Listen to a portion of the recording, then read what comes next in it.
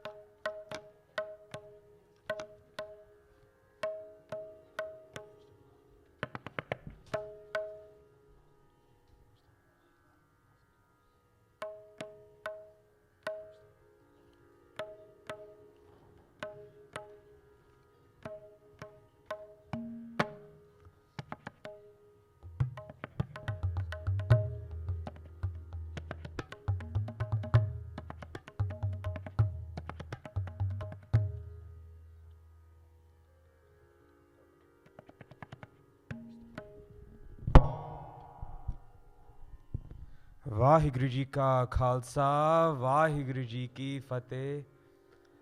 My name is Unnat Singh. With me I have Dashmesh on tabla and Manav on dilruba, and I'm also on dilruba. Today we're going to be sharing a composition in Rag Bairadi.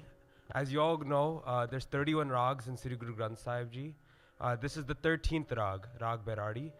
And it's supposed to stimulate emotions of recognizing all the hard work you've put in to accomplish things, and also stimulating that hunger to achieve more. So please give us your blessings and forgive us for any mistakes. Vaheguru Ji Ka Khalsa.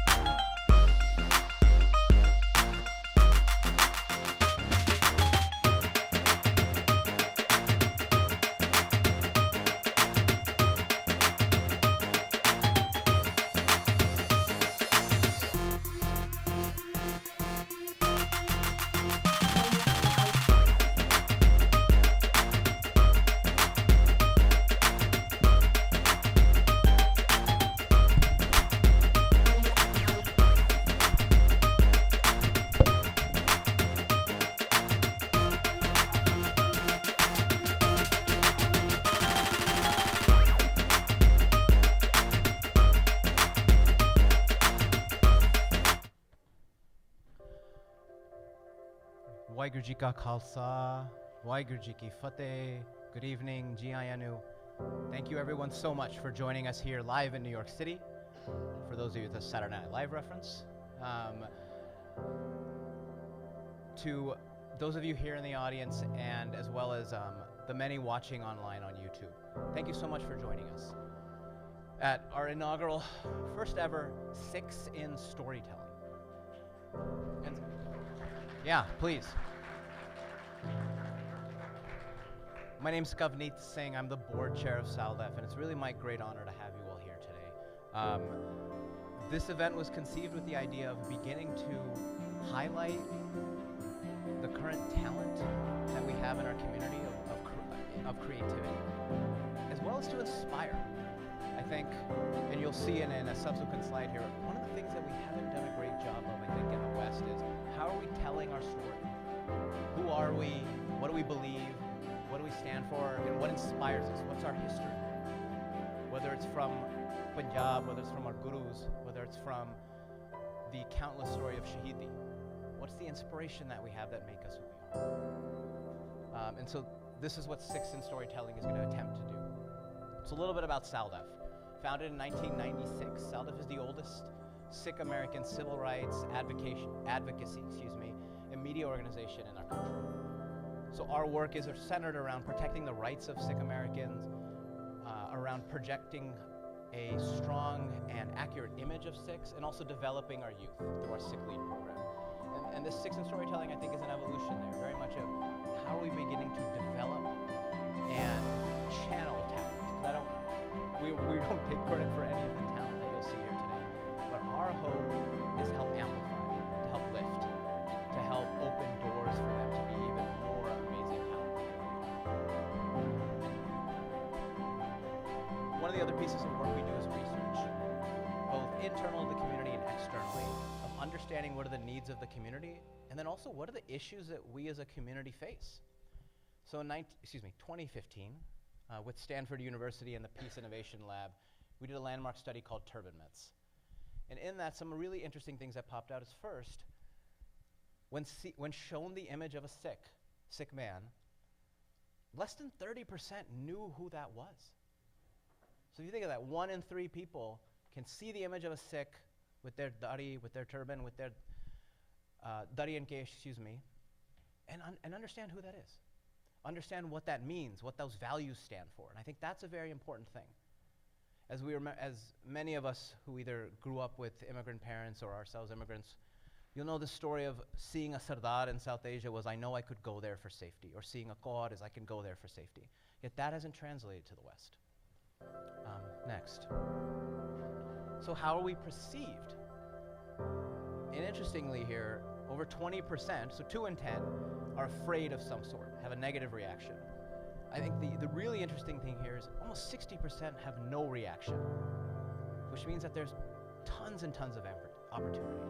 So what we did here was think about how do we begin to express the Sikh identity and introduce folks to who we are as a community. And that was, our first effort here was through launching the Sikh American PSA. And so in partnership with our good friends at Comcast as well as the Center for Asian American Media, we produced a 30-minute short which is aired on Comcast, NBC Universal's entire network for 10 years now, for usually a month every year. So tens of millions, we would estimate over 100 million people have seen this video to get a quick glimpse about who Sikhs are. But there's so much more to be done. And that's our humble attempt today. As you'll see here in agenda, we have performances, we have remarkable storytellers, we have remarkable musical performances, panels for some really, really cool authors who I know very well and are all sisters to me. So I'm just overly excited to be here and celebrate this with you. I do also want to take one moment just to pause and thank the staff who put in remarkable effort in putting this together for you. So hopefully you'll get a chance to meet them, and they're running around, so you may not get a chance to see them all. But Amrita Kular, Director of Communications, who really put this together, and it was her brainchild.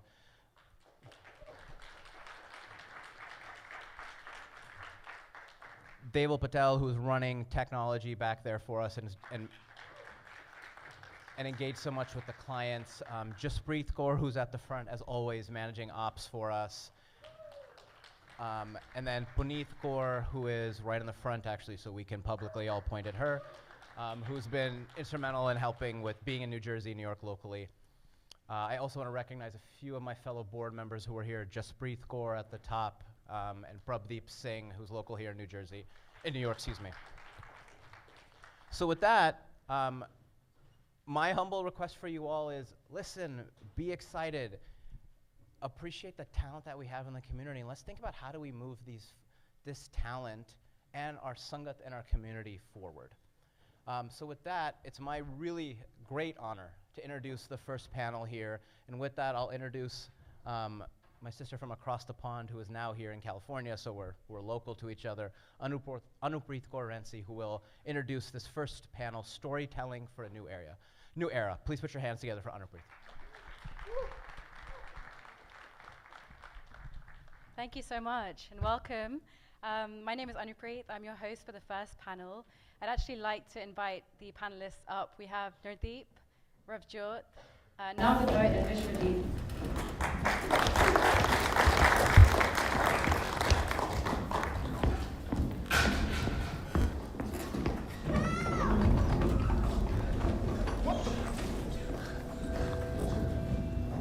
Where are your parents? Border jumpers. We get them like 3 or 4 times a month looking for a free night. You thought this through, right? She needs help. End of story. Learn from our mistakes. We made many.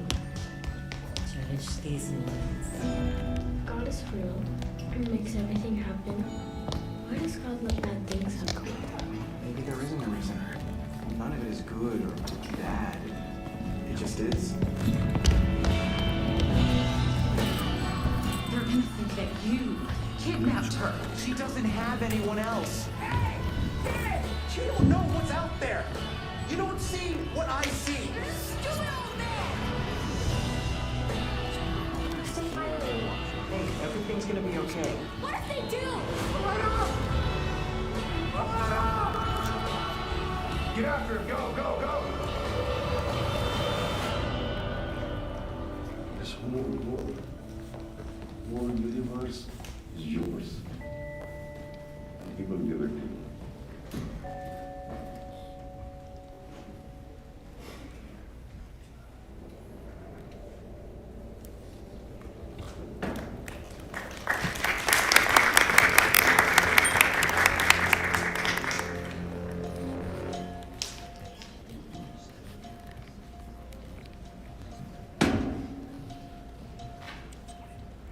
I used to be seen as an outsider, but now people see me as a villain.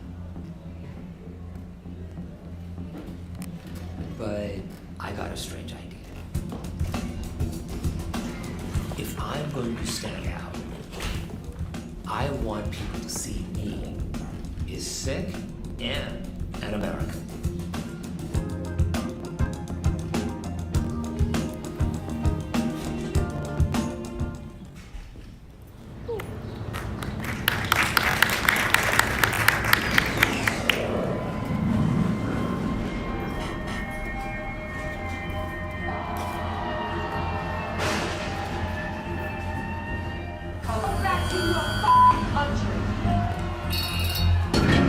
All you Arabs and Democrats.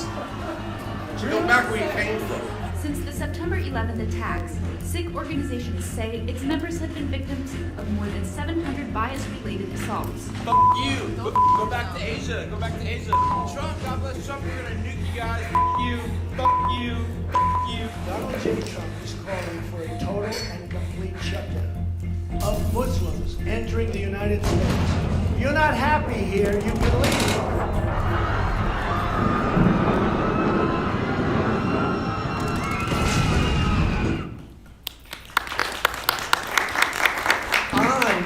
I am Singh, Now check it out, I'm not decked out with any jewelry or bling, except this crown on my head, which means I am Singh. It means I've submitted myself to the King, the Almighty and Divine. They have encompassed my heart and flooded my mind with their love and their wisdom. I pray to one day join their glorious kingdom. But till then their command I aim to obey, for they replenished my soul, I'm in their debt till my grave. So I strive in each moment to follow their way, because each and every day we go down the wrong path. In this illusion we craft, bring this earth down to ash, turning our worth in for cash. And I find it so sad, because these possessions are trash, while their knowledge is vast. So I've learned from our past, instead of choosing to cast away the lessons of those willing to pay the price of life. So instead of crumbling to my vice, I surrender to their might, because I am Singh. I am also a lion. They provide me faith that is never dying. And there is no denying that I'm tempted by sin, but I'm given the strength so I won't give in. And no matter how hidden, they know where I've been, they know what I've done, and they know who I am. Yet each time I fall, they help me to stand. So I follow their plan because they made me a better man. And so I say with pride, I am Singh. I am also a godsend, walking in their footsteps, yet I'm troubled by regrets and struggles. Still, they are there to guide me through all the rubble every time I'm in need. So their message I heed, it's for them which I bleed. I've been able to receive so much in this life that I live. I've taken so much, yet have nothing to give except for myself. So I work to share the truth and spread their message. For I'm a vessel, I'm a servant, I am Singh.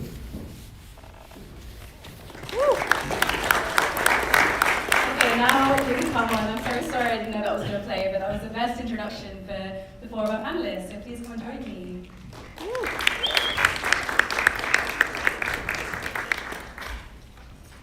Now, I want to start by saying that this event would actually be called In Storytelling if it wasn't for the light that was and is Guru Nanak Dev Ji, the most masterful storyteller. And in thinking about this event, I wanted to share some Gurbani translated into English because it shows me and all of us the importance of storytelling in the Sikh faith. Burn your attachments and grind them into ink. Turn your intelligence into the finest paper. Make the love of God your pen, and let your conscious mind be the scribe. Now, the Sikh Gurus, all the way from Guru Nanak Dev Ji to Guru Gobind Singh Ji, were prolific storytellers, prolific writers. And at that time, they predominantly used pen, paper, and ink, and musical instruments to share their wisdom. And over the centuries since, we've had the introduction of technology and lots of different mediums to play with. And the same messages are told, they're just told in different formats. With me today are four people that I would say are pioneers at the front of modern storytelling and modern media. We have an animator, a content creator, a producer, and a filmmaker. So welcome. The first question I'd like to ask all of you is, most people would say living in America, it's an uphill battle to tell the Sikh story to a nation that perhaps doesn't even understand or has never heard of the Sikh faith. So what is the driving force behind why you're all choosing to place Sikhi in the heart of your storytelling? Let's start with Ravjot. First off, thank you for that beautiful introduction. Thank you for having us, and thank you, SALDEF, for having us as well. I think it's imperative, because I think until we're not depicted as real human beings that are nuanced and have depth, just like everybody else, we're just only ever going to be tokenized characters. For me, growing up, I grew up in a post 9/11 America. I lived in this tiny, tiny town called Waterford, Connecticut. It was super racist, very, very white, very homogeneous. And I was the only brown person, genuinely. Like, not even just the only Sikh, but the only brown person, and one of the only handful of people of color in general. So for me, it's like there was no question of why I include Sikhi in my storytelling. It's because it's imperative. At that time, growing up, the only images ever being shown on television screens were men that looked like my dad with a pug and a dari, and they were being depicted as savages and as brutes and as these horrible people, which is not the case for either of our communities, for the Muslim community or for the Sikh community, or any others that are affected. But that's why it's really important to me. Sorry, could you repeat the question? I was listening to it. It's horrible. Yeah. Why do you choose to place Sikhi at the heart of your content? Great, thank you. For me, it's because my existence is encompassed by Sikhi, especially ever since I got into poetry, which was, you had alluded to it, our gurus or writers and storytellers. So when I discovered poetry, it was, I had this realization of I'm literally following my guru's footsteps of being a poet, being this writer, this storyteller, and that's what allowed me to connect with Sikhi more. So it encompasses pretty much everything I do, especially when I'm making mistakes. And so for me, it's hard for me to tell a story, even if it isn't about Sikhi or a Sikh, it's hard for me to tell a story and not incorporate Sikhi in some way, shape, or form. So I wanted to start by saying thanks to SALDEF as well for hosting this event. I know tomorrow's magazine, so one of the things that's interesting is before I answer the question is, I've seen the banner a few times, all the panelists who are coming in, most of them are women. Usually Sikh storytelling historically and contemporarily is very male-centric, so it's good to see a lot of women represented today, so shout out to all the women. And I think my wife reminds me a lot as an artist. My art is very male-centric. And it's not intentional, but it's, so I'll connect it to the question you asked. I was an engineer. I'm a typical South Asian family. My parents gave me two options, become an engineer or a doctor. So I pre-med, and then I kind of changed to pre-engineering. Eventually I went into tech. And then 9/11 happened. And I was living very close to New York City, and I felt that heat. Right? A lot of you have that experience. I worked from home for 2 weeks. When I stepped out, almost every fellow American flipped me off, called me names, bloodshot eyes, and I had just come into Sikhi like literally a few months before. I just put on my dastar and had my body growing long. So it was a tough time, but one of the answers is a lot of times when you are going through difficult times, tragedies, there also are opportunities for sometimes doing new things. So for me, it was really unfortunately 9/11. But my goal is not necessarily just to sort of inform people about who Sikhs are, but I want to normalize. Like, I want to see Sikhs who are going into space, who are chefs, who are doing things that you don't imagine somebody in a truck and beer. That's kind of like my mission.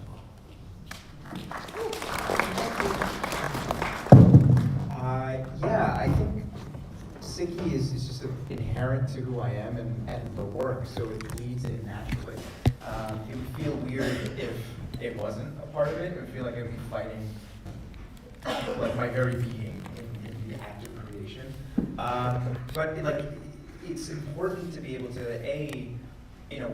as we saw earlier, a lot of people in the United States don't really know who we are or what we stand for or what we believe in.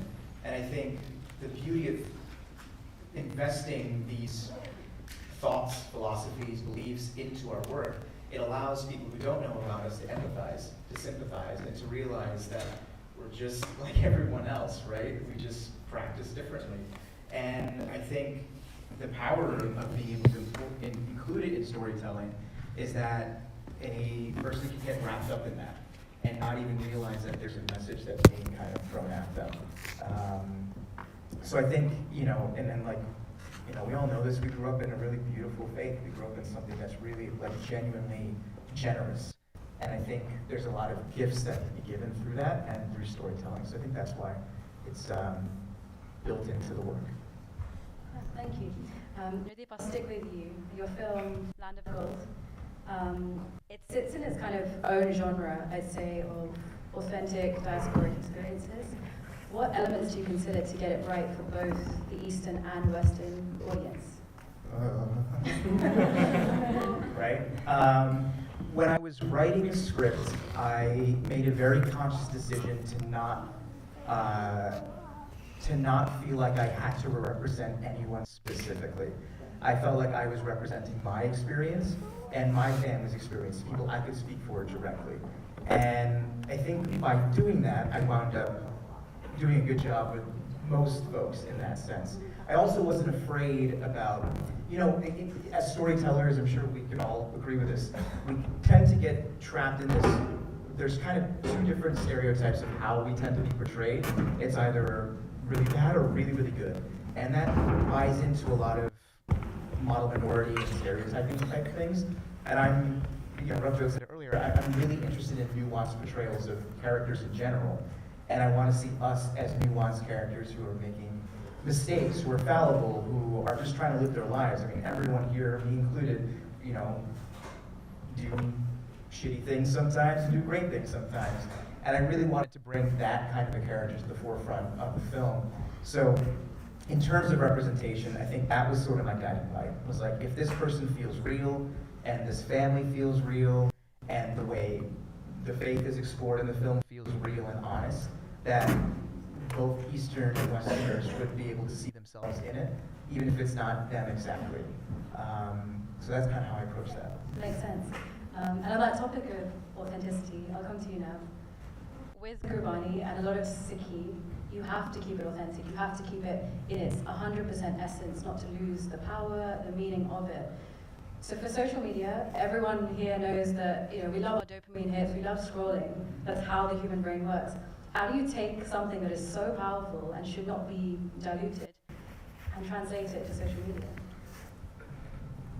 Yeah, it's a challenge for sure.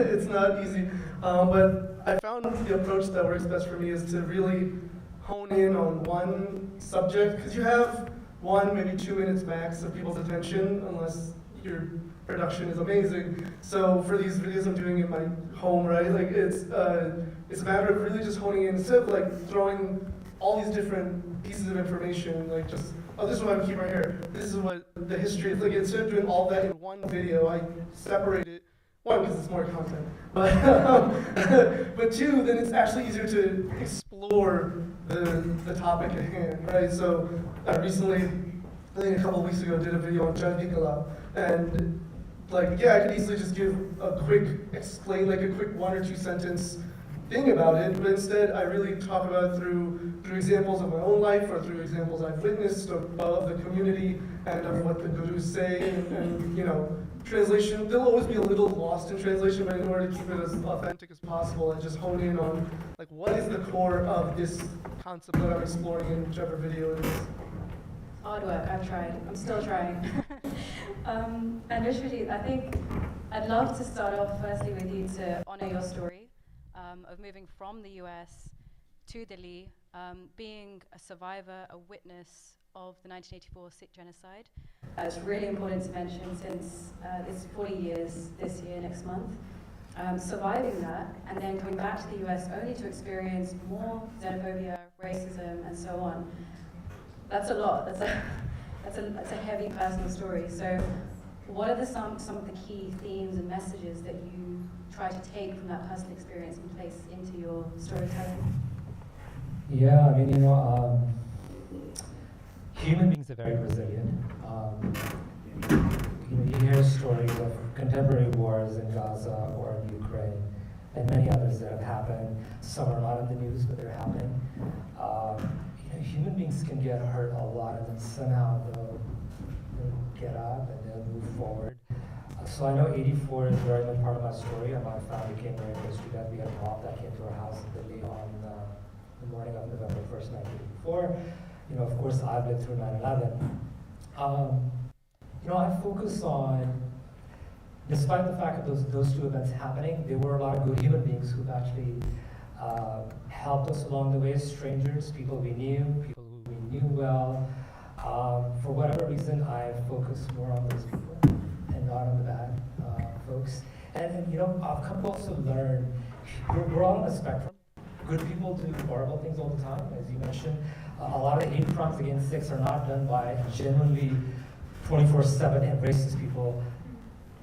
I've been called Osama bin Laden many times, and most of those people who call me Osama bin Laden probably are people who do good things as well, right? Human beings are very vulnerable. So I've learned that over life. I'm vulnerable, most people are vulnerable. What do you do with your vulnerability? What do you do with your mistakes, right? So that's what I pull out of Sikhi as well, because Sikhi is very much about self-reflection. Now, it's not easy to do it a lot of times, but I try to focus on how do I become a better version of who I am. And that's sort of what I pour into my art. Yeah, it's beautiful, thank you. That's a real example of leading with compassion, so one of our core values, thank you. And Ravjot, I don't know if anyone saw the exhibition, the art display while walking in, which Ravjot set up. Your mom was also there in 1984, witnessed it. You say that she doesn't remember it due to trauma, and a lot of your family members don't even want to talk about it due to fear. How do you go about extracting, documenting, and I guess representing these stories? They told me to go to you. Yeah, it's heavy. It's heavy. She doesn't necessarily remember too much, but she was around 16 years old. So, and that's an age where you have memory. And she, what she does remember is that she was actually hidden. She lived in Delhi. Her whole family was based in Delhi, including extended relatives. They all hid in the homes of these kind Hindu Punjabi neighbors for the most part. And they hid for weeks on end, some of them. Some of them were even relocated to the camps that the government had set up at the time. So each person kind of had their own story. And so the piece that you're talking about is called Zubani Kahani, which means spoken story.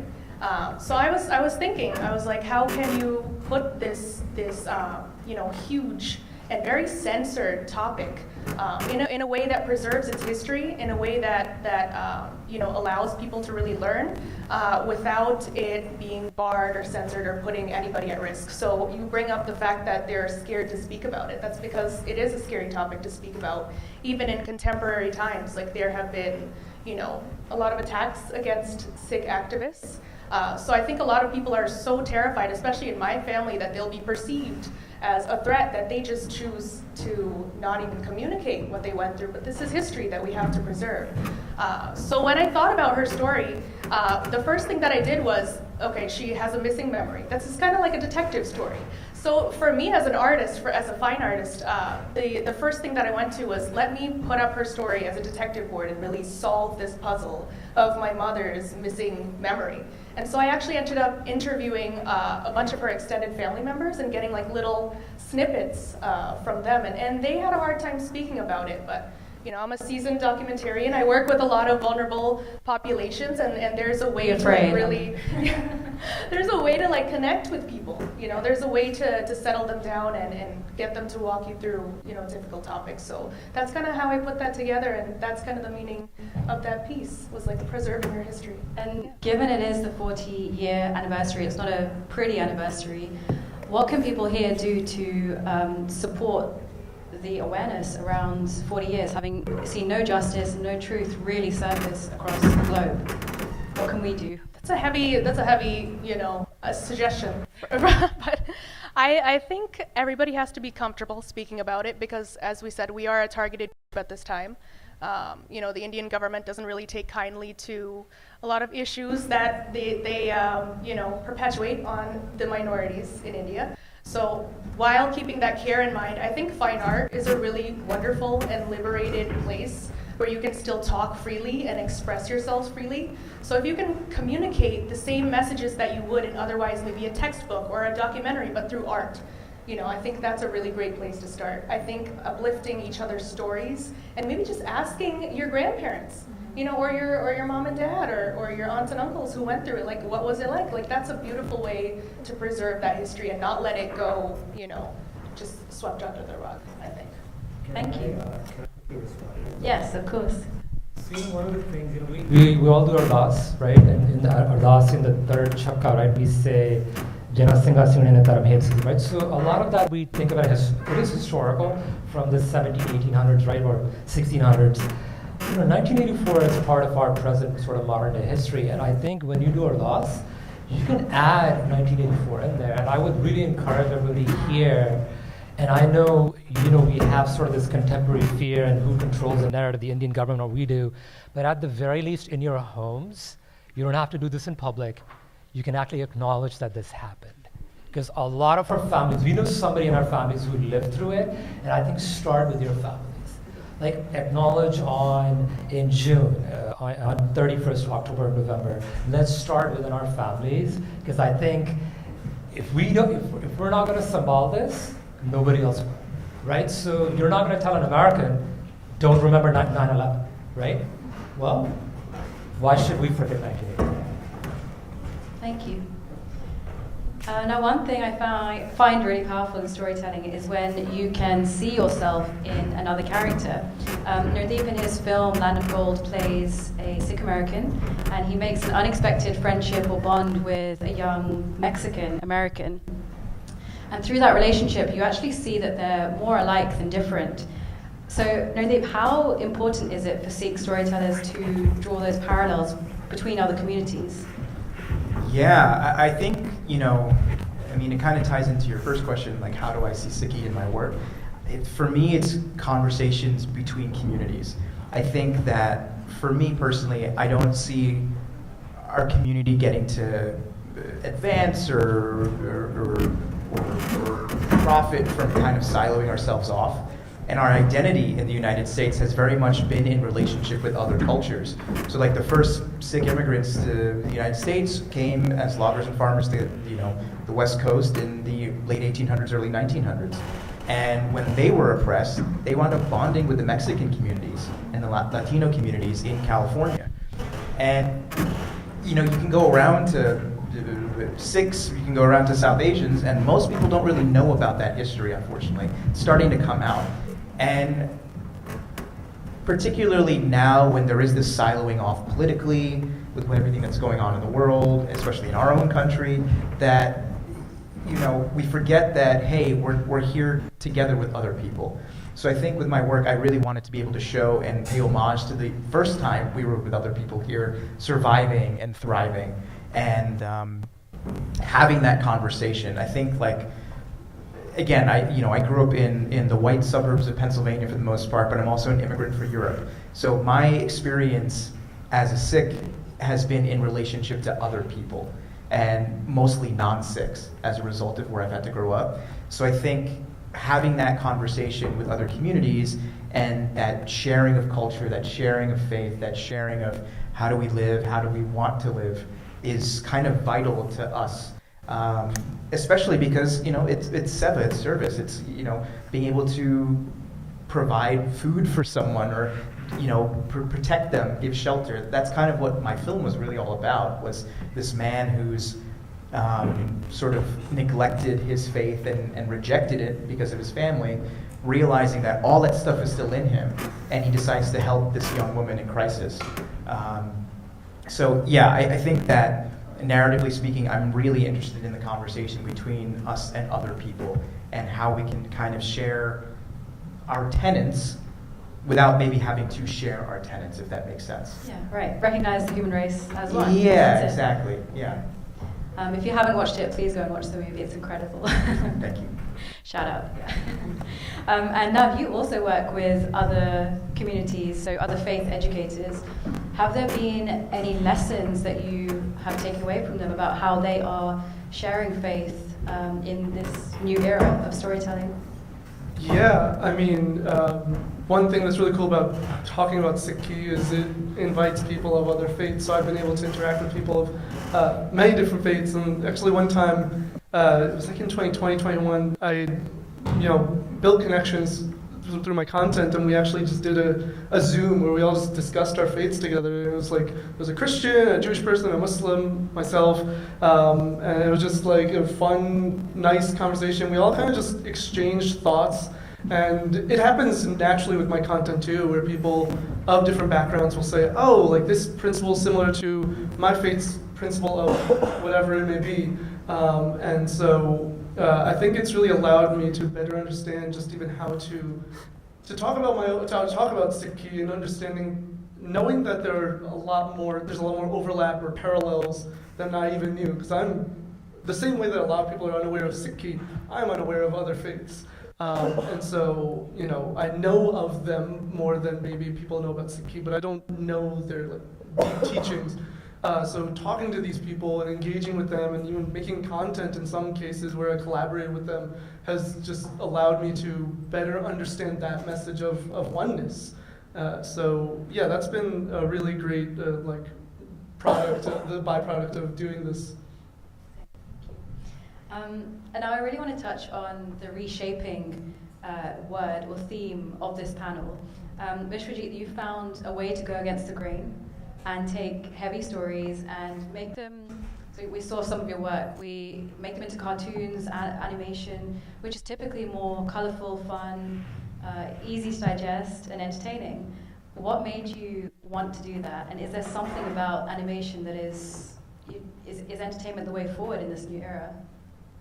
So after 9/11 happened, like many people, I was consuming a lot of media at the time, news media, and I remember seeing a editorial cartoonist. So these are cartoonists who work for newspapers, and this one guy, his name is Mark Fury.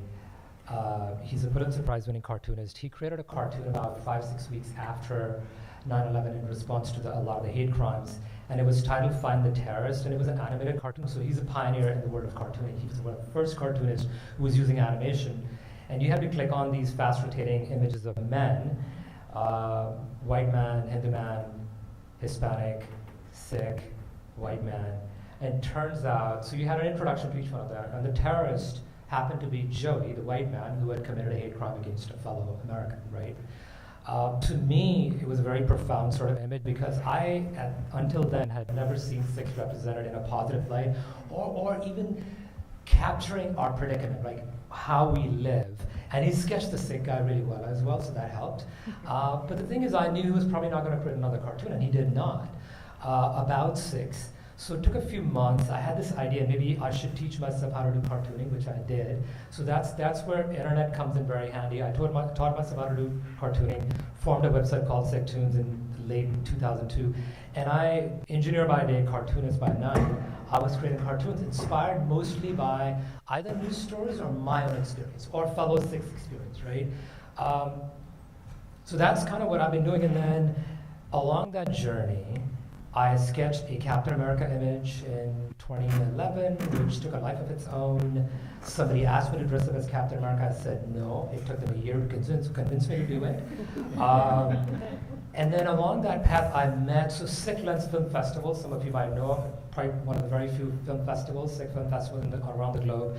It's in Southern California, and one of the grads from Chapman University that Sikh Lens has partnership with was randomly assigned a project to come follow me in New York. This crazy guy who dresses up as Captain America. So they created a short documentary called Red, White, and Beard, which is on YouTube. And one of the filmmakers out of the three somehow connected to my story, and he asked me in 2018, Vishwajit, I want to tell you a life story. I said, sure. So how do we tell that life story? So there are two options, live action or animation. We chose animation because we knew 1984 and 9/11 were going to be part of my life story to be told. You know, if you want to tell 9/11 and 84 live action, there's a lot of challenges. So we chose animation because animation it gives you a lot of creative freedom. You don't have to have people, you don't have to set up a scene. It also leaves things to the imagination, right? You're not seeing actual blood per se. You know, your brain sees animation a little differently than live action. So we went that route. Ryan had never done animation, I had never done animation. But now we're both in love with animation, and we're already thinking, okay, what's our next pitch? And we're already pitching, we're already writing stories, full feature length or episodic sort of streaming platform shows, animation shows or features, American stories with Sikh characters. So it's very important, and I know, Nurdeep, you mentioned this, you know, I'm very big into, I want to tell American stories that have Sikh characters. I don't want to tell Sikh stories that happen to be American, and there's a difference between those two. I'm an American, and I want every American and people who are not American to see me as an American. Right? And I know it's a lot of work, but we have to insist on our storytelling. I'm the one who's telling the story. And my hope is one day, you know, we'll confuse Americans long enough. Captain America does confuse them. You know, we're American. That's really powerful. I hope we do see that in 5 to 10 years from now. Now, one thing about this panel is different to the rest. I'm going to pick on you, Rabjot. She's the only woman here. And also, women aren't really seen in the media, right? In being producers and directors. So what challenges have you faced as a woman in this industry? I'll give you a silly one, but I also wanted to say I'm also the only queer Sikh woman on this panel. And I think that might be a little controversial, but I have my chosen family up there. Sandeep, and I just wanted to shout that out as well and say that's an equally important form of, thank you, Nov, representation as well. So different in many ways. What I will say is, for example, I was just at this film festival, and I was a producer on the film, and I also was the art director. And I was asked more times, oh, what role did you play? More so than anybody. Nobody assumed that I was a producer. Nobody usually typically sees a glamorous woman who really owns herself and owns her identity and says, oh yeah, she must be like someone in charge. They kind of always dilute us to these positions where we're just on screen, or, you know, just like the constant objectification of women. And that's across all industries, but especially prevalent in my experience in the film industry. So it's really difficult. I've faced a lot of challenges with that. It took a lot longer, I'd say, and I have to work a lot harder to get on the same panels or projects or leadership positions. I have to dilute my personality so much. I have to come across as like this very in charge, masculine, cold, cutthroat type of person, where I think men are allowed to be goofy and present themselves however they want to be presented. And I don't really get that luxury until they get to know me and until I've already broken that barrier, if that makes sense. You're the first doing it, so thank you. I don't think the first, but thank you. It's difficult. It's difficult, and I think we have a long way to go still. But I definitely see a lot more women in charge now. I see a lot more women behind the scenes, and I'm really, really proud of them. And in front of the camera as well. I think that diversity and that inclusion and that lens that women bring and that queer people bring is definitely very necessary. Definitely inspiring people here. Let's say, okay, sticking with you, let's say we're back here in 10 years from now, same audience, same panel, same theatre. What would you hope to be celebrating about the representation of Sikhs in the US in media? I think there is so much incredible work already being put into that. There's folks like Diljit Dosanjh, for example, who was at Coachella. There was another Punjabi artist who was also at Coachella. I'm forgetting the name, but it's amazing. Like, that's already huge strides being made. And there's folks like Lily Singh, you know, Mindy Kaling. There's a lot of work that's being done now, and I see that these folks are like the pioneers. This is just the conception, right? This is just that inciting moment. So I definitely think 10 years from now, I would love to see television shows and books and you know, music and more Coachella headliners that are Sikh, that are Desi in general, South Asian in general. That'd be amazing. And I think it'd be great to see us, like everybody on the panel has kind of already, you know, alluded to, as real people and not just as these tokenized versions or caricatures of, you know, who Sikhs are. So I'd love to see some really messy dramas featuring a Sikh lead, or I'd also love to see Sikhs and Muslims both portrayed, you know, with their traditional headwear on. Because I think a lot of characters kind of are Sikh, but they don't always present as super Sikh. Which is fine. I think you can present however you want, but I do think the media definitely needs that initial visual to kind of go attached to, you know, the stories that we're trying to tell. So more of it you see, the more normalized it becomes. Yeah, I definitely think so. I absolutely think so. And I think a lot of people are making great strides to that. Right? Before we go on, I just want to touch on Bollywood, because you have worked there, and there is often this comedic, it's not just in the West, but there's this comedic character that's attached to a Sikh man. Why does that exist, and how can we break it down? Yeah, I had the pleasure of working in Bollywood, which is a very fun and very complex place. And I'm glad to be back here, is all I'll say. But yeah, we've historically been portrayed as like the comedic relief, which I think is very telling, again, how India handles minority characters. And it's not just Sikhs who are being portrayed in that, in kind of like a negative stereotype.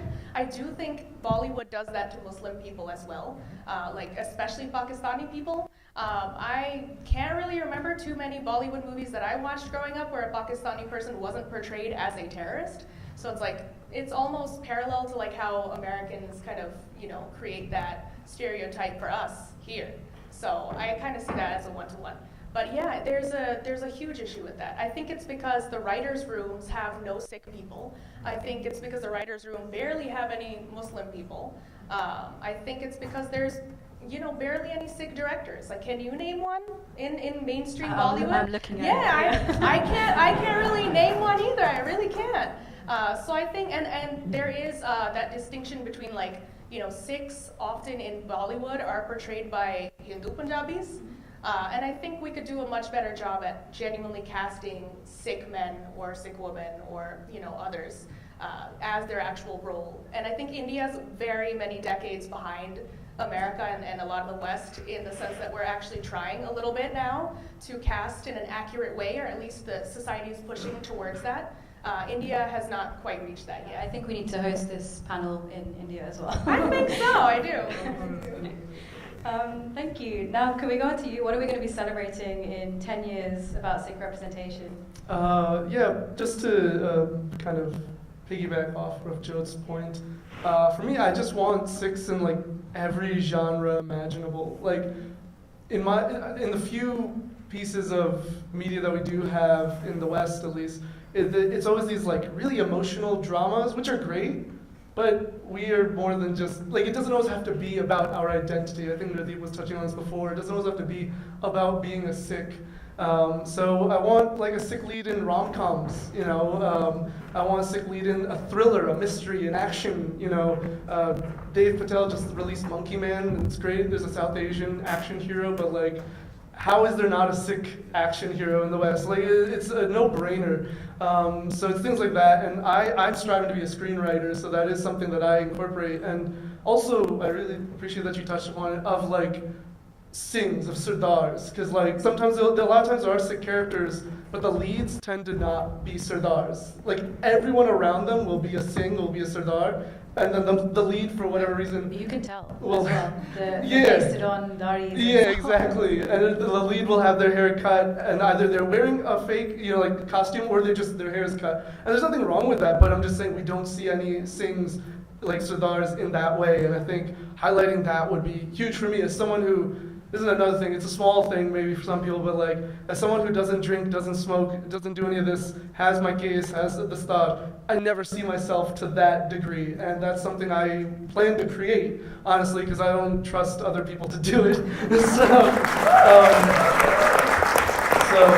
Like it's something I'll let people in. I'm working on like a script for a kind of like a sitcom type thing. I don't know when it'll come to fruition, but it's gonna have a Sikh lead, and so that's where my mind hopefully will have some of those within 10 years, you said. So yeah. We'll be celebrating that. Thank you. Vishwajit. I mean, I share the vision that Ravjot and Nab have spoken about. I mean, I want to see an army of Sikh artists. Not part-timers, not part-time physician, lawyer, engineer who's doing. I want to see full-time artists who are struggling, because it's a struggle. By the way, it's not easy to become an engineer or doctor, by the way, either. You put in that hard work into becoming a filmmaker or an artist. You might not make $100,000, $200,000 necessarily, but your impact potential when you make a film or another kind of content is so many more times, right? So my hope is in 10 years, we have shows, films, probably an Oscar candidate, an Oscar winner as well, right? It's so the point about comedy and Sikhs, some of that, we have to take ownership. Some of the films, Punjabi films that come out, a lot of them are created and produced by Punjabis and Sikhs. We are creating comedy content nonstop, right? We're projecting ourselves as jokers, right? So you can of course blame somebody else at some point, and maybe at the source that was the case, but you have to take ownership, right? So my hope is young ones here, you take ownership and say, Mom and Dad, I'm going to do this, and this is what I want to do. But again, tell nuanced stories, because we all have complicated life stories, right?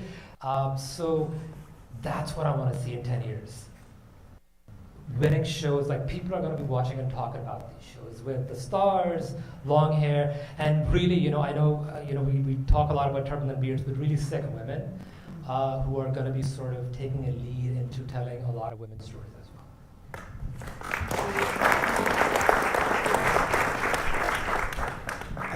I don't know if you all have this experience, but whenever you see a movie or a TV show and you see a Sardar, you're like, oh, I see it, right?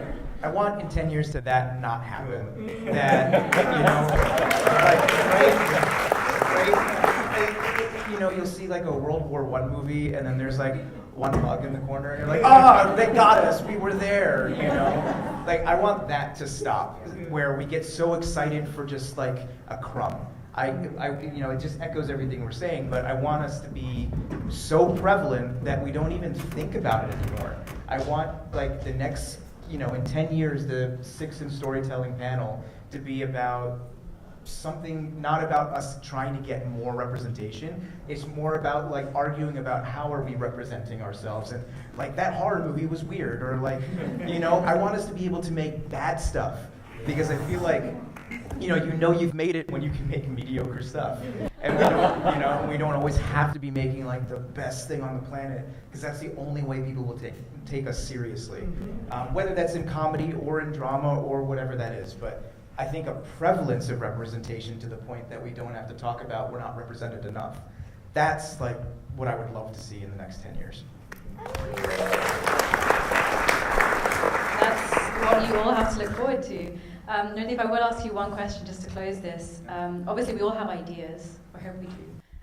There's a big problem with this industry in particular in terms of funding. So there are probably people in the audience here who want to get started.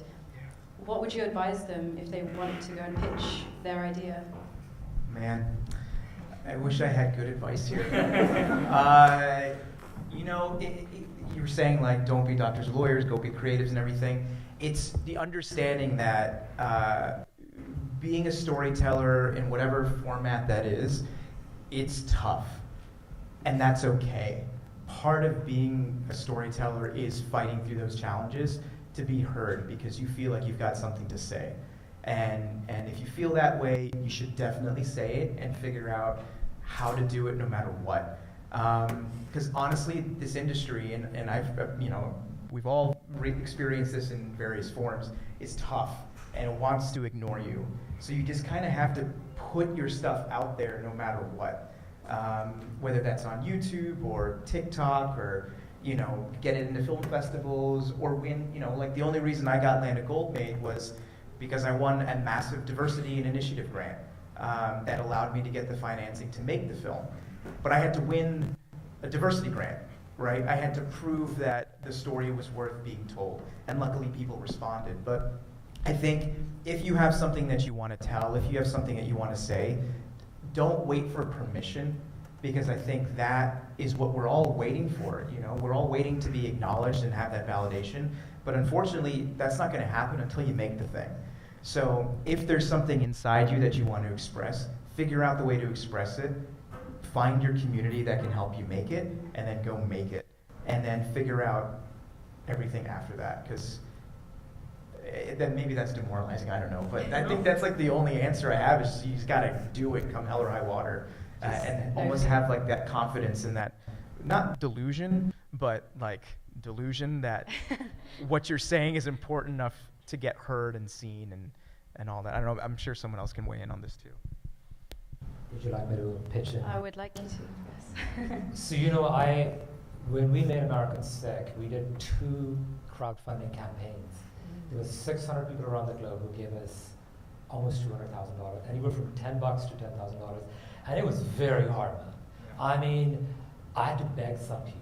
I had to use all the political capital I've built in the last 20 years since I started cartooning in doing that, right? It's not easy. So in Punjabi we say be a teet, you know, teet means here, just be like stubborn. Be stubborn, right? Look, it's not easy, but we're all consuming somebody's content, right? We watch films, somebody's Netflix and Hulu show. Well, it's not easy for them either. Yes, some people have more privilege, you know, they'll have an easier time. But I think as we build our portfolios, it's going to become a tad easier. Having done American Sick now and at World Premiering at Tribeca, people show me a bit more respect now, right? I've gone to some of the big animation studios. The door has opened to the point where I can pitch to Sony or somebody else. Now, they're not saying yes, but I'll share this with you. The executives at Sony Animation said this to us, to me and Ryan. We don't have a problem with Sikh superheroes. Give us a story that kind of has a little bit of comedy, it's this and that. They had no problem with envisioning a Sikh superhero. That's huge. That's huge, right? So, but you're gonna have to do the hard work. And I will say this to a lot of people sitting here, we do not have dearth of money in our community. Please open up your wallets. Take risks. You know, when you invest in businesses, you take a risk. Not every business you're going to invest in is going to make money. Invest in Sikh artists and say, you know what, you go do what you want to do. You might fail, that's fine, but if you succeed, we succeed. Put in your money. I know we have so much money in our community. Open your hearts. That's what you have to do, right? And you never know, one or two of those things will make it big. So please support artists. Very much. Stop asking us to do it for seva.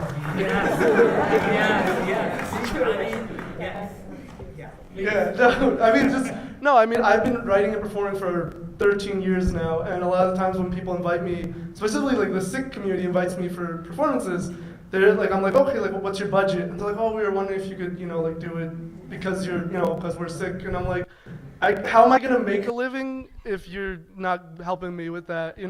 My first paid gigs were from random schools. I've performed a bunch of colleges, and it was like in Louisiana and Tennessee and Texas, and these didn't have Sikhs at their campuses at all.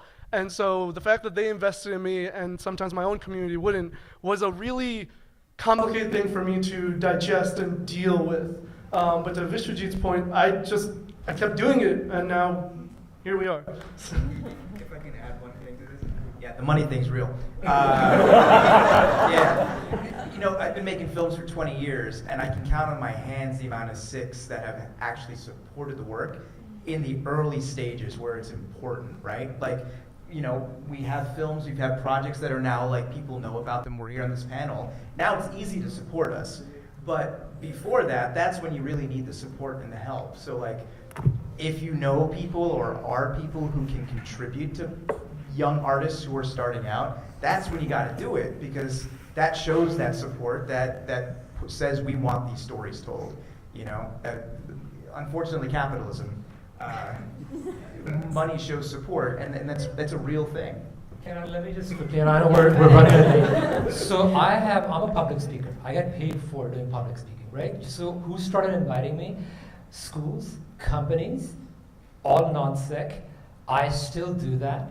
I sometimes go to camps and gurdwaras, and Americans, when they invite me, the first thing they ask me, Vishwajit, how much do you charge? They pay me, they put a value to the work that I do. You know what most Sikhs say to me is, Vishwajit, do it for free. Or if I ask them, this is my rate, well, sorry, I cannot do this. And I know they have money, right? So I'm sorry if this is uncomfortable, but we have the money, but we have this mindset. Gives best in there. But you know what? You'll spend money go watching a film in a theater. You'll buy stuff, right? So I'm begging you, please support Sikh art. Don't ask for seva, right? Please don't do that. Ask a Sikh artist, how do I put value on your work? On that note, I hope you've all taken something away from this panel, that you are really looking at the pioneers, the future, the people at the forefront of modern storytelling. I'd love you to all give them a big round of applause. They will stick around.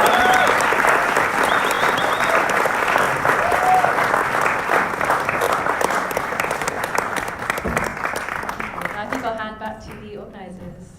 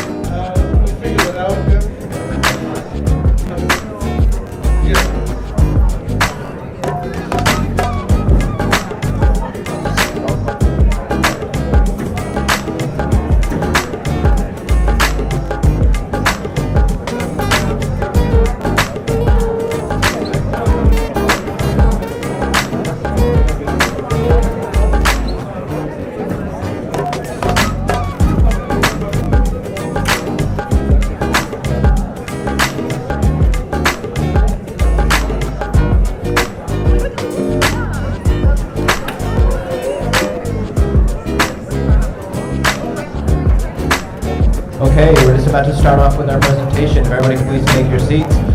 A quick request for those of you sitting on the edges, if you could just move into the middle, since people are still drifting in, having them walk around is hard. So again, if you all can take your seats, that would be awesome. We're about to have an awesome performance from the one and only Nav the Poet. Thank you.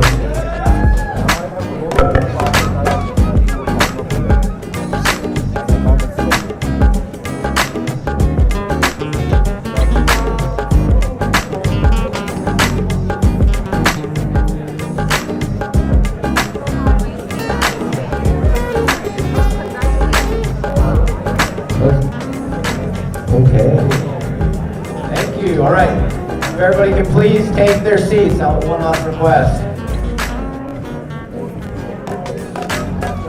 Without further ado, let's give it up for the one, the only, Nav the Poet! I'm a follower of Sikhism. Now that might be a new word for some, and that's okay. As a follower of this faith, I'm what you call a Sikh. I'm a follower of Sikh. Now that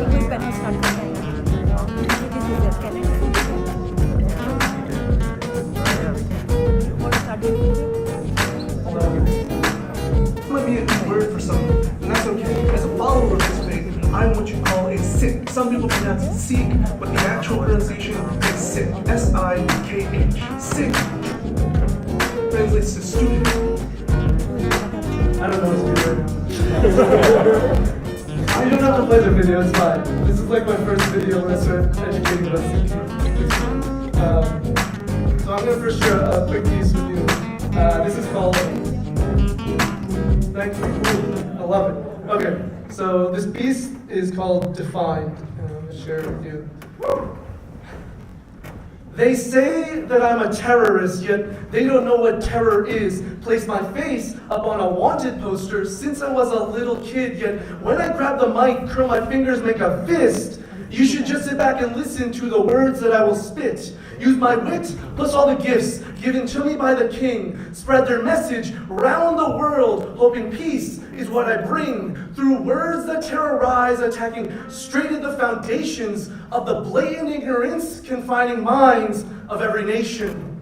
So when I share my rage, you should go call TSA. There's no need to randomly search for me. I'm right up on this stage, and my words turn into bullets when they're lifted off the page. Turn the mic held in my hand into a shiny new AK. Dropping bombs within my verses, blowing up to change the game. I'll refrain from holding back the truth or feeling any shame, because I won't take blame for being me. I'll never quit these rhymes. If my talent makes me a terrorist, then I'm guilty of the crime. Woo! Waheguru Ji Ka Khalsa, Waheguru Ji Ki Fateh. My name is Navpreet Singh, Nav the Poet. I know you just heard me, but I wanted to talk a little bit about myself and my journey. So that poem is really important to me because it kind of captures my whole experience. Throughout my whole life, I've been judged and people have assumed things about me based on different elements, whether it's the music I listen to, which is a lot of heavy metal, and the fact that I used to wear a lot of black. It was a phase, it's okay. Or the fact that I'm Punjabi and people think I am this incredibly heavy drinker, even though I've never had a sip of alcohol in my life. Or whatever they may assume about my Sikh identity. And so my poetry was an avenue to challenge these stereotypes. And there are things I've witnessed as I've walked out on stage at these shows all over the country in places that people have never seen a Sikh. I see the questioning, the doubt, the concern. What is? And then I start performing and I see jaws literally drop open because they could never fathom someone who's called of breaking barriers and building bridges. That's really the essence of what I do through my poetry and all my content. And I didn't know it then, but at the time, I was kind of preparing myself for what I do now as a content creator.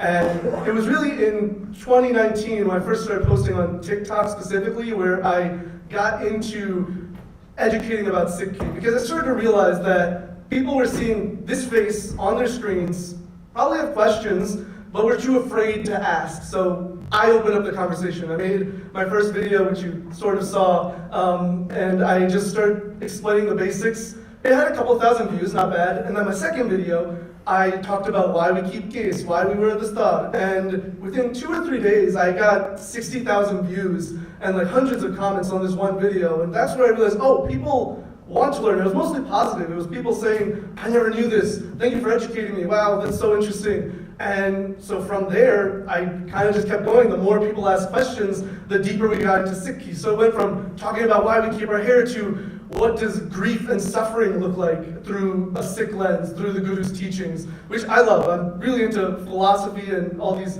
huge questions about life. And so it was really something for me that I got to really sink my teeth into. And at this point now, I have over 360,000 followers on TikTok. And I've been able to educate and interact with people in such a unique way. I mean, I get messages all the time, and people are telling me how, some of my favorites are people actually going to a Gurdwara because they're like, your videos are so interesting, and hearing about things like Langar or the Sikh experience, I want to visit my local Sikh temple. So I've got messages of their experiences going to a Gurdwara. I've had messages from people who are like 50 and 60 years old saying, you're the first time I've ever interacted with a Sikh or someone who even looks like you. My only other exposure was what I was shown in like Indiana Jones and stuff like that. You know, so it's been a really incredible, on some instances, really rare occasions, but there have been a few where people have messaged me saying that because of my content, it inspired them to look more into Sikhi, and they've decided to convert. Now,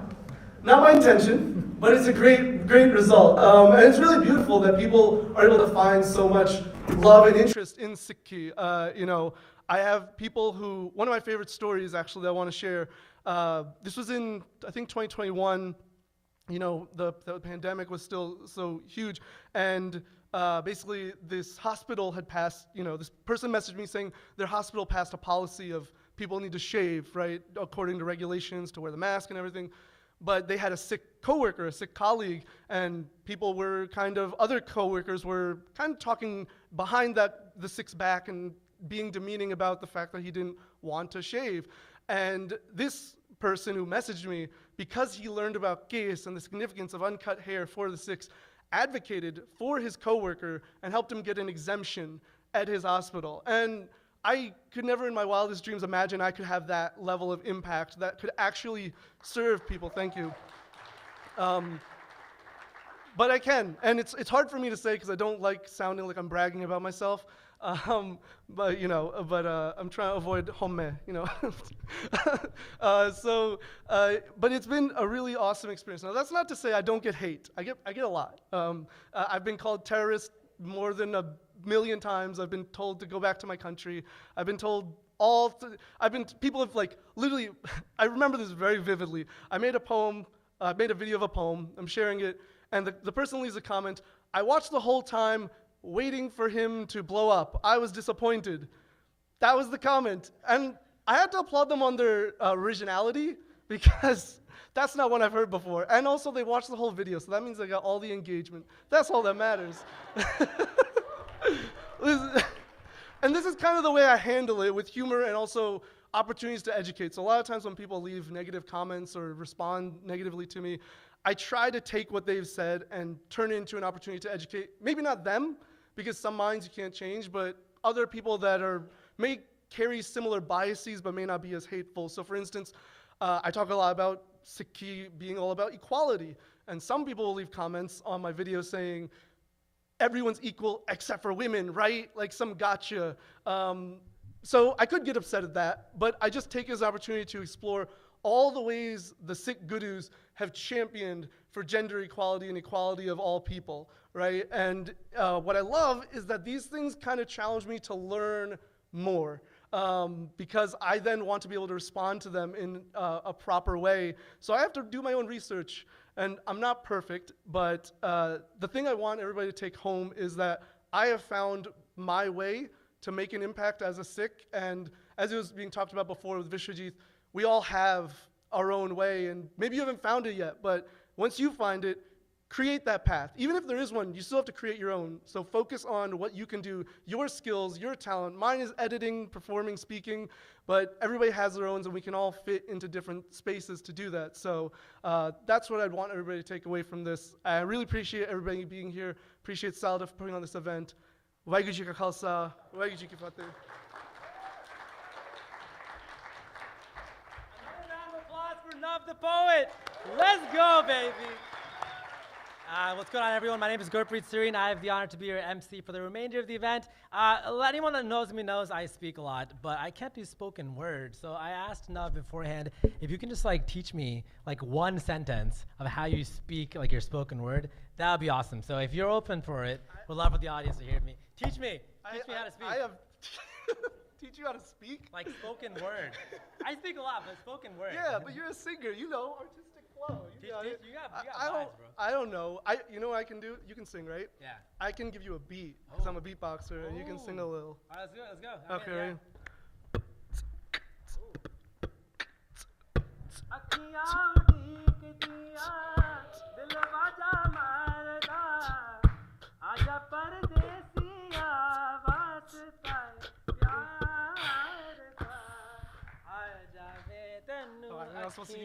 Yo, round of applause for Nav the Poet. Thank you, bro. That was amazing. Yo, a good beat makes anyone sound great. Sat Shri Akal. Hello, everyone. My name is Gurpreet Singh. Again, I have the honor of being your MC for the remainder of the event. How's everyone doing today? So nice. I love that. I love the energy. That's the woo. Kavneet did tell me that there's a lot of empty seats in the middle. So folks, feel free to like go in the middle so I can see all of you throughout the entire event. Anyone who doesn't know me, I am a singer. You know what? It seems just like yesterday at the Nando's in DC, I stood up and told everyone that I wanted to audition for American Idol. And yeah, that was like 35 years ago. As you can't tell by my beard. But yeah, it was an opportunity of a lifetime. Since then, I've been doing singing, some commercial print modeling, some acting, and now emceeing. And I have 3 goals for today. 1, introduce the amazing panelists and performers. 2, make sure we're running on time, and I think we're behind by 20 minutes. You gotta charge my Apple Watch. And then, and 3, make sure everyone's having fun. So who's having fun? Amazing. I think we have, oh, look at this. Another opportunity or role of mine as an MC is to give things. I think we're giving away my entire closet of things. So I think when you came into the door, there was like a raffle that was given to you. And so I was told that I'm going to be able to pick a number from a raffle to read out. So does anyone have a number for me to? Yes, thank you, Amrita. Awesome. Round of applause for Amrita, everyone. Game changer. Before I get the numbers for your magic raffle, I want to thank everyone in the audience for joining. Manhattan on a Saturday is not easy, just a lot of traffic. I want to thank everyone from live streaming as well. My wife and my 1-year-old kid, my kid shouldn't be watching the screen, but they're over there watching as well. So thank you across the nation for joining on this program. We got Sikhs in California, Texas, Colorado, New York, but you guys should be here in person. It's kind of weird. South Dakota, I don't even know we had Sikhs in South Dakota. But yeah. Man, this is just, thank you. This one Sikh right here is coming all the way from South Dakota. Awesome, cool. What do we talk about, guys?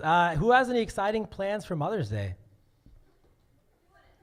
Yes, what are your plans for Mother's Day? Oh my God, Auntie Ji, is your mom? Sat Shri Akal, Auntie Ji, badaiyan tanu.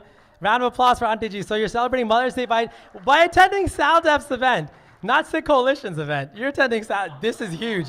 This is huge. They're across the street. No one attended that one, but big SALDEF fan. That's amazing. Amazing. Awesome to hear that. Well, I've run out of things to talk about, so I pulled up a list of notes. You're a SALDEF fan. Oh, so what does SALDEF stand for? Yes.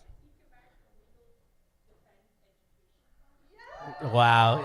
Just give her the ticket right now. She wins. All right, cool. You know what? While we're waiting for the raffle, let me just go. Oh my God, Kavneet. Is this the number of people that are attending today? Holy moly! It's okay. Wow, you got like 75,000 people. All right, the number is 335,531. Yo, is that you? All right, awesome. Your friend is with you, so maybe she can share the books, just cut them up or something. Yo, congratulations. Does she come down to get her book? Is that, you know what, I think we give you the gift afterwards. Congratulations for winning. I think we might have one more giveaway after this, and so we'll look forward to that. Let me actually introduce the next panel discussion by introducing the SALDEF Board Director member, Jaspreet Kaur. Everyone please give a round of applause to Jaspreet Kaur.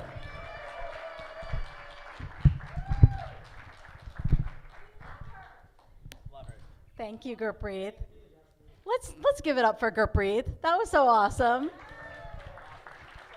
Gurpreet shared a little bit of SALDEF history. He was at the Speakers Bureau, and where are you, Gurpreet?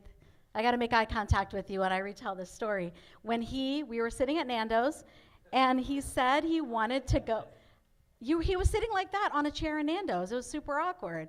But we looked past that, and he was like, my dream is to be a singer and go on to American Idol. And I remember, I was just a volunteer for SALDEF that day. Some of the board members who were board members then are actually here today. But I remember we all huddled, and we were like, we have to support this young Sikh to get out there. Oh, I'm getting emotional thinking about it, but you have achieved amazing, amazing things. We are so proud of you. Thank you. Thanks. I'll Venmo you afterwards. That's great. So, as Gurpreet said, I'm Jaspreet Kaur, and I'm the board chair for the public library for the 7th largest library system in America, and I'm a voracious reader. So when I was asked to host this next panel, I was like, yes, please. I am so excited to share this with you. I'm also on the board of directors for SALDEF, as Gurpreet mentioned, and I am just delighted to welcome all of you here today. Those of you that are on the live stream and joining in from home, and those of you that took the time out to be here in person. Give yourselves a round of applause. And I'm a product leader. I love building things for the future. And technology and innovation, I'm so excited by it, which is why I'm so passionate about what SALDEF is doing here today. I love that SALDEF is doing that deep work of influencing policy, building bridges, breaking barriers, to quote Nav the poet. I mean, he's so famous, I'm gonna quote him now. And all of this work that they're doing, building bridges again with government agencies and getting behind faith-based causes, it cannot be done without your help. The work that SALDEF is doing today is going to impact Sikh Americans for generations to come. So I have a question for each of you.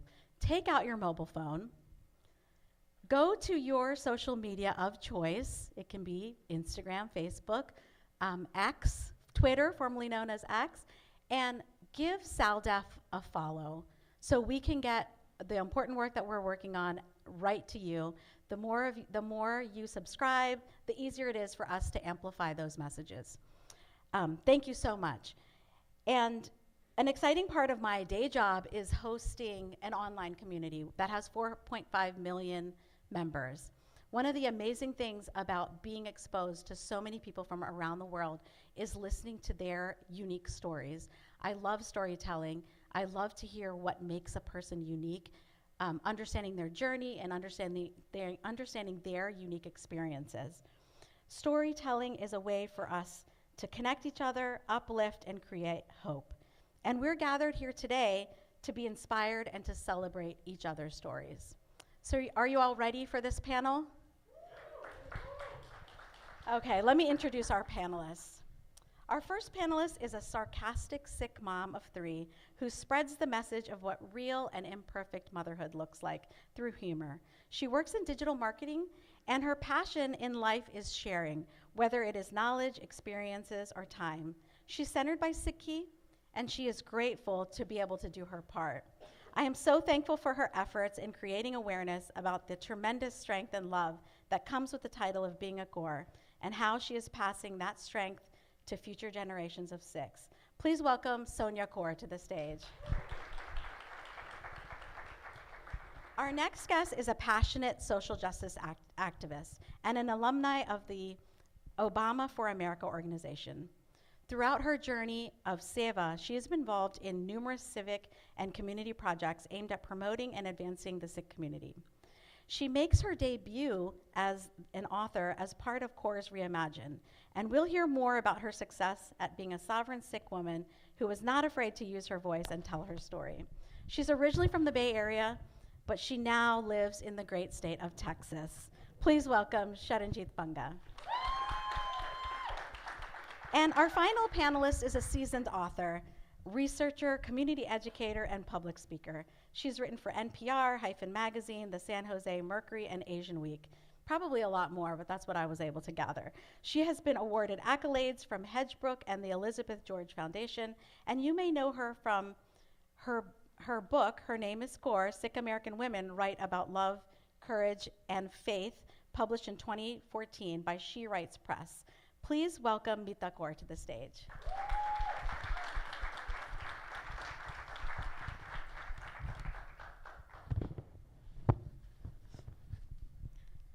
Thank you all for being here. Okay, so Meeta Kaur, your new book, which is called Kaur's Reimagine, is coming out in July, right? I'm gonna adjust my seat a little bit so I can make eye contact and really stare deeply into your eyes. I'm so excited about this. So, Kaur's Reimagine is a collection of stories that invites readers into 23 authors written by Sikh women, 23 stories written by Sikh women. The stories are based on truth-centered storytelling, which is a portal into moving through our greatest limitations and challenges. They allow us to bear witness to women rooting their power in care and compassion for themselves and others. So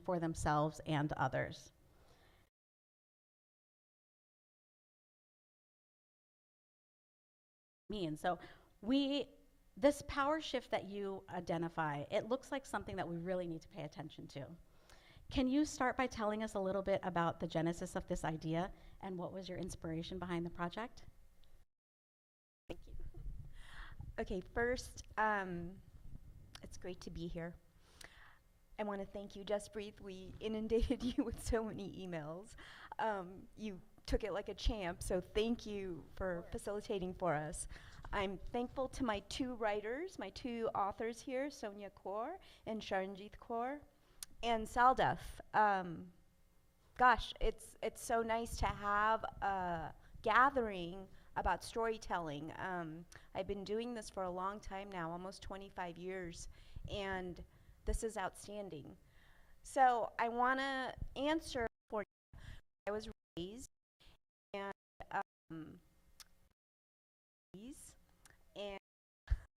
and we are in, and I'm with my mom and dressed in house pants and stilettos. And her best friend, Bulbir Baines, she was in Archimedes, and really read with her, and they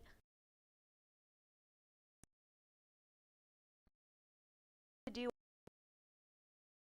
dinner. After doing all the chores, they love to go there and ruby red and watermelon pink, and it just lifted their spirits. They took the lipstick to the counter, and I was over in the water balloon section, and I was watching from afar. I was about 10 years old, and my mom's best friend put the lipstick on the counter, and the clerk said to my mom, "Does she speak English?"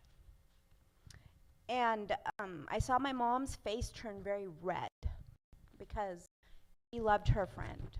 She loved Bilberanti like no other. She immediately told the clerk, "Please go get your manager right now."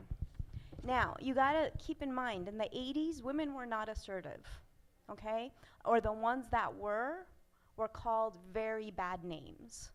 So he goes to get the manager and the clerk come back, and my mom points out, "This woman you see here, sun-kissed skin, in traditional dress, she teaches English at the local high school. She probably knows better English than you. So if you want our business, you should not make assumptions about your customers." And she said, "The next time I hear an assumption, we will go over to the other pharmacy." So as a child, I was appalled. I was proud, I was embarrassed. I had so many emotions running through me. My mom was my first teacher. She was my first teacher in reading a situation and then writing the narrative, because she wasn't gonna let an ignorant clerk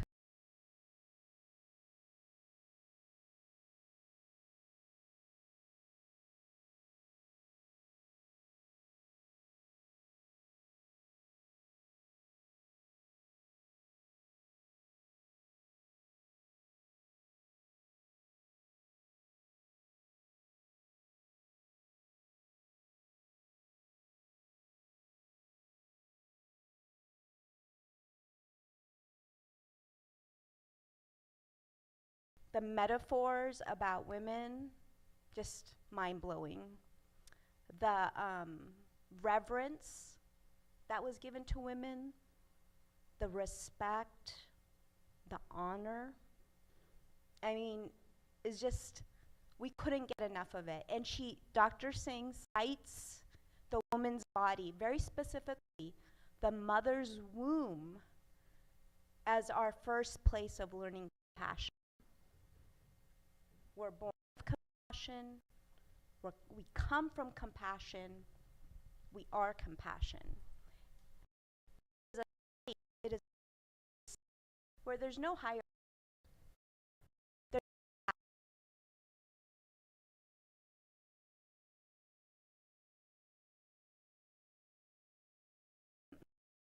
place. It's a pure place. And those placenta waters nourishing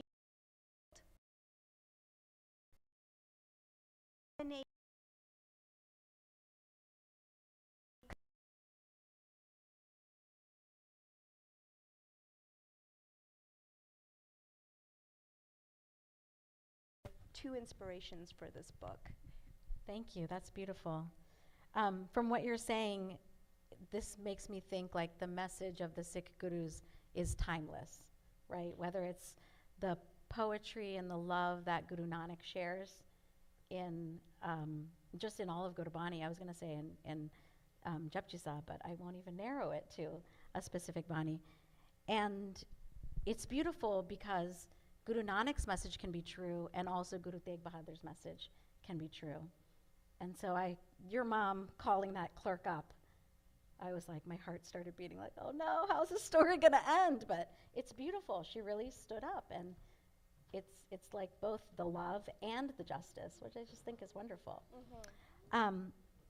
Just shifting gears a little bit, a question for you all.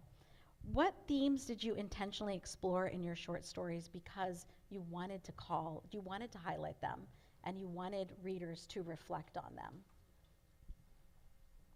Okay, so Sharon and Sonia are gonna talk about the themes.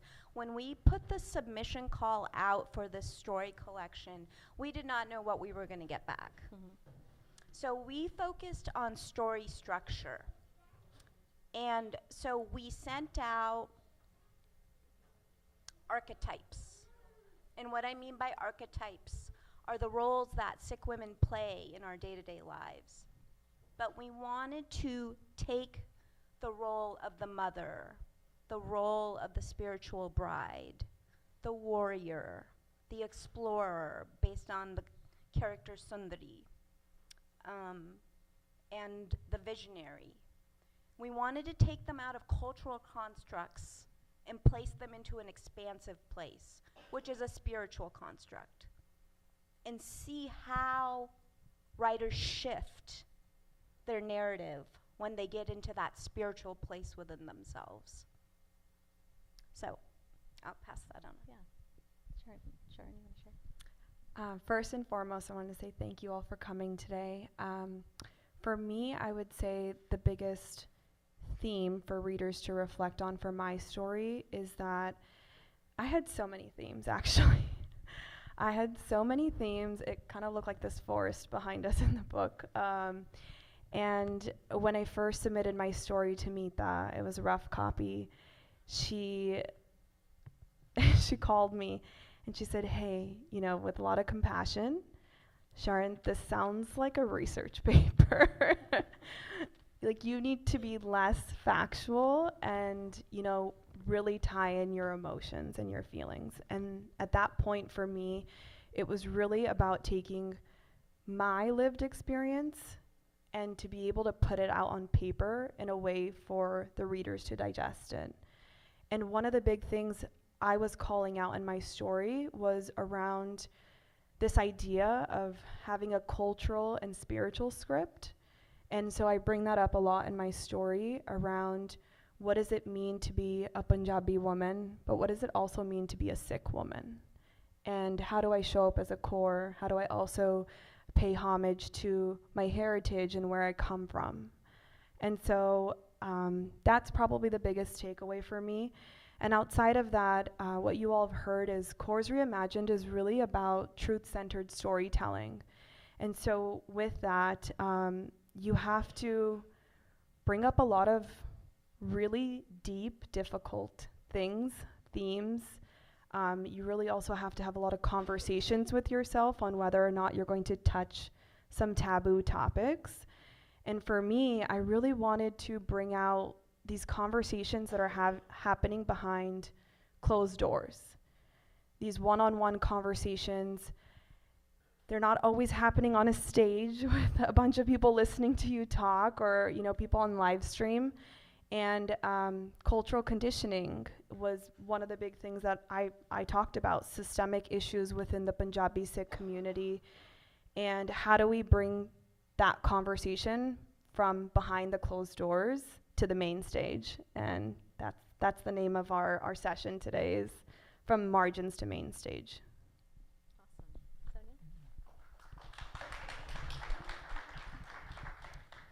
Like Sharanjeet, this was my first experience with writing, and I will agree, you start off thinking and you have so many themes that you try to incorporate into this one story, and I had a similar experience where I submitted my story and Meeta came back with like, this is 6 different stories. This is not one story. And so I think that's the beauty of an editor, to really take your story and filter it in a way that you're creating the most impact with your words. And for me, I've long challenged this notion of perfection in motherhood, and it's something that's just put on a pedestal and not really spoken about honestly. And so in my story and in my life, I pull back that curtain, and I expose what motherhood really is. It's scary, it's messy, it's beautiful and fulfilling, but it is so draining and exhausting. And I know I see the moms smiling in the audience, so you're getting it. But I really wanted readers who were in my role, who were also mothers, to know that they weren't alone. And this is not some novel message, I didn't come up with it, and mothers are exposed to it in various forms of media. But usually the person spreading that message is a woman who doesn't look like them, who doesn't come from the same community, whose family may not have the same values as theirs. And I think it hits minority mothers the most because they feel isolated, because they're surrounded by community members that really hide the ugly and show off the pretty. And so they, more than any other mothers, really feel suffocated and really feel like they're doing something wrong with their own children, because all they're hearing it about is this person's kids with their straight A's, and this person's kid going to Stanford, and this one is so well behaved, and this one's doing kirtan, and it's a lot of pressure. And so I feel my goal in my story is really to pull that all back and to go after Punjabi culture and attack it and say, it doesn't have to be that we're hiding everything, and we have this fear of nazar, and we need to just stay quiet. And so my theme is really pushing against that culture and showing moms that they're not alone, and that being messy and being scared is normal. And once you realize that and you accept that, you can then grow from within and be your strongest self and be the best mother you can be.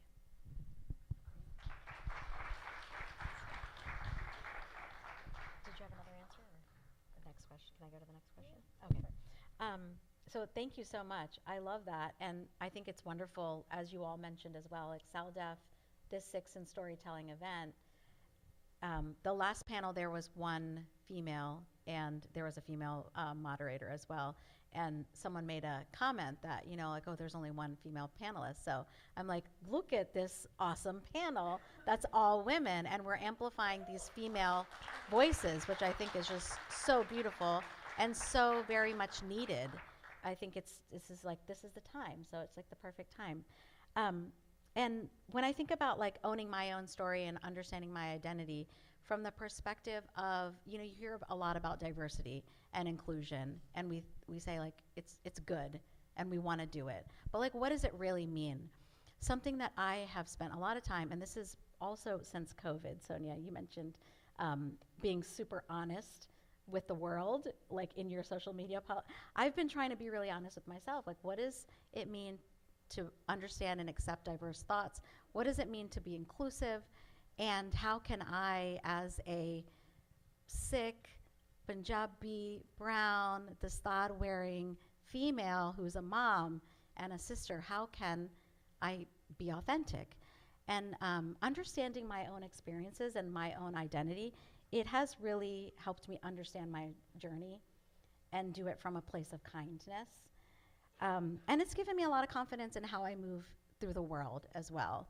So my question for each of you is like, what challenges did you face while writing, knowing that you are Punjabi and Sikh, living in America, and you have all these, you know, these different roles to play as well?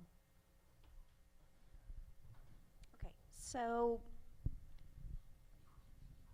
I'd say the reality of our lives is that we live in tensions.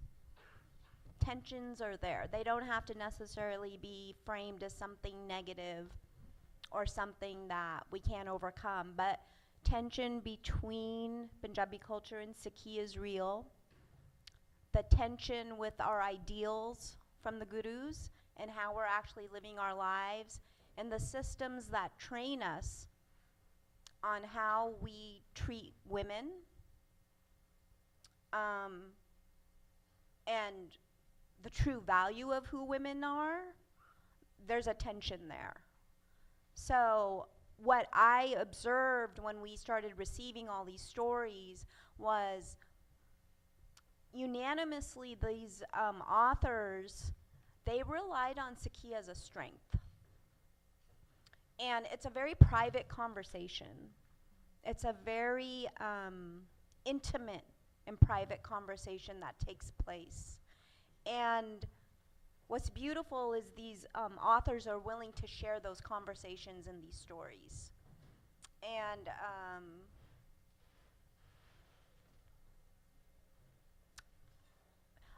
we had a couple of test readers.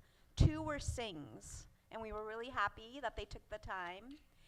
One said that these stories were extremely enlightening. So we hold this pillar of equality up. But he stated to me, I had no idea this was going on for our women. And that was shocking to me. So the different worlds that we're living in under one roof, in an office cubicle, even as friends, vastly different worlds. There was a couple that reviewed the stories. The husband found the stories vulnerable, whereas the wife found the stories a source of strength because women were actually speaking up and being honest. And I found that contrast fascinating. So we live in tensions. And I think that's okay. I think we live in imperfect relationships, imperfect love, and the perfection we will find in any of this is with Waheguru. That is the perfect love.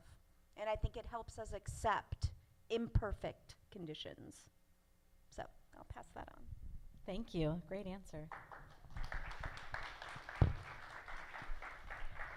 Okay, so my challenge was a little bit more self-inflicted. So I'm going to be completely candid and honest with you all. There was a lot of self-doubt when I was writing my story and imposter syndrome. I felt like when Meeta approached me about the project, are you sure you want me to write? I'm not an author. I've never written anything before. And so there was a lot of negative self-talk for me, and I realized I was getting in my own way. And I had to really think about why that was.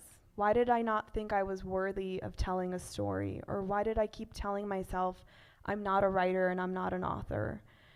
And I went back into my emails just to see how long we've been working on this project, and it's been 3 years. And in those 3 years, it's a long time for you to doubt yourself. And so even being invited on this panel or having my picture in this like wonderful group with, you know, all these amazing Sikh storytellers, it was a lot of imposter syndrome there too. So I think for me, the challenge was that, but it was also, as I was writing the story, how is my Sangat going to receive some of the things that I'm saying? Are they going to agree with it? And so that notion of Loki ki kahnge, ki likhan lagiya, jane ki likhya in my story, like what did I write? You know, I can't believe she talked about this or that or these taboo topics. And so I had to get out of my own way, and I had to really trust my inner dialogue. And through the writing process, I feel like I really healed a part of me that I didn't know needed healing. And I guess through the whole experience, I'm kinder to myself now. You know, women, we go through so much, and I think there's this, well, I work in tech, so I work in HR too. And there's this saying that women don't really apply to a lot of jobs if it says you need X amount of years of experience. And so women are more likely to say, oh, you know, the job description is calling for 7 years of experience. I only have 5, so I shouldn't apply for this job. But disproportionately, men apply to those same jobs at higher numbers. And so anyways, it's like this idea of like really embodying women like cores before us, like my Pago, that was able to do a lot of the same things that any other Singh was doing on the battlefield, and taking that archetype and that core and bringing it into my storytelling. Wonderful, thank you.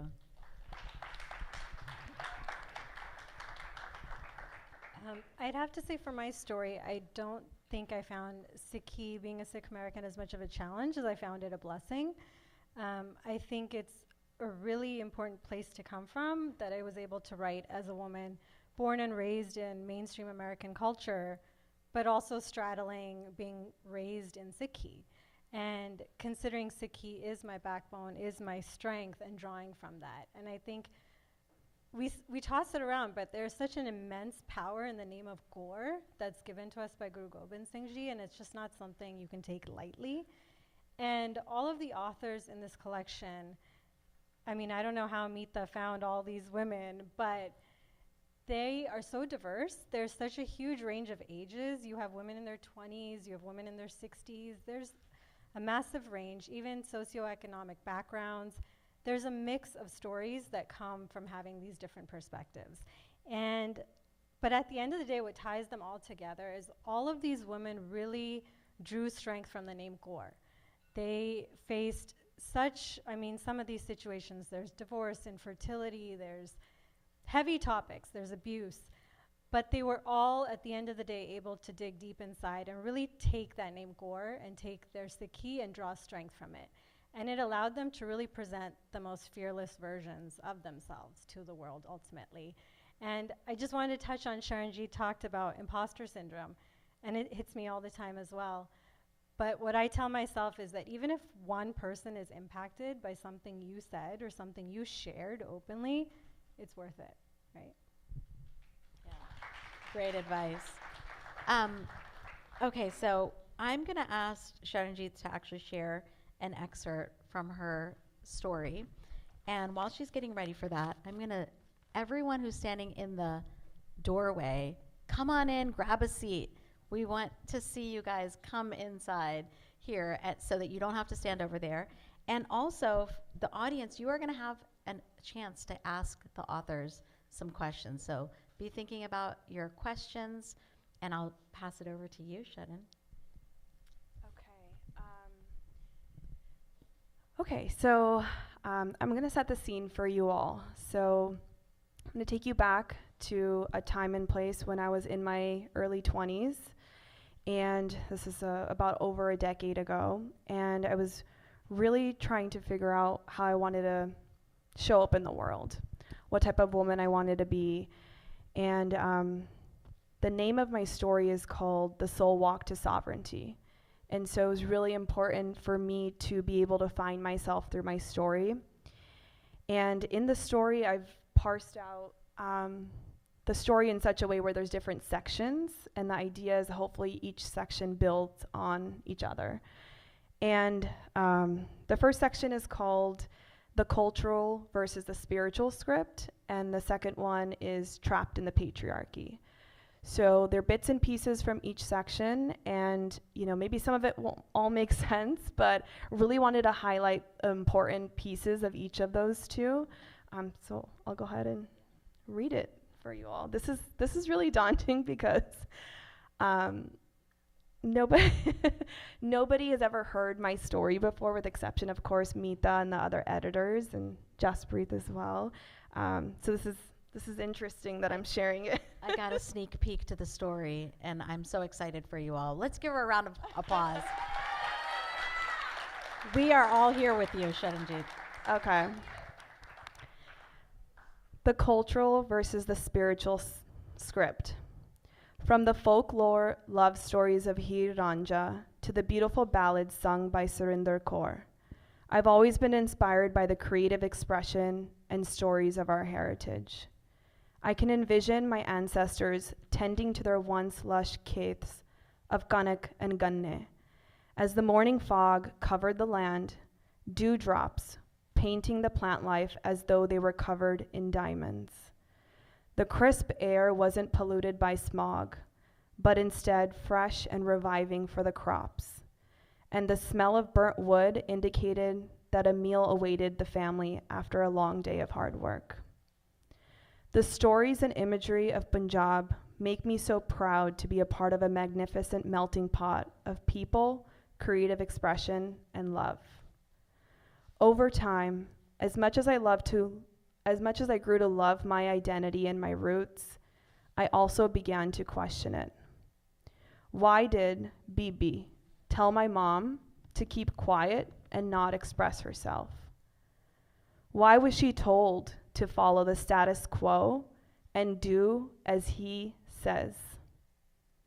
It's as if the arranged marriage to the handsome NRI and moving abroad was enough happiness. Don't question it or ask for more. I couldn't help but wonder why culturally and spiritually there was a tug of war at play. One side of the rope pulling on me and women to be subservient to he, while the other side of the rope demands that we hold strong and honoring the sacrifices of Gaurs before us who were no different than their male counterparts. So that is a small excerpt from Cultural versus Spiritual Script. Thank you so much for that. There's so much to unpack there. It's like the perfect teaser for the book, isn't it? It's super exciting. Sorry, Jaspreet, we just have one more. Oh, you have more. Okay, sorry. So now we have Trapped in the Patriarchy as the second section, which is, go ahead and start this. You don't know you've been conditioned until you wake up one day and realize you've been asleep, going through life and certain experiences with blinders and tunnel vision. I always felt that I had autonomy and agency to make my own decisions, which were different than my mother's journey. The truth is, I always did. But there was a blip somewhere in the matrix, a moment in time where I was swallowed whole into a vortex, swirling around in circles, trying to find a way out, hoping that either logic or reason would give me a boost out of what felt like a typhoon.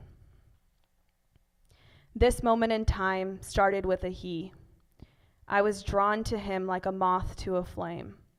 There was an intense desire to connect with him, like a magnetic force was drawing me in close, not thinking through the logic of what it meant if I got too close to the flame. Bushy-tailed and bright-eyed, I was mesmerized by his intense light. I was hooked. It was a roller coaster ride of high highs and low lows. The love was intense, a toxic cocktail of ecstasy and despair. As the relationship continued, there was a dark side to the union I was attempting to cover up or at times ignore. Where there is addiction, there are bound to be a slew of other issues. Culturally, our Punjabi community does a great job at masking the realities of alcoholism and the impacts it has on those struggling with this disease and those around them. Often, loved ones find themselves in situations where they either justify toxic behaviors or just try to ignore the issue. Overall, hoping it will go away by some sort of miracle. When addiction goes unaddressed, we begin to create a false narrative to allow us to better accept the reality in front of us. I was under the impression that this is what I wanted, a love from another human being that had a layer of so much uncertainty. It was the rush and adventure that kept me hooked. I allowed decisions to be made for me where I didn't always feel safe to speak up, and I succumbed to someone else's version of who I should be. Our beautiful Punjabi culture sits behind this blackout curtain. We pick up our charus and we brush the dirt and the filth of the patriarchy under the rug. By doing that, the public can't see the toxic and tumultuous ways we treat our women through centuries of conditioning. Not only do we ourselves treat women poorly, but sadly, we ourselves are taught to settle for less than they and we are worth.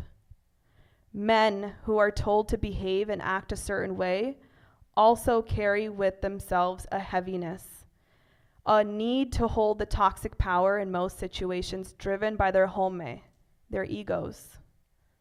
Their emotions also should not be heard and cannot and should not be discussed, also causing a really, really deep sorrow of abuse to manifest inside of them and also onto others that they love.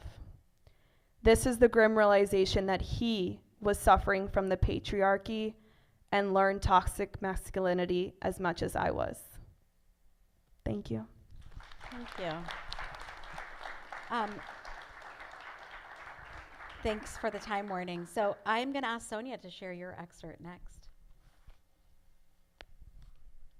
So I'm actually going to read an excerpt from another one of our authors, Kiran Kaur, who is a master's student at UC Santa Barbara studying diasporic imagination, ethno-religious identity, and gender as it pertains to the Sikh American community. I often wonder what I would be like if I didn't have the eye of self-criticism to keep me company. I don't berate myself constantly, but there's absolutely an ever-present desire to be slightly better in some department, i.e. the endless loop of potential optimization. And for so many other people, especially women, it becomes a driving force in how we see ourselves and seek to improve ourselves. I think sometimes that without the eye for self-criticism, I would be lost. But now I often wonder, would I be free? Without the eye, I could probably let go of so much.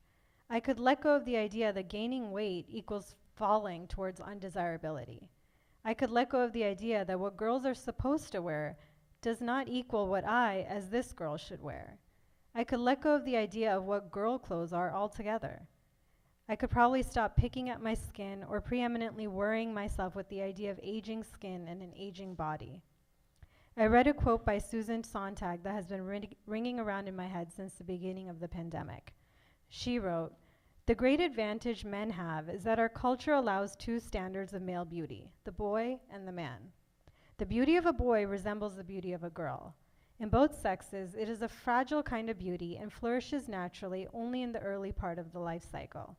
Happily, men are able to accept themselves under another standard of good looks, heavier, rougher, more thickly built. There is no equivalent of this second standard for women. The single standard of beauty for women dictates that they must go on having clear skin. Every wrinkle, every line, every gray hair is a defeat.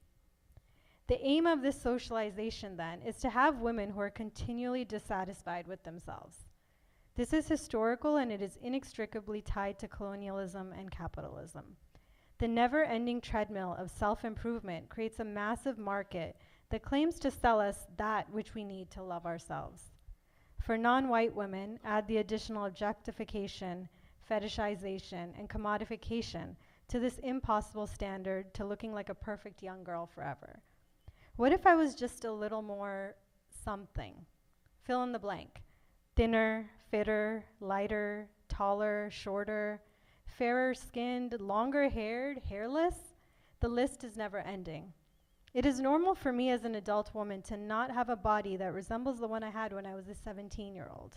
And yet here I am thinking that to not have that metabolism, that thinness is a failure.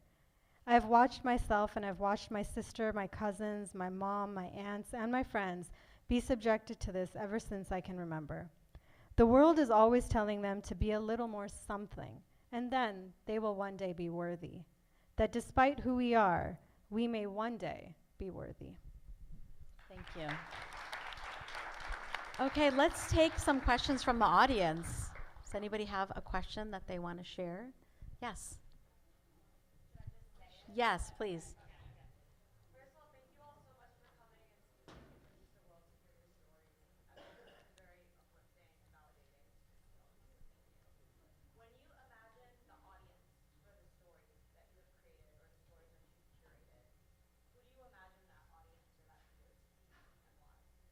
So who do you imagine the reader or your audience to be when you're creating these stories, is the question. Thank you for that question. It's this audience. This is the exact audience. So, our Sikh community, all ages, all gender representations, immigrants, first generation, second generation. You guys want to add something? Everyone, huh? That was my answer, yes. I think Meeta's being humble. I think that the collection she has put together appeals to everyone. I mean, every woman, knowing the perspective of someone from a different culture will only benefit them. And as she said, the men who've read these stories have found a whole new outlook. So I think everyone. That's awesome. Any other questions? Yes.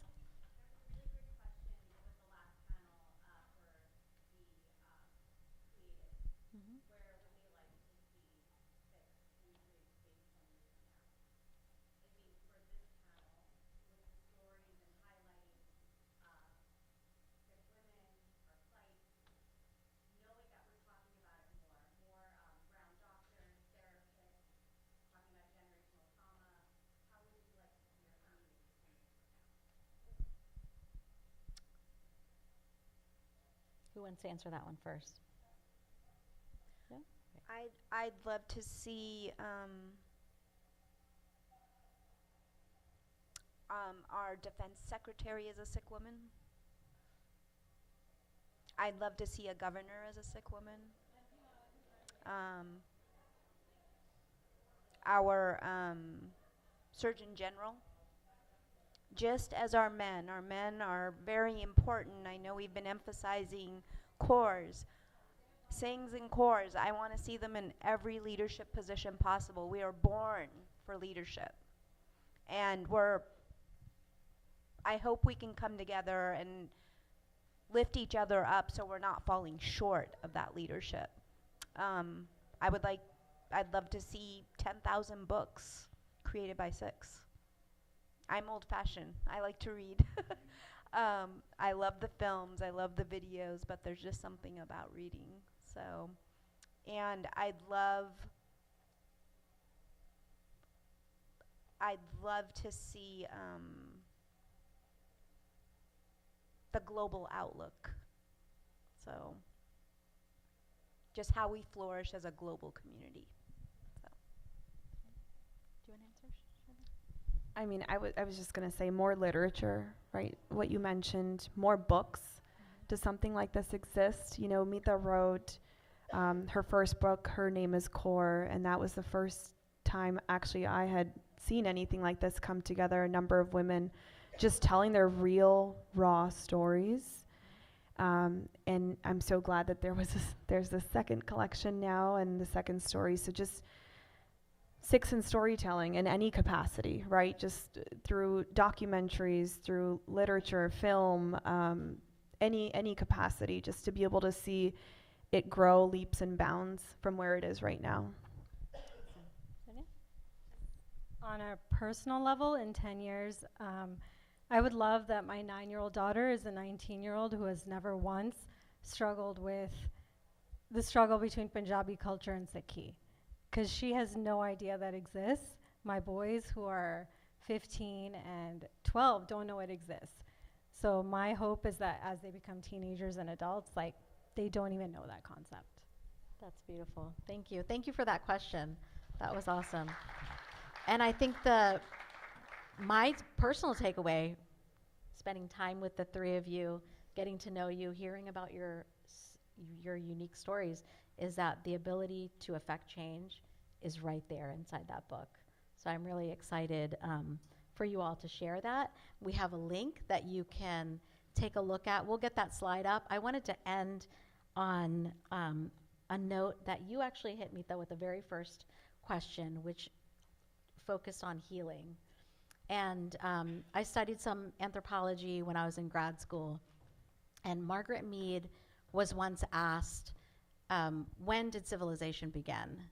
And, you know, people have been debating this question for, well, as long as civilization has begun. You know, did it begin in the caveman? Did it begin before that? What stage of evolution? And Margaret Mead had such a beautiful answer. She said, civilization began when the first person's femur, so like the thigh bone, healed. There was evidence of it breaking and healing. And why is that? Because in order for a human to have a broken leg and for it to heal, someone had to hunt for them. Someone had to care for them. Someone had to change their dressings. And so, like, the ability to pause your life and have community come together and lift you up and hold you, that's when civilization began. And I think it's such a beautiful sentiment that resonates with me throughout your book, throughout each of these stories. You're letting people share their voices, but also allowing for their healing, as you mentioned, to come throughout the process. So thank you so much. Take a picture of this QR code before we wrap up, and let's hear it for our panelists.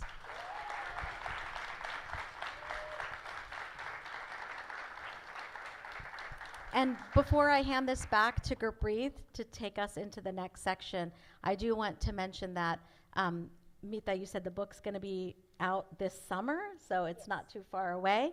And there will be a networking session later this afternoon/evening. So if you have other questions, come find us and come talk to them and see what else you can learn about their stories and their journey. Thank you again.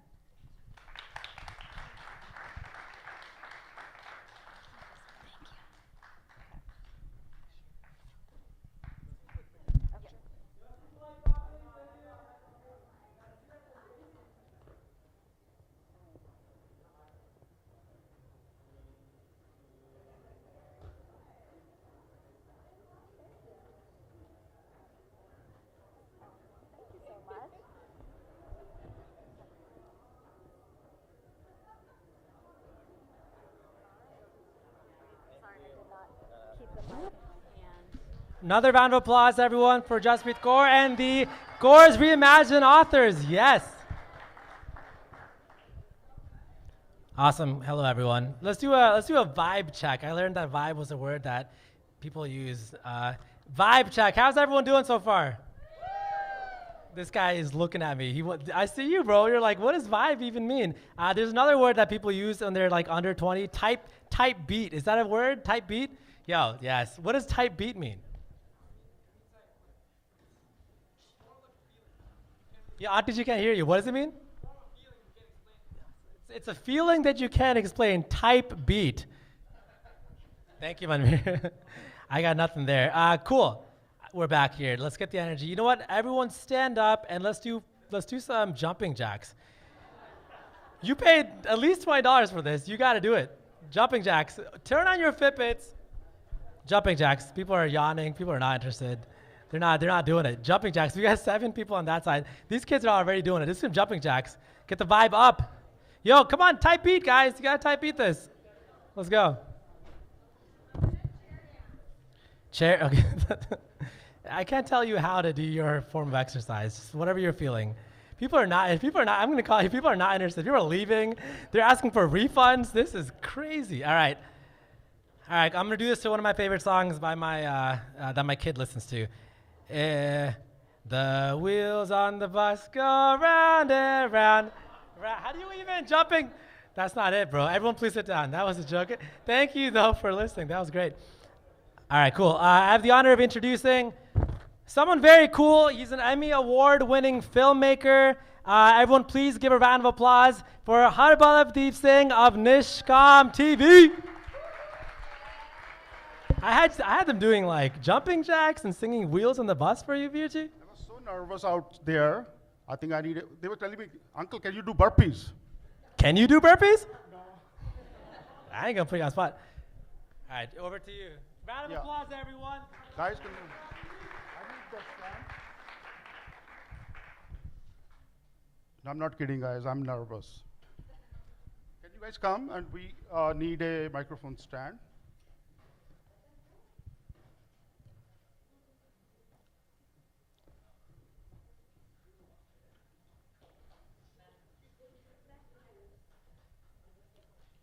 So I just called them on stage so they can be my support. Hey, come, I told you to bring that.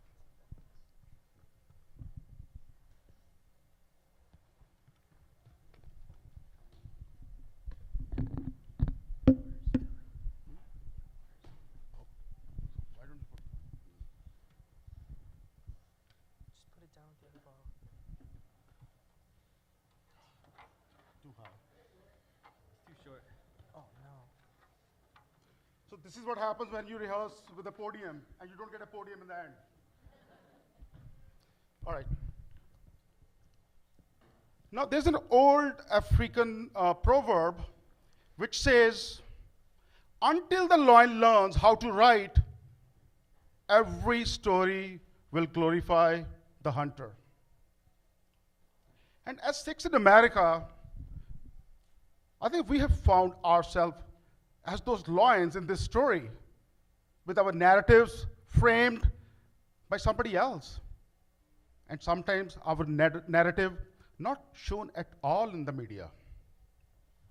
But what if we can change that? What if we can empower our young Sikhs to be the writers, to be the storytellers, and be the creators of their own narrative? Waheguru Ji Ka Khalsa, Waheguru Ji Ki Fateh. My name is Harbaldeep Singh. I'm the president, founder of Nishkam TV, and representing my team. And this is our story.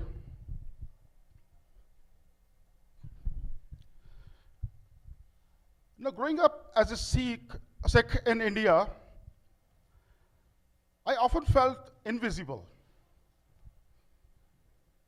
The Bollywood films which I saw on screen rarely reflected my experiences, my community, my identity. Even when Sikhs were shown in films, they were shown through this lens of stereotypes and misconceptions. And especially during 1984 events in Punjab.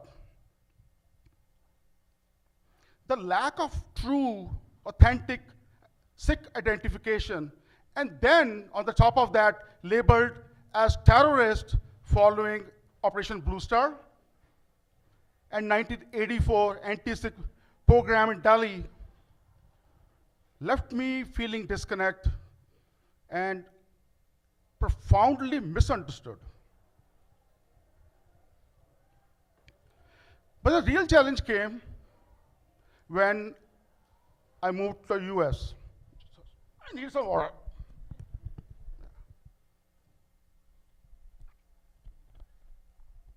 Can you hold it for me? Thank you. So I was saying the real challenge came for me when I moved to the US, and especially post September 11th era. The Sikhs became the target for hate crimes. And mostly they were misunderstood because of their distinct personalities, identities, or appearance. The turban, it's a symbol of our faith and our identity, was mistaken as, it was identified actually as terrorists.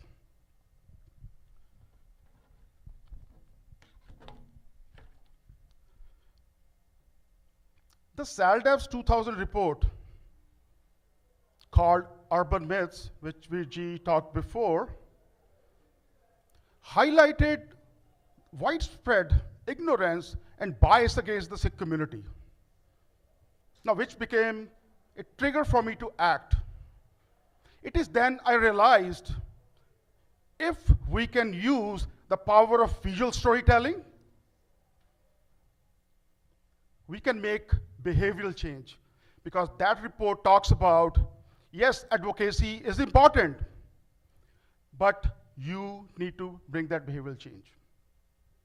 So that led me to create Nishkam TV, and with the help of Gurdwara management, Khalsa school, and especially parents, we have established a soundproof production studio at New England Sikh Study Circle Gurdwara in Westboro, Massachusetts. And I really feel, thank you. And I really feel proud when I see these kids in film festivals, on red carpet, receiving awards, or they're a part of a panel talking about the film at prestigious institutes. And one of our most accomplished project was Seva, done by SALDEF. And that project first showed like a real collaboration among Sikh organizations. And then it shows immense talent among our kids. So our next project is with the Sikh coalition called Bevatna. It's a story of Afghan Sikhs. So where do we go here, from here? Well, we're just getting started. We envision a world where every Khalsa school in the USA should have its own Nishkam TV chapter, where media education should be integrated with their curriculum, and they should empower these kids to really create their own narrative. Now, imagine a generation of Sikh storytellers armed with knowledge and confidence to tell these stories. Now, this will show richness and diversity of Sikhi. Now, imagine Gurdwaras with their own production studios acting as hub of creativity and community engagement. Now, we need to make sure we should open up our mind and think we need to modernize our Khalsa school education.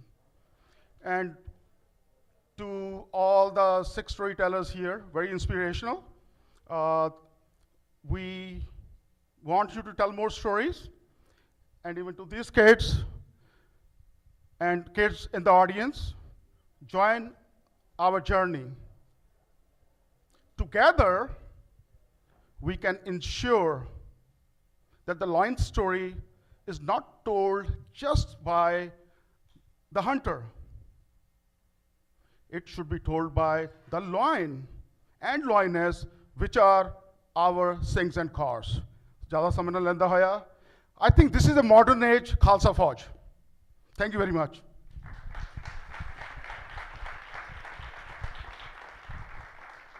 And actually, I've been asked to say this is an intermission. So we have an option. Either you can stretch your legs, or you can watch Seva. So we're going to play Seva documentary here, but there's a catch. We can only play it for the first 20 minutes. And if you like it, which I'm pretty sure you will, you can watch the second half part by going home, searching for Seva on PBS World Channel, and from there you can watch it. So is Seva cute? We can play that, but anybody who wants to stretch their legs, they can do that. Thank you.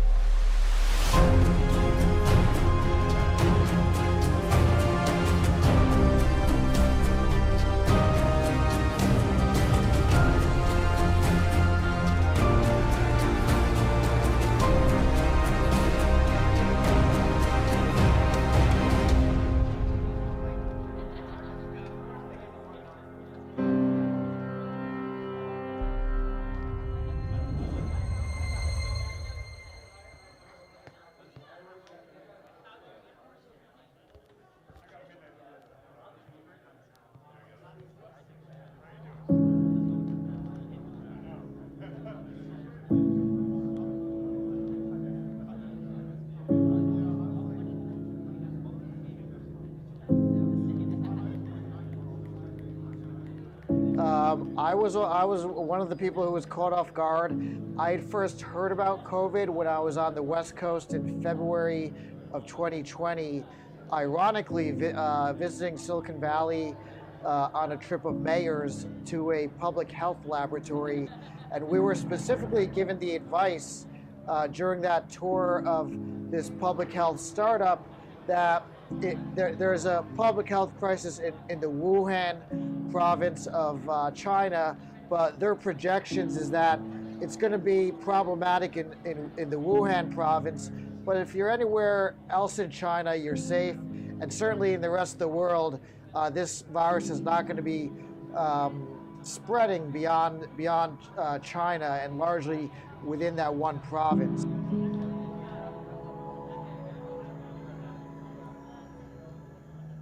So I've served in the U.S. Army for 20 years. So the opinions I share today are solely my own and don't represent those of DoD or the Army. But I'm specialty trained as an ER doctor. And so over the past year and a half now, we've dealt with COVID. And it's been hard.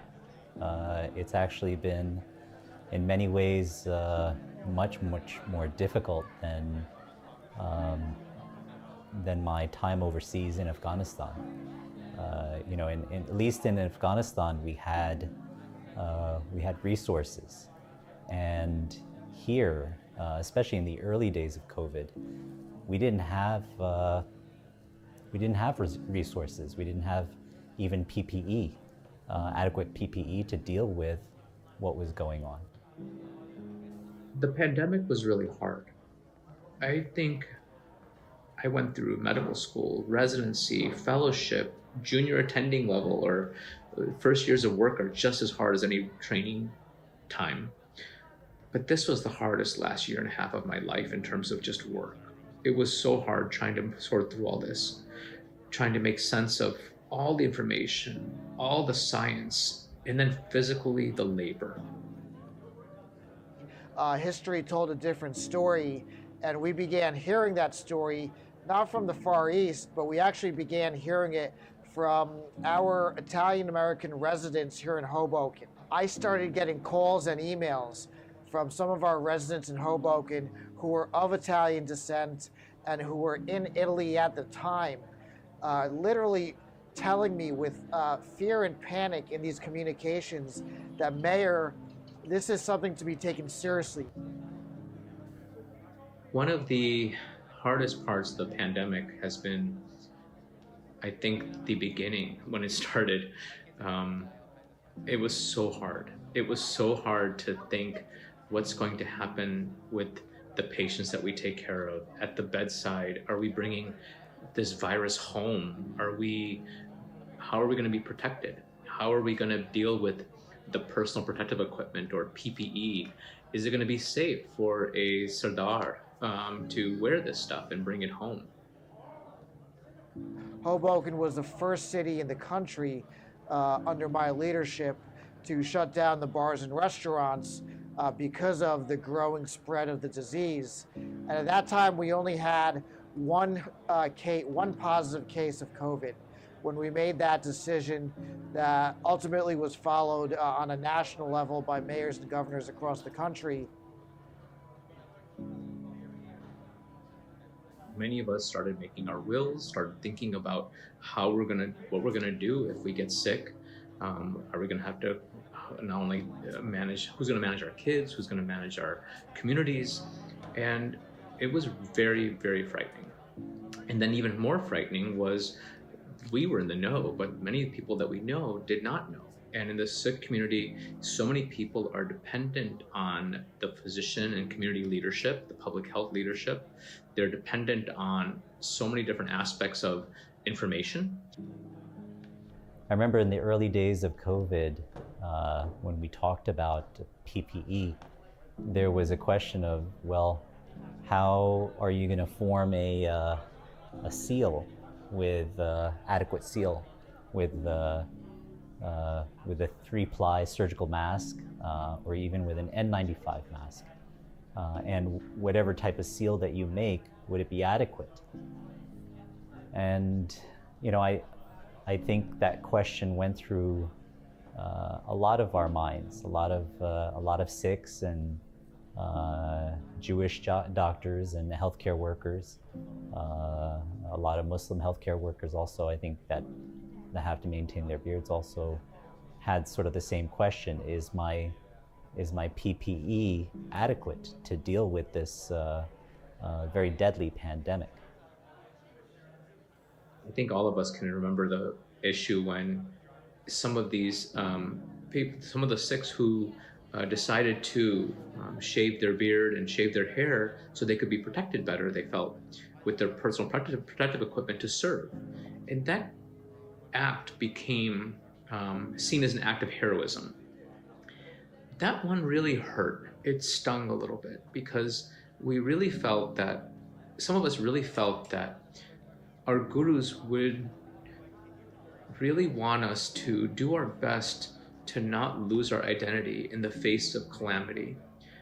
And our history illustrates that. We glorify a lot of our history, rightfully so, and we connect with so much of the history in which it's the easy thing to do to go and take the less resistant path. But many of us, and I credit my health system in which I work for, they went and got us personal protective equipment. They went and fought for us, and they made things, accommodations accordingly that we felt reasonably safe.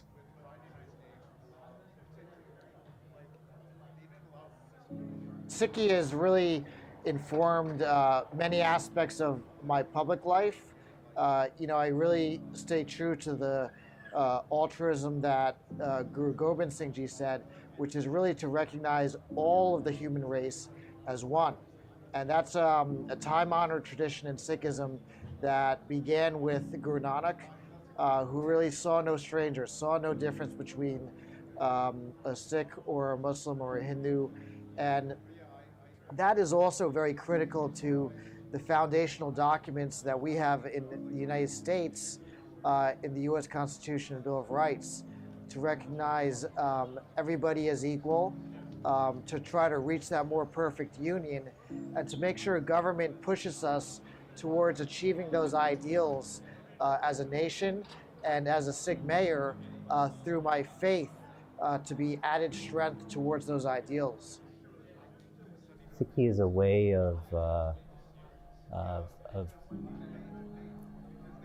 being a part of something greater than yourself. It's one of the reasons why I joined the army also, is because I wanted to be a part of something bigger. And my Sikh ideals are consistent with my army ideals, and that's helped me fight through COVID. On days when I'm exhausted and tired, and I've seen over 100 patients that day, it helps me push on and keep fighting, because I think that's who we are, right? I mean, we are all warriors. It's part of our DNA, and our gurus really taught us to transcend our individuality and look to community and connect with something greater.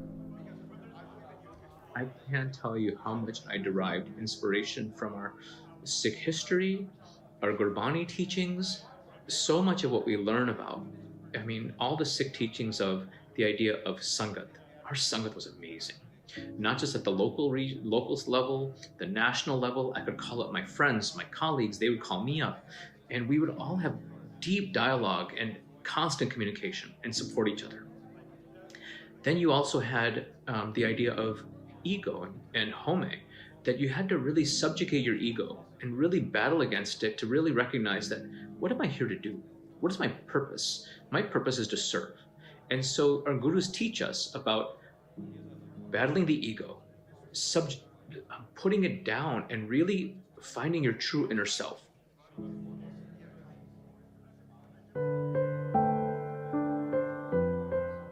More and more people find themselves searching for ways to make ends meet during this pandemic. Many worried about even just the basics, just being able to feed their family. Well, one Sikh organization in Queens is stepping up to help those in need across the city. Starting tomorrow, they'll be serving nearly 20,000 meals.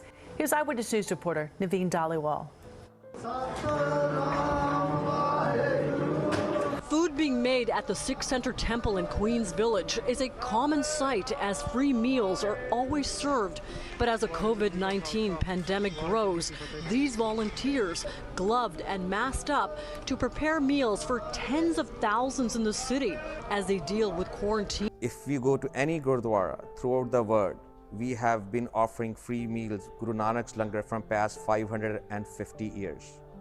When we saw the pandemic, we realized that there is a need. There is a coronavirus crisis. Alan Musk met some good Samaritans doing their bit to help the community. cooking up a little happy. So don't worry,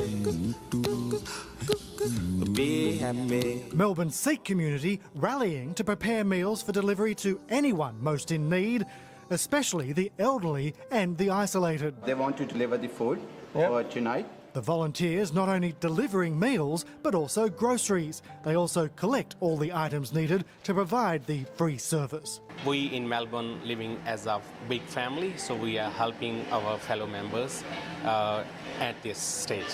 Worldwide, Sikh places of worship known as gurdwaras offer free meals to anyone who shows up. It's known as langar. It's a tenet of faith and a key part of the Sikh religion, which emphasizes a concept of selfless service to the community at large. During COVID times, many lost their jobs or did not have enough to support or feed their families. But people around the world changed that. They donated food and money to charities, food banks and homeless shelters.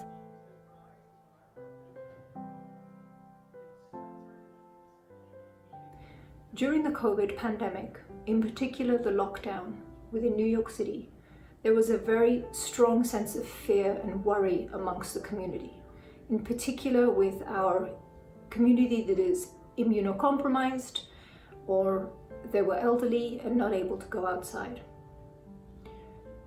As part of our seva, the CASA Aid team developed an online form that individuals were able to complete with requests for groceries. These were healthy, nutritious and vegetarian options. They would submit their grocery request and our volunteers would go out to the grocery stores. They would line up, they would be masked up with gloves and masks. We're taking all the precautions, but they would go out to the grocery stores, buy those items and then deliver them to the doorstep of the individuals that were requesting them. And this service was provided free of charge. We did this for 3 months, in particular for those individuals that couldn't go outside because they were elderly. They could not get access to online delivery because obviously, as you remember, those online delivery slots were full. They were individuals that were the vulnerable ones in our community, and we reached out to support them.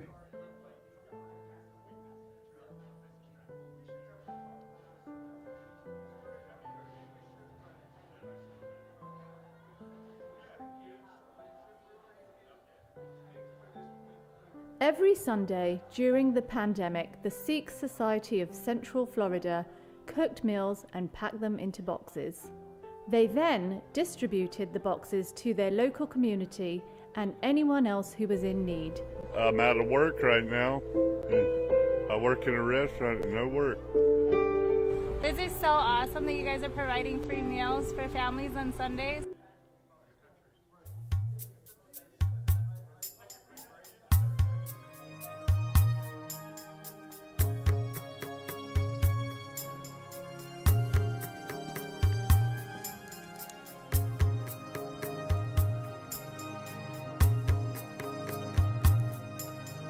ना को बैरी नहीं बेगाना सगल संग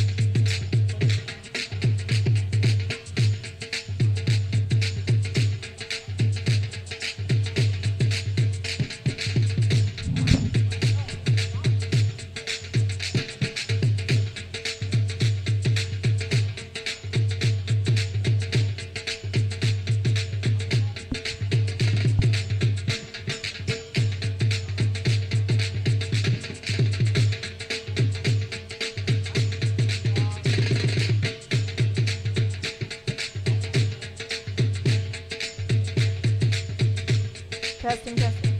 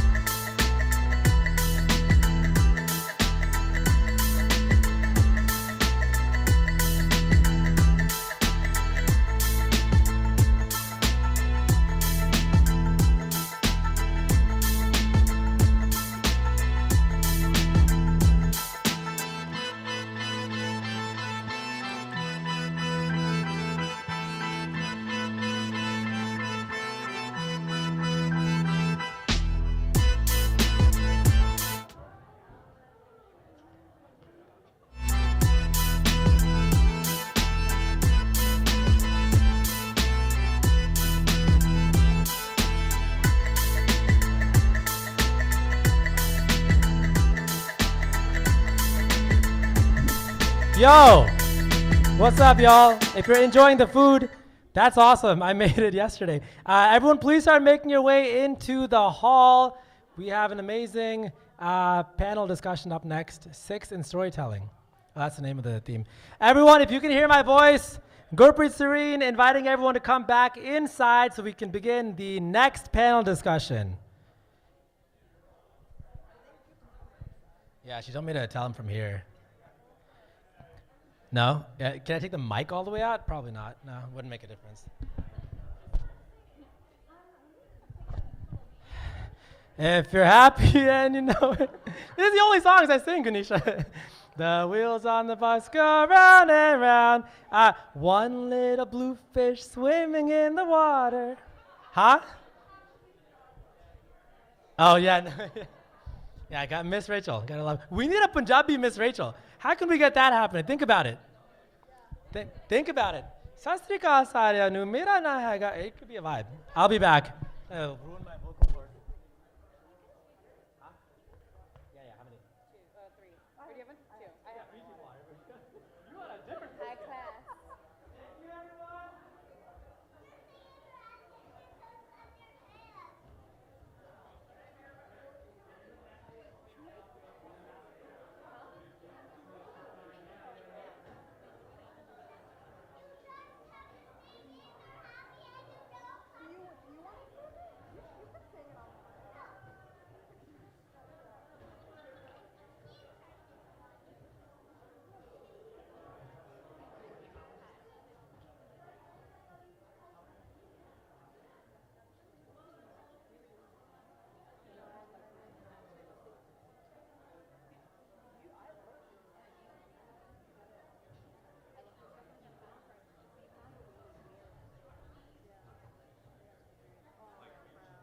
Africa. Oh, you have no water too? Yeah. Now I have triple the water. Period. See? Look at that. Slay period, comma, exclamation mark. We're in a predicament here. People can hear from there outside. The Jakarta? Yeah, right? Like the Jakarta movement? Like the...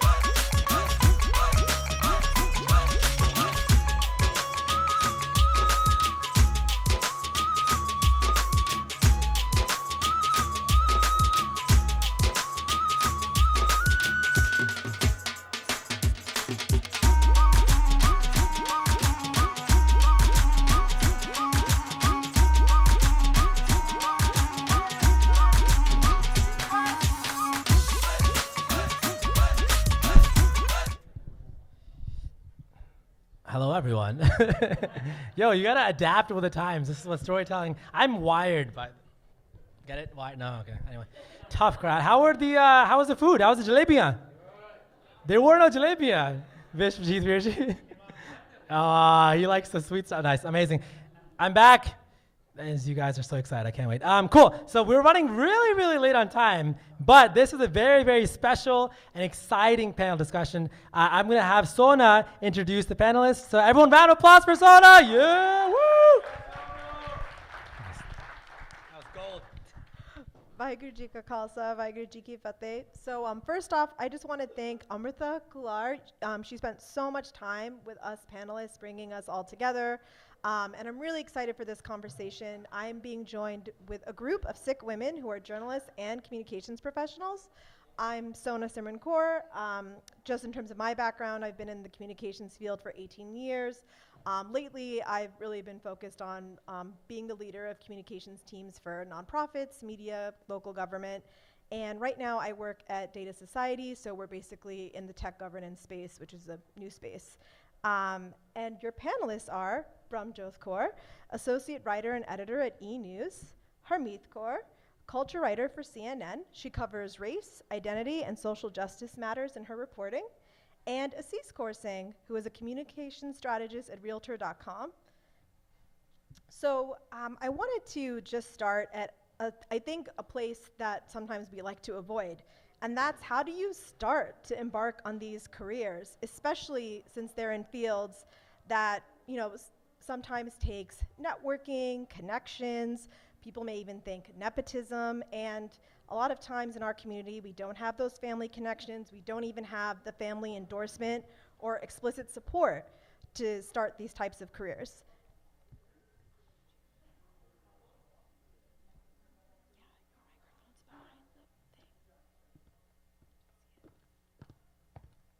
We're just going to get the text set up.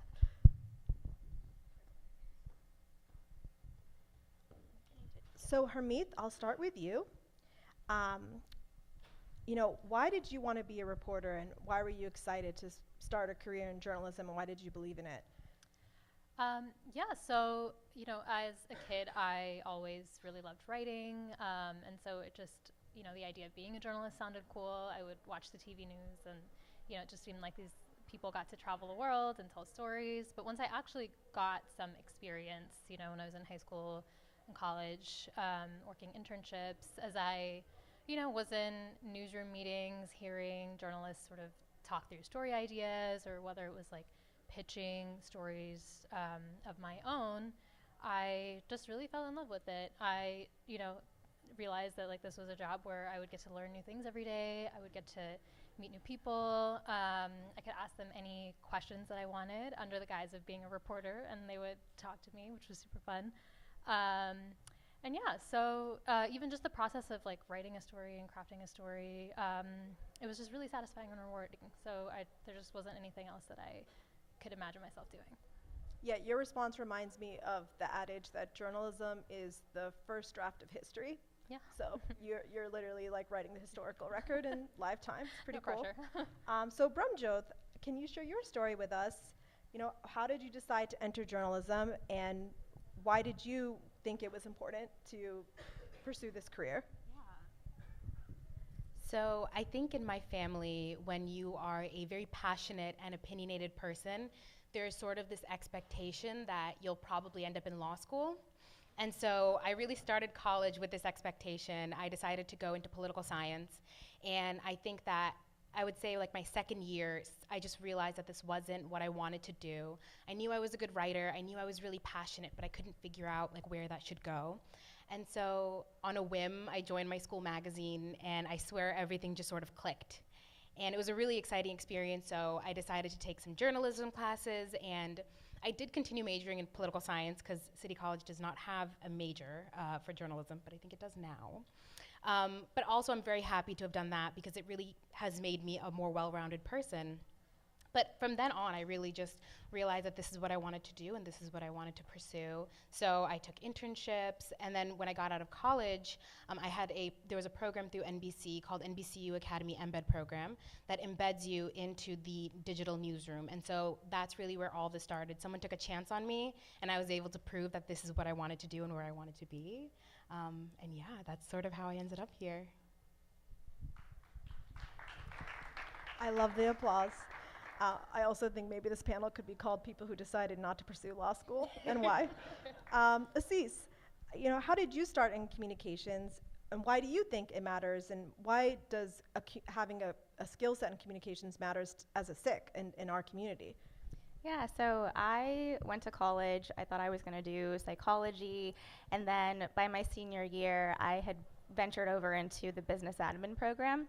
And within that program, there was the focus on marketing, and even within marketing, there was a focus of public relations or communications.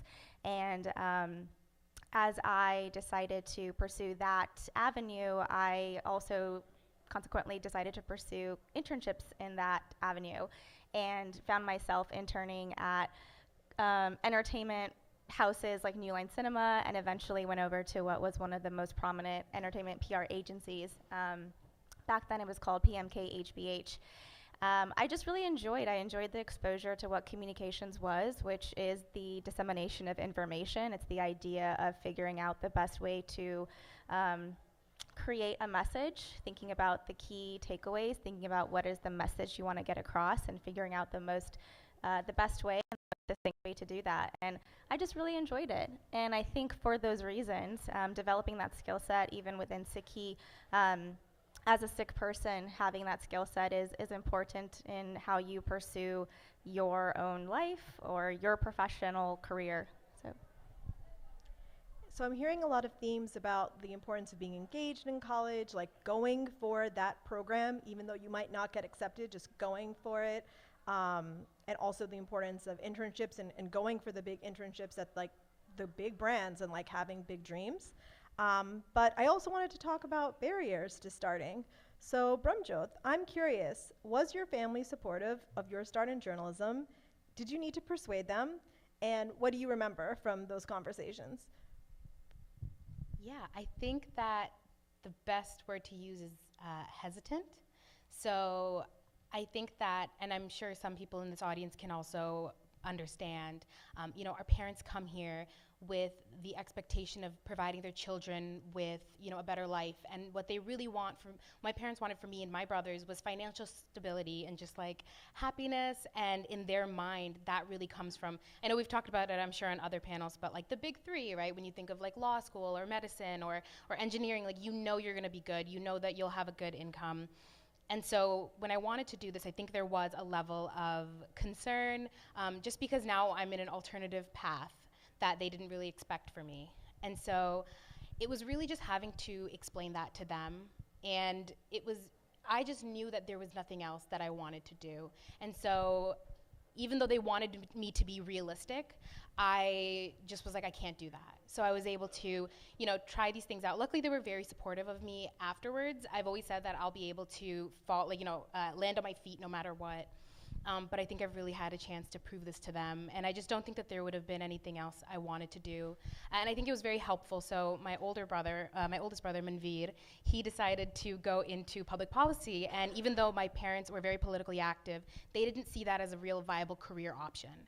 And so it was something that when he had pushed those boundaries and they were like, oh my God, what is he gonna do? And he did a pretty good job. I think that it gave me a little bit more leeway because he had already sort of paved the way for me. And then I've just been able to prove that like once time over, right? So now they see two of their kids who are doing things that they didn't expect them to do and like have continued to thrive. So I think it was just like the proof is in the pudding, and I'm just glad that they had faith in me to know that I could do this.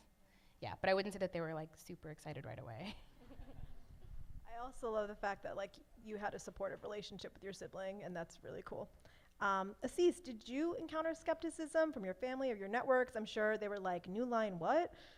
Is that just like a made-up pretend job? Yes, just curious. Yeah, they were like, New Line what? Until I told them they're the ones that made Lord of the Rings. That was a big movie for our house growing up. But yeah, I think similar to what Brahmjot said, there's this idea that your parents want you to have the best life, especially when they've come and they've worked really hard. They've faced their own barriers, and so they just want you to have a good life. And for a lot of that, there's a familiarity of what being a doctor, being a lawyer, being an engineer brings. And so when you come home, and I came home and I was like, I'm gonna do PR, and they were like, what is that? Like, why do you want to do that? And I think, I'm not sure if everybody has this, but in our household, there's a specific spot in the living room where all the discussions go down. And so we had a sectional, and I was sitting on one side, and mom and dad and my older sister were on the other side, and it was like, okay, make your case. So I had to come to that meeting. I had to come to that meeting. I had to come to that conversation. I had to come to that conversation with, here's the research. Here's what job growth looks like in this profession. Here's what the growth statistics are. And it still wasn't even after that, it wasn't like, okay, go ahead, go do it. It was a battle. It was a battle to even pursue the career. And my dad was like, are you going to be able to sustain yourself on that? And you do have a sense of like, am I going to be able to sustain myself? I know I have this passion and I know I really enjoy doing this, but you know, there's that pause. And then you just have to also believe in yourself, and you have to believe in your abilities and your ability to pursue and put your mind to something and follow through with it. I really appreciate that, especially the pressure to have to like present and make your case. Harmeet, you know, you're in a really unique spot. Maybe some folks don't appreciate this, but Harmeet's beat, like her focus of reporting, is not one in many newsrooms across the country. So you're at a really large news organization. And how did you figure out how to break in, especially with this reporting beat that just isn't available everywhere and it's super unique? Yeah, I mean, breaking into journalism, for starters, I didn't know anyone in the industry when I was starting out, so I felt like I had to be really strategic and methodical about it. Even like me deciding to go to college at Emory, like one of the big reasons was because CNN's headquarters was there, and I was thinking about like potentially being able to intern there. And you know, so when I did do that, and I did intern, you know, just sort of making sure that I was doing a good job, and then, you know, being able to lean on my reputation and then connections that I'd made there to get the next opportunity and the next opportunity. You know, culture writing is not something that I really knew was a thing. Like you said, it's not, you know, super established in a lot of newsrooms, or it can be also super broad. But it's something I kind of fell into, and it's just been a really good fit. I think part of it has been just like being really open to, you know, any opportunity. I knew that I wanted to write, and, you know, so I kept, you know, I was working in different jobs in the newsroom before, and just sort of kept pestering my bosses, like, I want to write. And then an opportunity opened up on what we called the Trends and Culture team at the time. So it was doing a lot of internet reporting, and then, or like reporting on internet trends and, you know, viral stories. But that evolved into this culture beat as the team evolved, and I was able to sort of carve out a space to write about issues that I care about, which has allowed me to do, you know, stories about Sikhs, stories about other marginalized communities. Yeah. I love that, because it's not just getting yourself in the door, it's the fact that you have to be really proactive once you're in the door to keep like shaping your beat, which is very cool. So continuing on with even more challenging aspects, because I feel like sometimes people see the glamour behind these jobs, but don't necessarily see how challenging it can be. So Assis, I'm curious, what do you feel is an important skill that you've learned in this field? And what's a challenge that you've had to overcome as you followed the career path? So like persuading your family was the first challenge, but what other challenges did you encounter in the field? Yeah, so I think one of the moments that I feel like was a big challenge, and actually I shouldn't call it a moment, I think it's maybe just like a cultural aspect of it, is like growing up in my household. I think that, you know, within our culture there's this idea of like, you listen to your elders, you show respect to your elders, and which I do really like, and I think is great. Within the corporate world, there's this idea that like the elder being the boss, or being like the more authoritative figure, listening to them and just like doing as they say. And I've been told as I was going through my career, a lot of people were like, Assis, we want to see what you have to say. And that to me was kind of like, whoa, like really? You want to hear what I have to say? But I think that was something that was a barrier, because on one side you're taught to listen to the elders, listen to what they have to say, and on the other side, on the corporate side, you're expected to, I wouldn't say go against it, but you are expected to use your voice in a way that I hadn't used before. And so I think that was a challenge that I overcame and had to overcome through in a lot of different roles that I've been in. And then I think one of the skill sets, and so I do think that's a skill set that I have learned. I think one of the other skill sets was just a facet of working in communications, and PR is, a lot of my job is working with journalists like from Jyoth and Harmeet, and I think where the news cycle has come now is way faster than where it was when I started. And so, quick 101 about PR. We are the ones who craft the narrative, pitch the story to the journalist, and hope that they find value in what we have to say or what our company has to say, and they write the story. And so a lot of times journalists are under time crunch. They're on really, really fast deadlines. And so as the PR person, you're sort of that first line of defense to your company. And so you have to act very quickly. So one of the rules is you need to respond within 15 minutes of an email coming in. Always on, always responding, and being able to do that and think really quickly to get your point across. And so I think that is another skill set that came through in my job. Yeah, I really appreciate that, especially the fact that like sometimes in our community we're told to like go with the flow, but actually you don't add value as a communicator if you do that. You have to be like the strategist. So I really appreciate that. Also, Harmeet, I also want to acknowledge, like in your beat in particular, you have a lot of pressure to represent communities, to make the case to your editors that you know, this story is important, or a Sikh story is important and is the one that should be covered.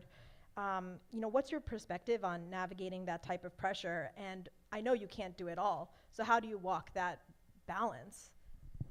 Yeah, it's definitely really challenging because there are so few of us in these spaces. I definitely feel like a huge responsibility to try to do these stories when I can, just because, you know, I feel like I have that position and I'm there and I can do it. My bosses, I will say, have been generally pretty supportive when I have wanted to do that work, which I have appreciated. But, you know, a lot of it, because of that pressure, you know, you sometimes end up working overtime. For example, in 2021, when the mass shooting at the FedEx facility in Indianapolis happened, that was a story that our national desk covered, and, you know, not me as a culture writer, but because, you know, I felt strongly about the issue. It's like I was staying late to help gather reporting, help, you know, send the proper pronunciations for our TV anchors, of the names of the victims and things like that. So a lot of it is like, sometimes it's taking on extra work. But sometimes it also, I mean, there've also been a lot of times where there's a story I want to cover, or there's a story that's happening related to Sikhs or Sikh issues, but I just don't have the time, whether it's because of other obligations or, you know, maybe I don't feel like I have the expertise, you know, to do it and like under the time constraints. So yeah, I wrestle with a lot of guilt with that, guilt around that sometimes, you know, because you want to do that. I think from the outside looking in, people don't always know what other things are going on, but ways that I've tried to navigate that have been, like I'll try to find ways to compensate for it in other ways. So whether that is like, you know, passing on the breaking news story, but trying to come back to it and write a maybe more in-depth or nuanced piece, you know, a week later that, you know, I feel is, you know, better than what I could have done in the moment. Or it's, you know, building relationships in the newsrooms and finding allies who can take on some of those stories when I don't have the time. And I've been able to do that, which I'm grateful for. So just finding other people who maybe aren't Sikh but see the value in doing those stories as well. So I think even just being a presence in the newsroom and like telling people that, hey, like this is a story we should be covering and I can't get to it, but like this intersects with your beats, so maybe you might be interested. That's like also one way that I've been able to go about it. Well, thank you for doing that advocacy. You are totally an example of, I remember when we would like talk about Sikh Lead, of like having people in these institutions is how like our community gets respected and there's like overall change. So thank you. Also, Brahmjyoti, you've had a really interesting transition. You worked at, you know, a news organization where you were more focused on hard news, NBC, and then you moved to e-news and you're more focused on lifestyle and entertainment. Why did you want to make this move? And can you like tell us about why you think this reporting beat is really important? Yeah, so I have always loved pop culture and entertainment. It was a way that I connected with my friends. It was a way that I could make my brothers think I was cool. It was somewhere that I found community of people who loved the same things I did. So growing up, that continued to be a really big part of my life. And you know, I loved being at NBC News. I learned so many of those hard journalism skills that you need, those hard news skills that you need to be a really good journalist. But I just like, it wasn't, like when the opportunity to go to E came around, it really was the perfect fit. And I think that, similar to what Harmeet said, I think there was a level of guilt that I wrestled with. So, you know, when I was at NBC News, I was focusing on the South Asian diaspora, on the Sikh community, and a lot of it was really hard-hitting news in many ways.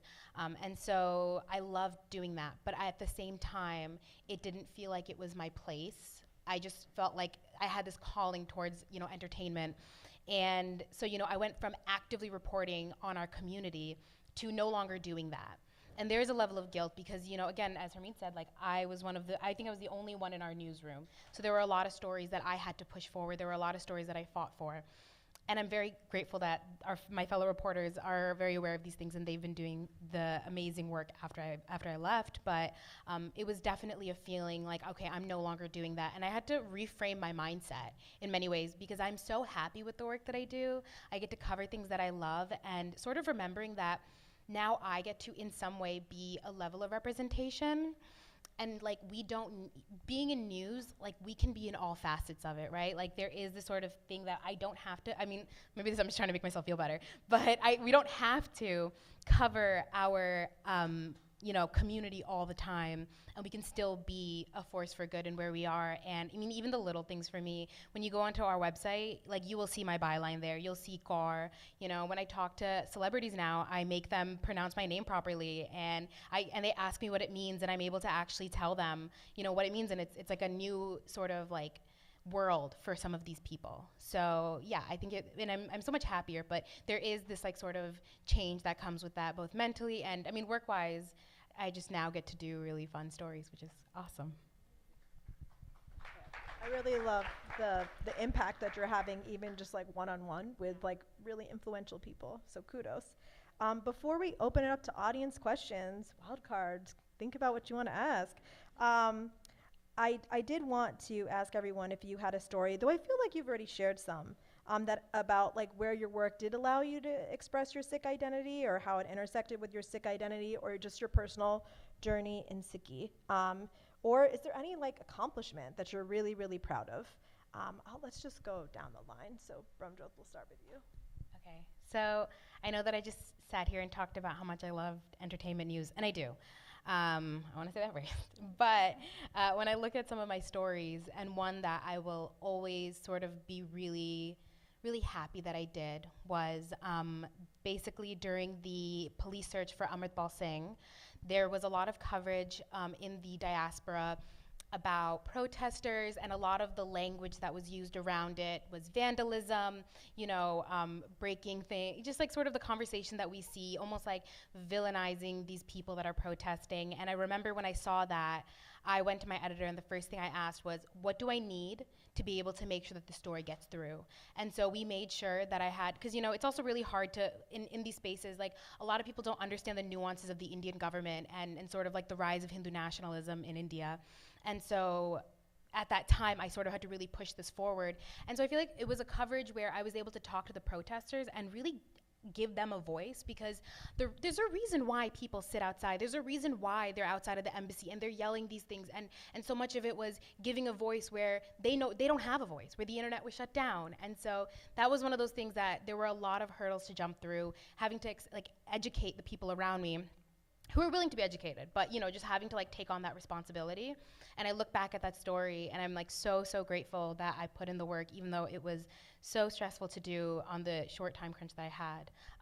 But yeah, so I think that was something that, like, to this day, if I ever hear anyone talk about it, it's a very kind, you know, feeling to know that I was able to humanize people that should be humanized to begin with, but you know, weren't at the time. So.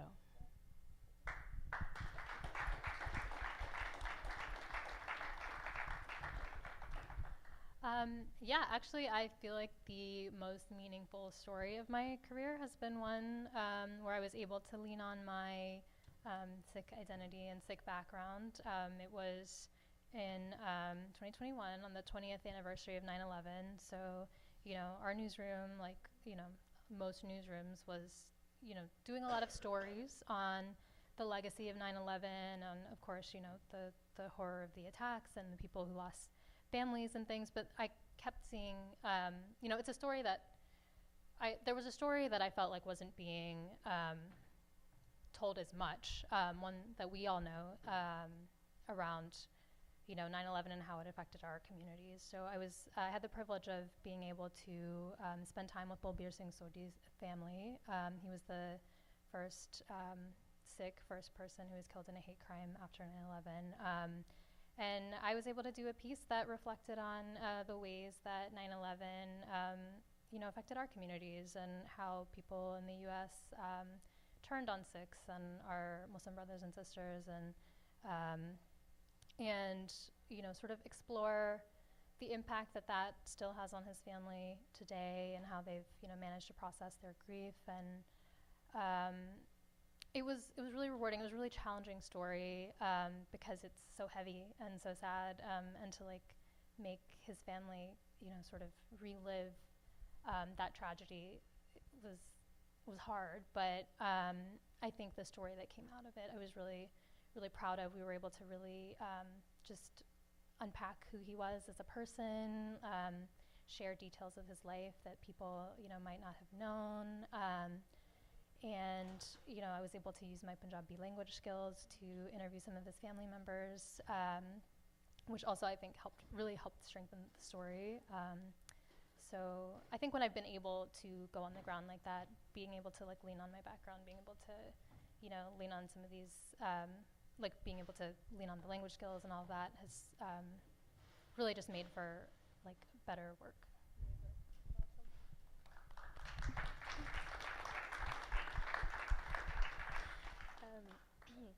I think one of the stories that comes to mind on my end is applying my skill set within the community.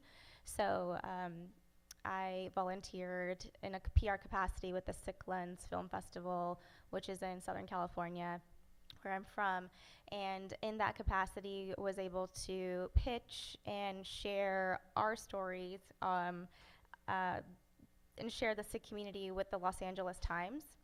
And one of the writers ended up coming to the Sikh Film Festival and talking to members of our community and sharing our stories, and it was a great LA Times article. And I think that was something that I was super proud of because it was the application of a skill set, an application of my profession within our community, and allowing our community and helping facilitate that visibility of our community within a really large newspaper like the LA Times. So that's something that comes to mind externally. And then a different capacity on the comm side is sometimes when you're in a communications role, you have this visibility within the organization and you plan programming within the company alongside HR. And I used to be the head of PR for Linksys, which is that Wi-Fi networking brand. And for Women's History Month, I did the programming for our internal just program that we did with that, and I was able to invite Sargun Gaur, who is the CEO of Byteboard, and she spoke to our entire company about her story, how she came to be the CEO of Byteboard, and giving her the opportunity to share that with probably some folks that she wouldn't have been able to otherwise. And so I think those are a couple of examples that come to mind in terms of the application of a skill set within the community, and then like using your position to give folks within the community visibility. I love all these stories of how you can have influence and you know, a growing form of power in a kind of a subversive way. So I think we can try to ask one or two questions from the audience. So okay, I see, do you mind like just projecting? I see you raise your hand. Yes, I can project. Thank you all for your work. This was really good to hear your thoughts. I'm wondering if you can speak to this heightened era of repression that we are currently in with respect to how things are reported about certain geopolitical events that are happening on the other side of the world, the usage of the passive police. You are one, it seems, the only one of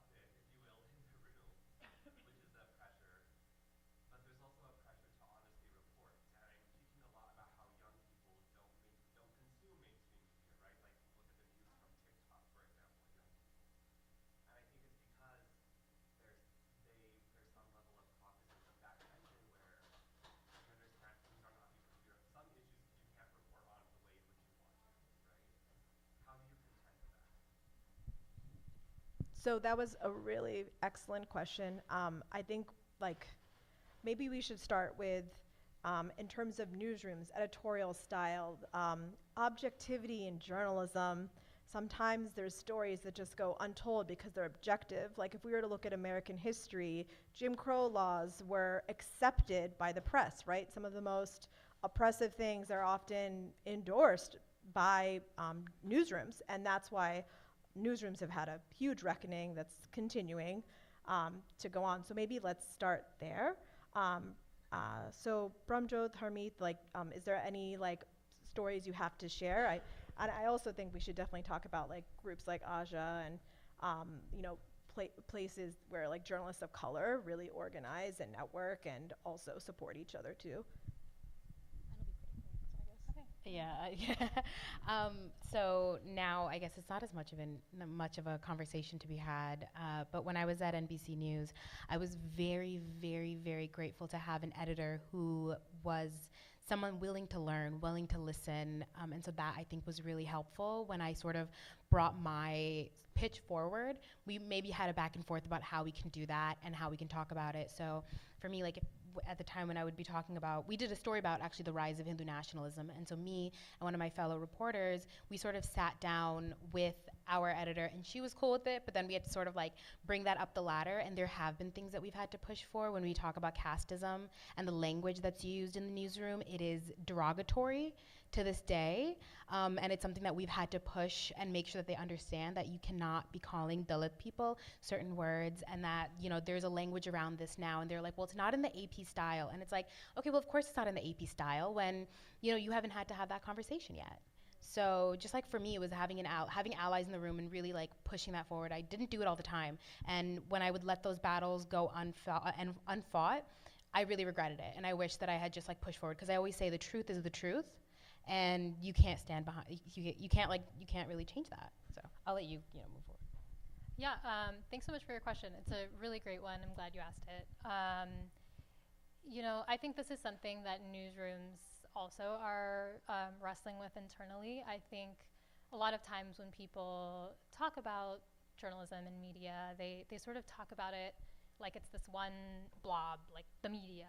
It's like this one thing, which I think sort of obscures that, you know, these organizations are so big. There are people, you know, who come from all sorts of backgrounds, viewpoints, all sort of putting this product out. I think there are definitely people in newsrooms who are pushing back against some of those things that you're saying, like use of passive voice, you know, whose word that we take, you know, for truth, or you know, like whose word that we, you know, take as fact. I think in my capacity, at least, when I have covered some of these stories, I have tried to be as specific as I can, try to really avoid the use of passive voice, or I think sometimes also people don't know like why we do that, and I think newsrooms can do a better job of communicating why we did that. Sometimes it's, you know, we don't have certain information confirmed, and that's why we're saying it in a certain way, and I think we can be doing a way better job communicating to the public of like why it took us so long to report this story, or why we, you know, told it in this way. There are definitely, like you said, there are definitely institutional biases that exist, that we, you know, are grappling with, and that newsrooms are, you know, having conversations about.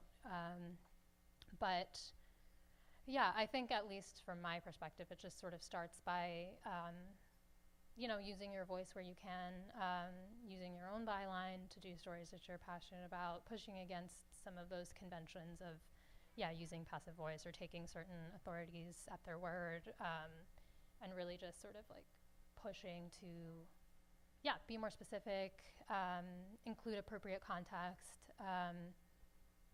and just elaborate wherever we can. And because it seems you're coming more from an organizing bent, I will say, as someone who, you know, worked on immigration reform and criminal legal system reform for a long time, and now am in a new space where it's going to be a new fight, I would say my biggest piece of advice is to know you cannot do everything, and to make decisions about what you can strategically do with the resources and the position that you have, and you know, collaborate with others who perhaps can like tackle the other thing. So maybe like you have a friend who is like the TikTok genius, like empower them to like do that thing on that platform, and maybe you like have the ability to reach out to journalists and have them think differently about this issue. So like you definitely can't do it all and have impact. So you really have to make decisions about, this is what I can do, and I'm going to try to like do my best job on this and really measure against that. That would be my advice. I think we're unfortunately at time, so I just want to thank everyone. This was a fabulous audience, and we had such incredible panelists. Thank you so much. I learned a lot.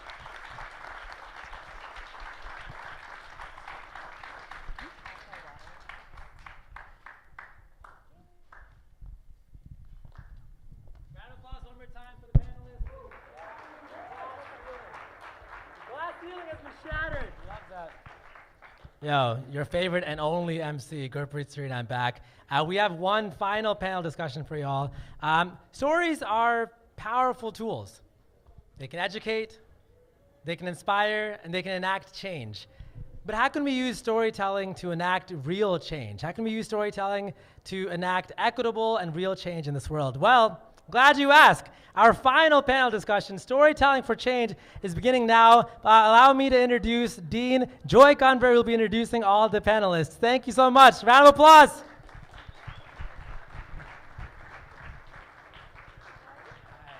you so much.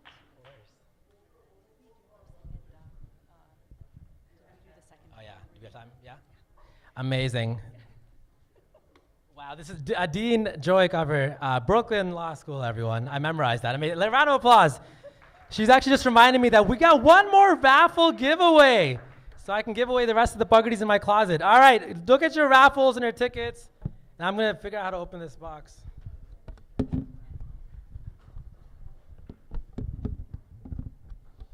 Yo, can I just shatter this glass here? Oh, got it. Nice. Nailed it. All right. There's no numbers. You want to pick one? The number is 335586. 335586. Yeah! No. Fake news. 335586. Right there. Round of applause. You paid extra to get that one. That was amazing. You'll get that at the end. Thank you so much. All right, all yours, Joy. All right, Go ahead. fantastic. So I'd like to have the panelists come up, and then we will, since this is the last panel of the day, we're going to reintroduce you to several of our luminaries. So could I invite up Nardeep Kurmi, Harjas Singh, Anupreet Kaur Ransi, and Vishwajit Singh. And Harjas, you want to bring your puppy out? Yeah. He's the cutest.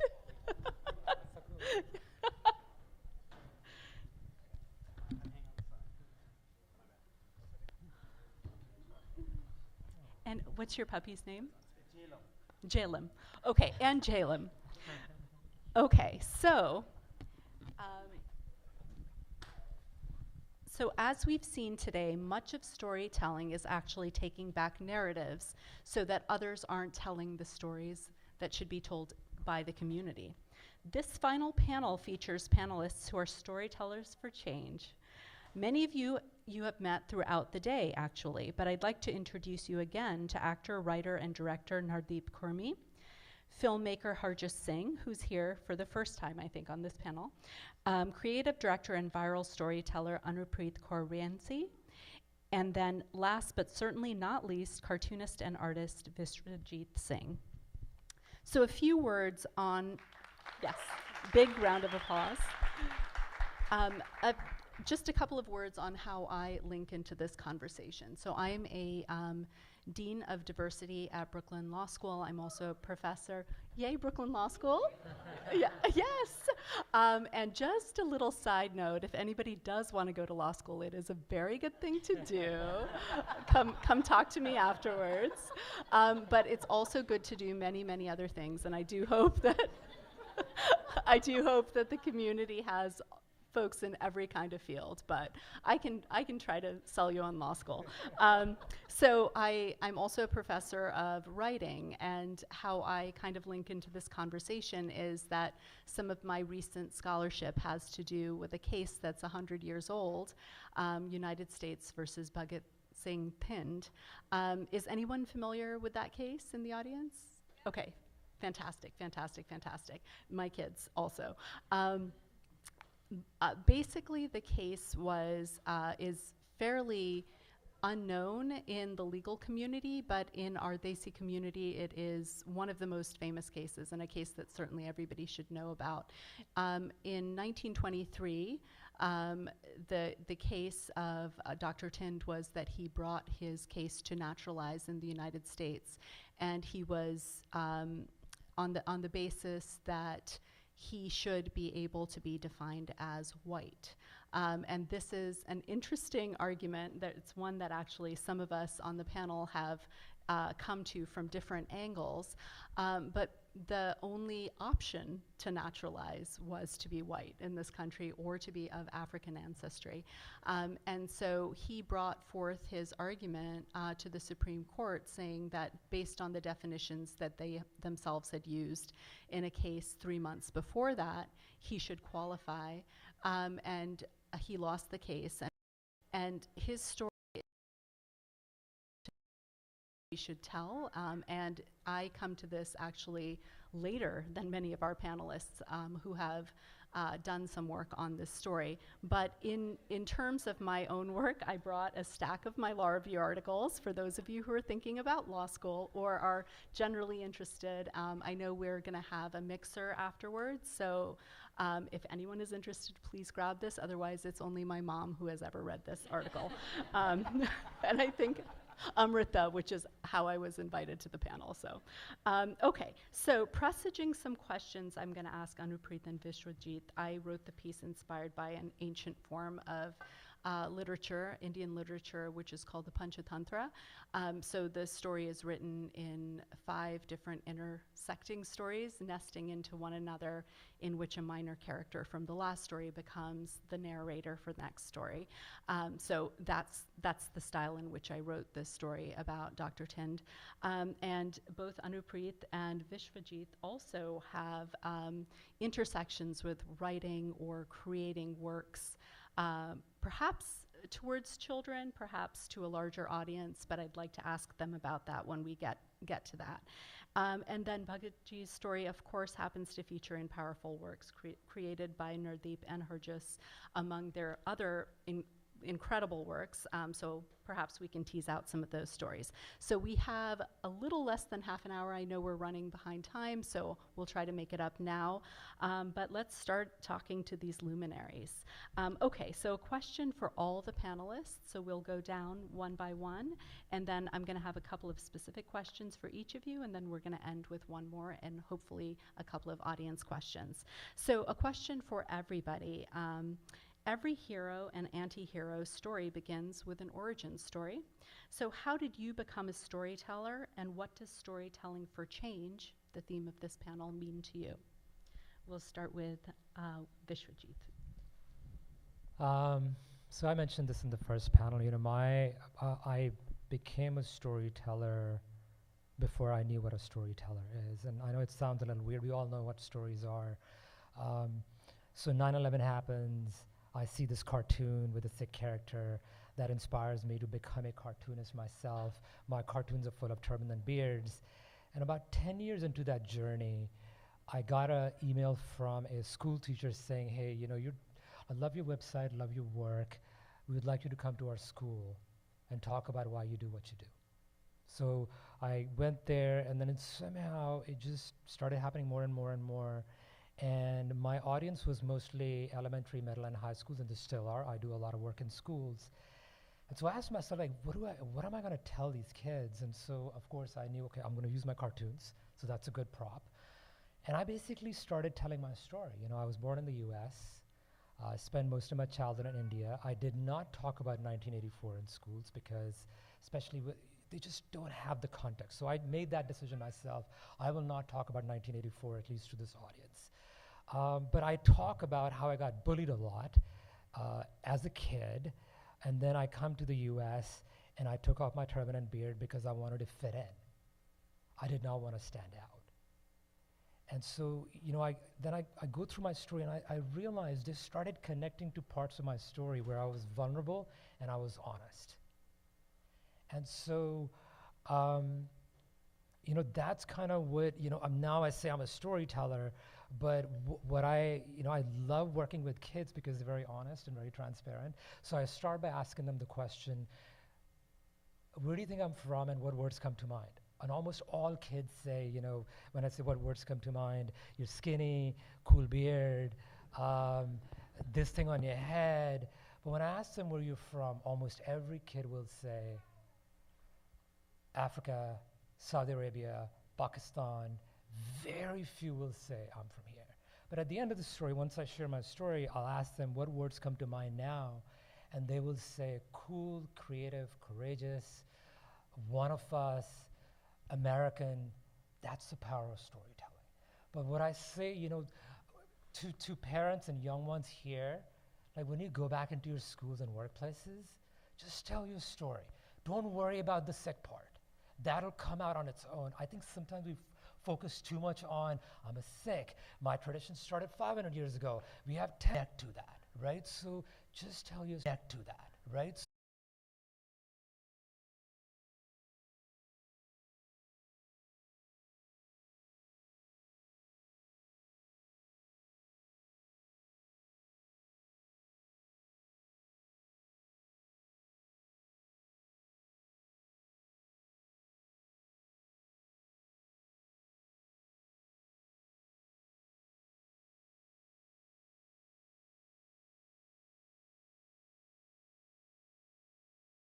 You know, it's been gifted down, and you know, it's from Guru Gobind Singh, and I froze in that moment at age 6. How do I tell that story to my white friends who are 6 years old and wouldn't have a clue what I'm going on about? So that was, I think, my first moment of realizing that I needed to be a storyteller, and it was hearing in Punjabi and it coming out in English.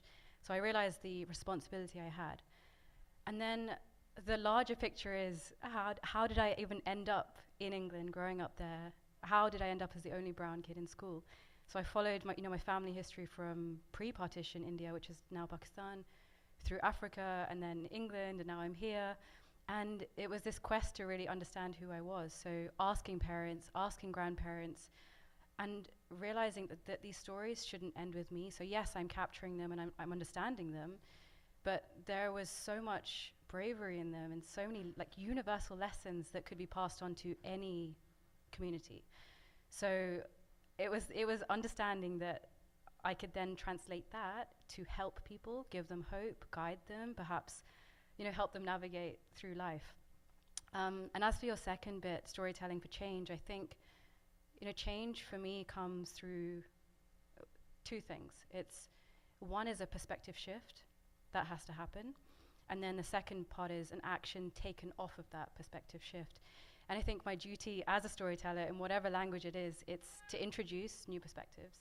So much so that someone connects to them, wants to take them on, and then they go and make an action. So it's really about mobilizing people.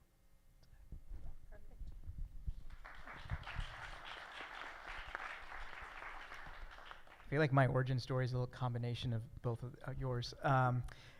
So I immigrated to the United States when I was like 4.5 from Switzerland. My family immigrated from Punjab to England, and I grew up in a lot of white spaces in the suburbs of Philly.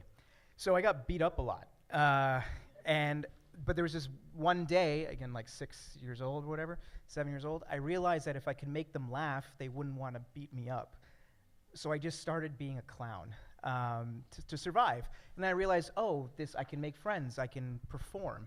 And that got me into performance, into acting, and I was doing community theater and the musicals, much to the chagrin of my parents.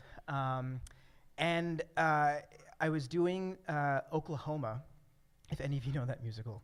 There's a character in it, his name is traditionally Ali Hakim, but because I was cast in it, it was Ali Hakim. And the character in the musical, it's the best character in the show, but that's not saying a lot. he is a white person, pretending to be someone from the Middle East, hawking tinctures to like poor white people in Oklahoma. And so I played it as Ali Hakim and did this whole dance and jig.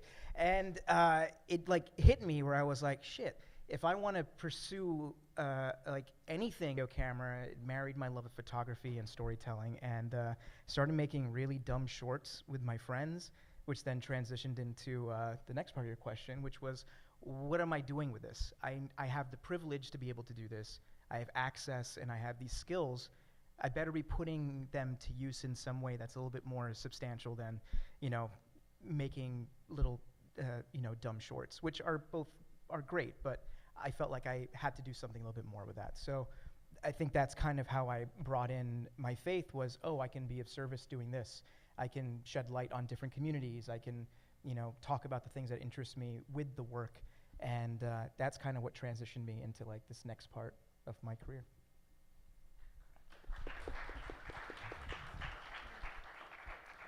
Waheguru Ji Ka Khalsa. Waheguru Ji Ka Khalsa. I love that. I learned that from camp. You just say it the second time. Everyone's like almost shamed to like participate in. But like, so like for me, I guess my origin story is a bit more of the anti-hero. Maybe I'm the antagonist. But essentially, not too dissimilar from your story of I grew up in Cincinnati, Ohio, not that many brown people. I went to an old boys Jesuit Catholic high school, so anyone wants to know about, Catholicism, let me know, because I've studied it. Kind of nay, but all right. But like for me, it was a little bit opposite. I've always been kind of a big sing, and people were afraid of me. And I never liked that feeling. Like no one messed with me, but also no one tried to befriend me. And it was like this weird, like, I can do whatever I want, but that never sat well with me. So I realized that like storytelling was a way to communicate with people, to understand the underlying humanity there. So I guess that is kind of how I got into storytelling. I mean, it never seemed like a viable option. I did my undergrad in biomedical engineering, so just a lateral move into like filmmaking. But like like the original plan was like going into like med school. So I got into an MD PhD program, but I applied to film school at a whim. Why not? And part of me was like, I kind of hope this decision is made for me. If I'm not good enough for med school, I wasn't good enough for film school, I'm good enough. Now I have to make a decision because I ended up getting into both. And so for me, the watershed moment was whoever replaced me in med school probably would have done the same job, would have, appreciated or treated patients in a similar fashion. But would the person who replaced me in film school try to champion Sikh and South Asian stories? And maybe it's a little like egotistical, no home, but like to say maybe things would be maybe a little bit different if I took this path. So does that answer the question? That's perfect. Sorry, Perfect. okay. I lost myself in that, but yeah. Excellent. Okay, so one quick question for each of you that's not general. It's pretty specific to each of your stories. So Vishwajit Ji, you had mentioned that the Sikh Captain America came from the experience of after 9/11, of everything that you experienced, and probably from the beginning of your life.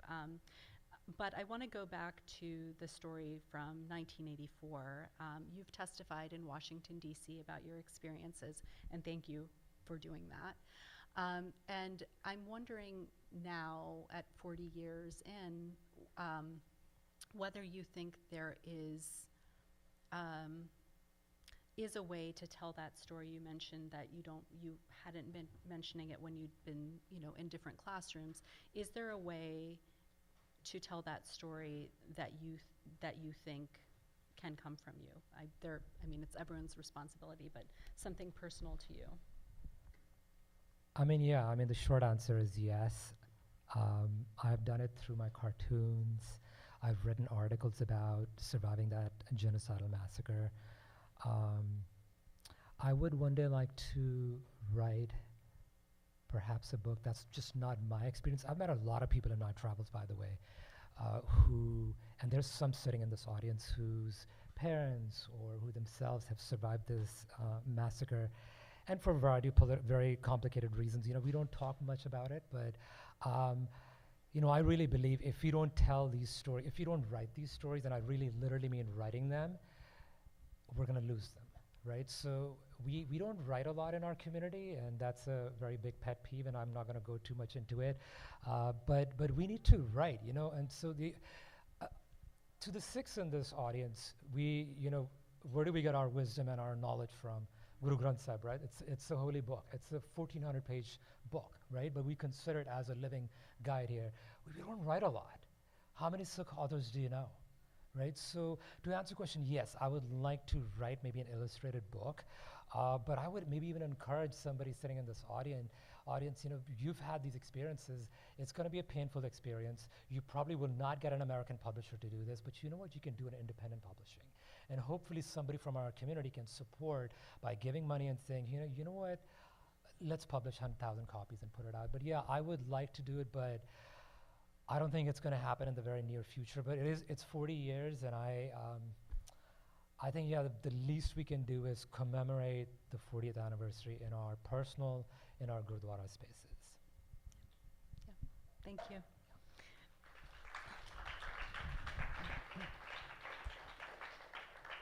So Anupreet, most people only go viral once, but you've had the title of viral storyteller, which implies multiple times.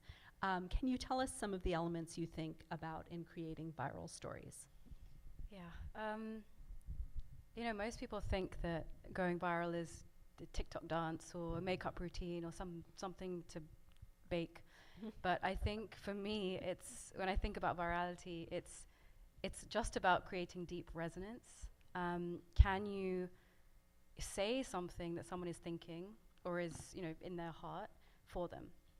That's how you kind of represent them and make them feel seen and heard and understood and represented. And all that happens is, it's just a technical thing really, but all that happens is when you create that connection, they are more likely to share their story. And I would say that it comes from me from a place of service, not ego. I don't do this for myself, but there is inequality in the world, and the more people we can get to be the people that understand, listen, have empathy, the better. And I think that's an important differentiation. Before being a storyteller, I'm actually a story listener. I have to listen and absorb other people's opinions in order to inform my story.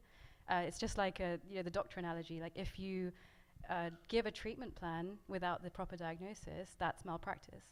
The same thing for me is I have to listen in order to tell a good story that is going to change the world. So yeah, be a story listener before a storyteller.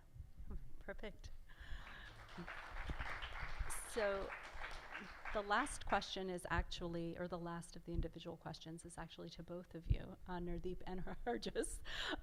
So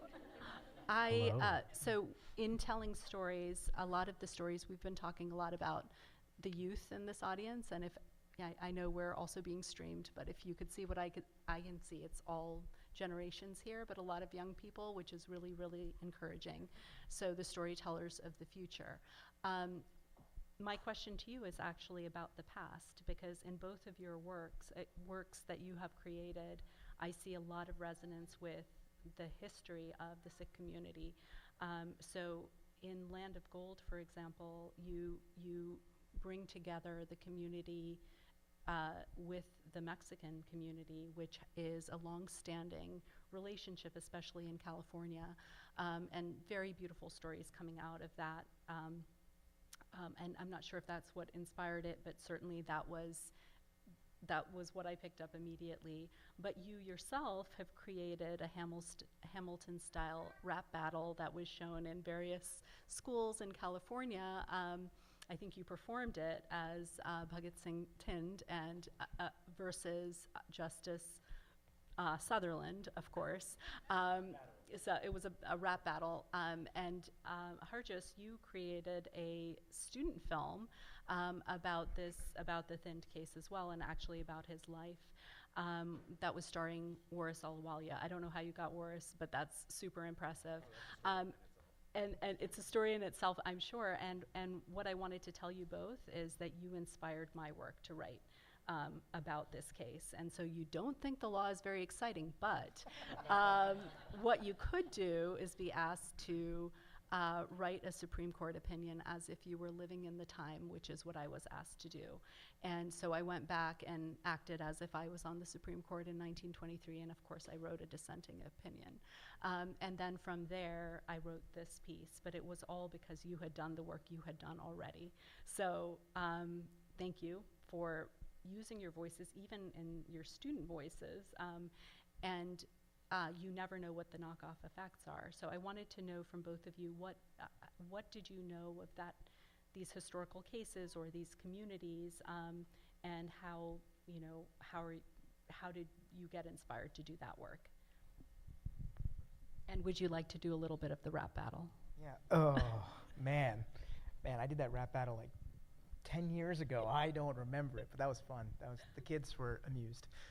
I think, as a Sikh storyteller, as a South Asian storyteller, a lot of the conversations I have in these spaces are, what is our narrative? There's a lot of conversations about representation and how do we push representation forward, and that comes back to what is our narrative. And as diaspora people, that's a complicated question because there's many narratives that are in there, right? But they're more than just like this typical like arranged marriage type, the 5 stories. And for me, I think part of discovering what the modern narrative is figuring out what is the context of how we exist. And that's going into the past and reconciling and exploring the things that our people have gone through. And as I've been doing that research and working on other projects, I realize how few of us actually know our own history, specifically in this country, unless you're in California, right? I mean, I didn't even know about it. The first time I knew about the Punjabi Mexican community was because I was driving in LA and I saw 3 restaurants. One was Turbans and Cowboys, one was Indie Mex, and then I don't know what the other one was, but it was a great pun. And I was like, this makes a lot of sense. Mexican and Punjabi food, this should go perfectly together. But why? Why did this not exist on the East Coast, where I grew up, right? Why does this not exist in the UK, where I would summer, essentially, right, for family? And it made me realize, like, oh, in order to understand our modern, the modern narrative of ourselves, we do need to understand our past. And so that was kind of how Land of Gold came about, right? And you nailed it. Like, that was my direct homage to those people, because the challenges we face today, I'll say this and I'll pass the mic, but I was watching the Colbert Report, and Ken Burns, who's an amazing documentarian, and if you haven't seen Ken Burns' stuff, please go see it. He was doing something he was promoting his Vietnam doc, and he said something really prescient. He was like, history doesn't repeat, it rhymes. And he's like, the reason we're in this challenging place we are as a country is because we're rhyming all the way back to Vietnam, and the lies the government told us, and the distrust that was placed into the government, right? And when we're talking about storytelling and the stories that we tell, I think we have to look at the rhymes. And I sort of, the Land of Gold process started with just this abject sadness about child separation at the border, and then complicated conversations within South Asian communities about how they saw the undocumented community, So I just kind of went backwards, and I was like, well, where did this rhyme start? How did the rhyme get deteriorated? How did we become enemies? Oh, but we weren't enemies to begin with. And then bringing that in to inspire the contemporary context is kind of how I thought about it.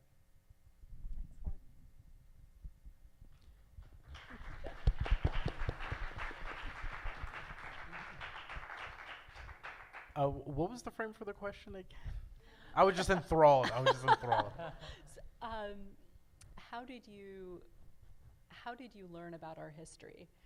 Especially particularly in, as a student, you came up with the thin story, but it was it continues to be, besides the documentary that the family has made, which is also really, really good. It is the only other story on film so far, let's put documentary stories aside, just the only feature out there.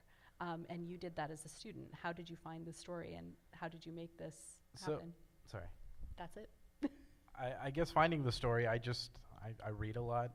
Like, I'll read something once and I'll remember it, and I probably read something about it just like years ago, and it just kind of came to mind, especially the time period that we were in, and in many ways we are in terms of like defining nationalism and these ideas of these borders and what unites a people versus what separates, what causes divisions. I think I've always thought this about, like, so it was a period piece, right? So like set in the 1930s as a student film, because I hate myself, because like like everything has to be from the period, even like the outlets. Like my production designer's like, these are the wrong outlets, like we need different outlets for this. And so like, but I think a lot of like period pieces, we tell these stories in the frame of or perspective today. Right?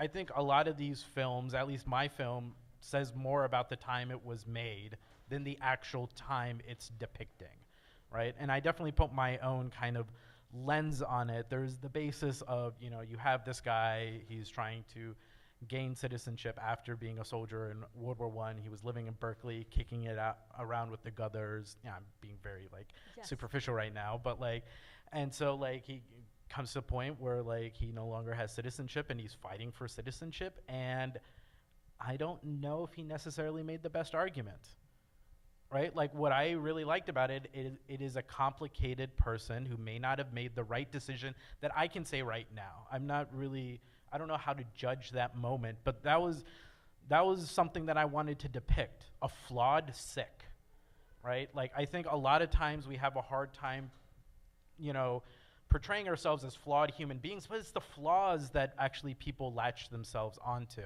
People outside of the community see somebody's flaws, sees them overcome from just like a classic character arc. If you're perfect, you have nowhere to go unless it's the fall. But like, you have to start from the bottom and then move up to something greater, right? And so for him, I saw him as a flawed person who, for lack of a better term, was kind of a pick-me, of like appealing to a higher authority that he thinks that like, hey, if you accept me, I can accept myself, right? And there's even a moment between him and his lawyer where he's like, I can't say this, right? If I say this, thousands of people will be deported. And his lawyer says like, this is the only frame that they're accepting. If you don't say this, thousands of people will be deported. It kind of pitted the South Asian community against the Asian community. Kind of what do you do in that moment? Do you try to take the small victory because he thought he could get the small victory for the South Asians, at least how I portrayed it? Or do you kind of damn everyone at the same time? There is no good decision for this person who's trying to get everyone else to accept him because he can't really accept himself. And I think that's a human story right there. Like, you have that frame for the story. It doesn't have to be a Sikh no longer. That's just a human struggle that I think we still go through, and many people in immigrant communities still go to this day. Does that count? Yeah, perfect.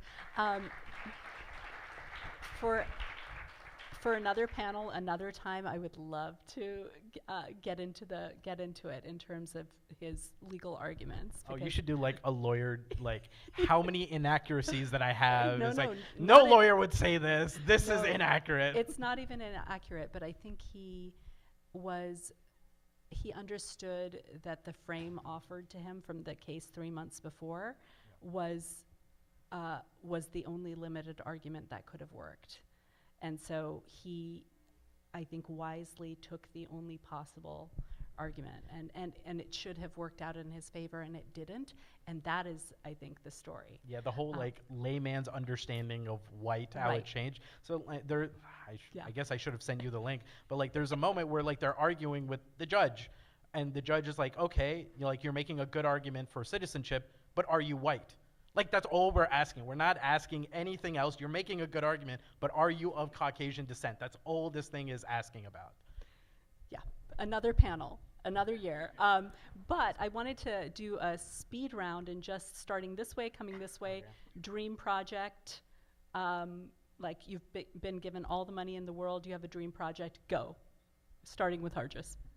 I really love sci-fi, right? Like, I think sci-fi does a lot to, once again, say more about our time than, another time, and having a Sikh as the lead, because that is just what the character is.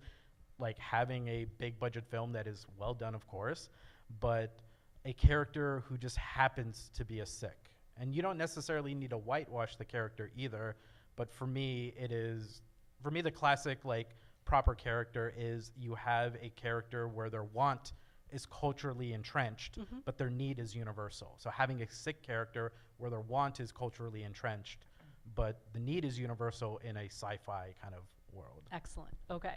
Very good. How to answer this question?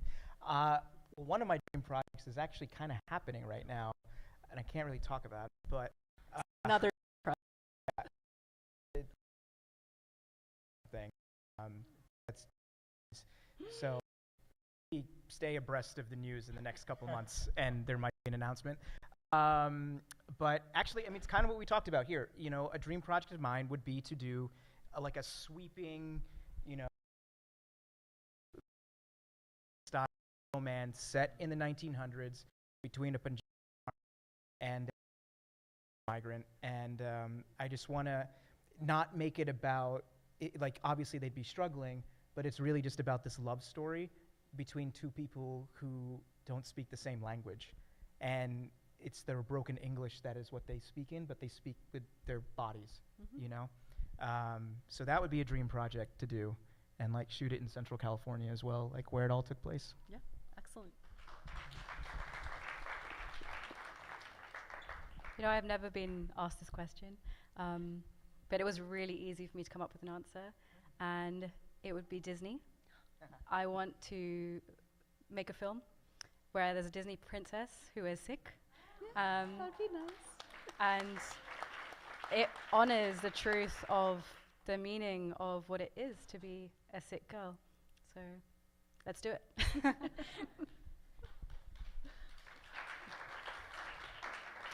I struggle with this one, but I think to me, time travel has always been really big. Yes. So I want to have a time travel story with a Sikh character. Nice. Excellent. Okay, so mine would be Thinned the movie, and we can put in all of these elements, and hopefully maybe Disney can make it. But for sure, we're working on a documentary now, and we're coming out to California for that. So we may see you, but I actually mean a feature, a full-length feature.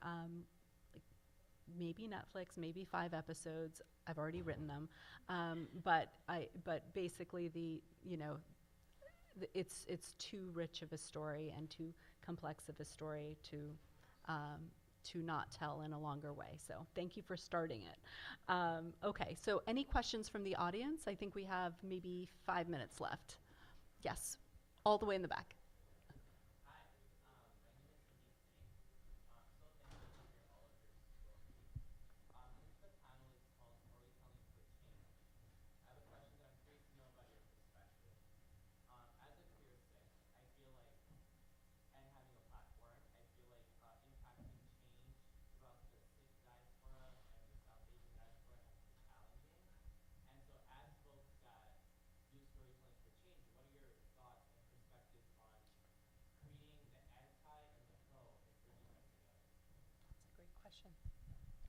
Great question.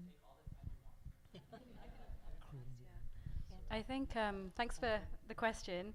I think the immediate thought I have is to work on them, but adults are so resistant to change. Their minds are made up, their identities are formed, and they're only looking for confirmation bias, right? Just connecting with people who think exactly like them. But children are curious, they're open, their identities are not formed. And I think in that gap, you have this opportunity to share more perspectives, more opinions that will then help them grow into more, responsible people, more open people. So, yeah, I would focus on them.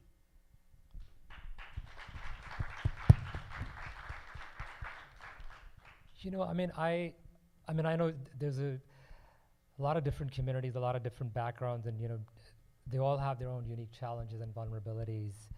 I would, I work with kids, I work with adults, and I do love working with kids a lot more than adults because they're more responsive, and they're just a heck of a lot more open to diversity today than we were when we were kids. I would, I think the key is really telling a story that's really, like telling a powerful story that has like tender, vulnerable moments. And you're right, it's going to take some time for some of the adults in the room to perhaps get it. But I've seen, I grew up in I'll be honest with you, I grew up in a community, in a household that was homophobic. Incredibly homophobic, right? There's a lot of transition that has happened in the last 10, 20, 30 years. And some of that has come from real life characters, who just have an incredible, graceful presence. So it's telling some of those stories, bringing those real life characters to the screen or the story. And you know what? We'll find connections with them. So I just say, I wouldn't worry too much about the audience. I just tell a powerful story and you never know where you're going to land.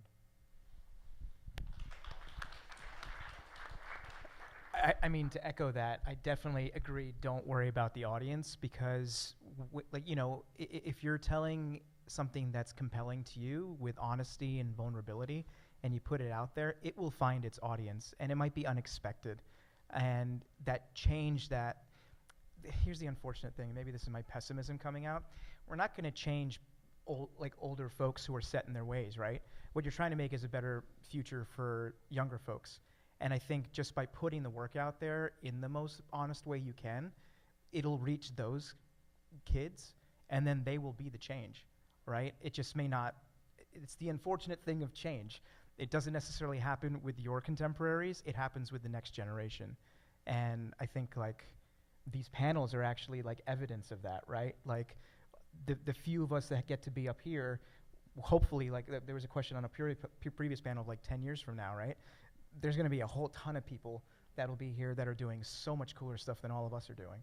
But yeah, that feels like just be as honest and vulnerable and just put it out there because it'll find its space.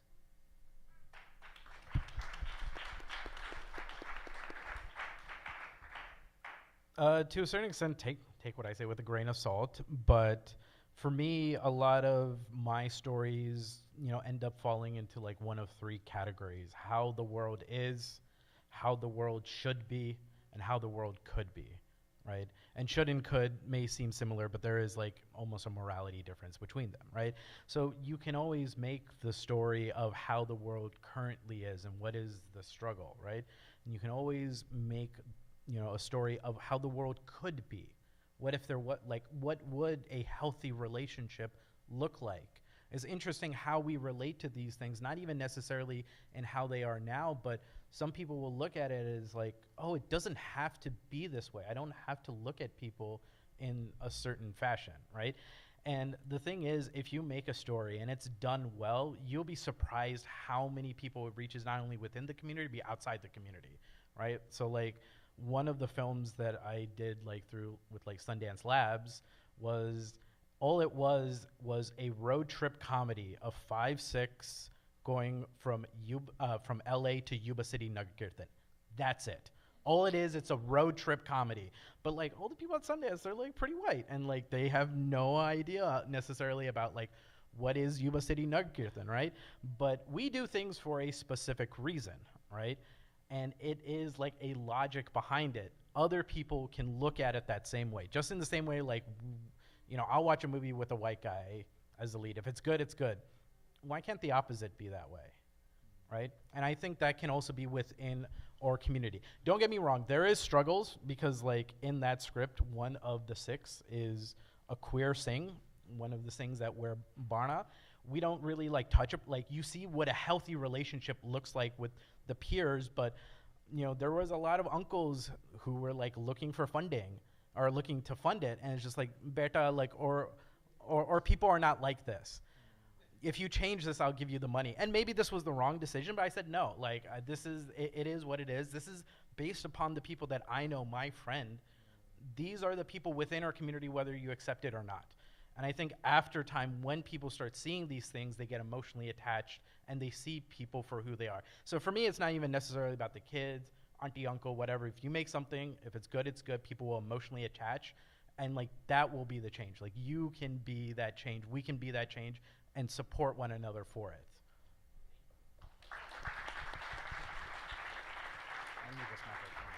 And you should keep telling the stories too, right? You have a following, so yeah, okay, excellent. One last question? No more questions. Well, we can't wait for the wrap up, and I think we're gonna do some mingling at the end, so thank you so much for listening to us.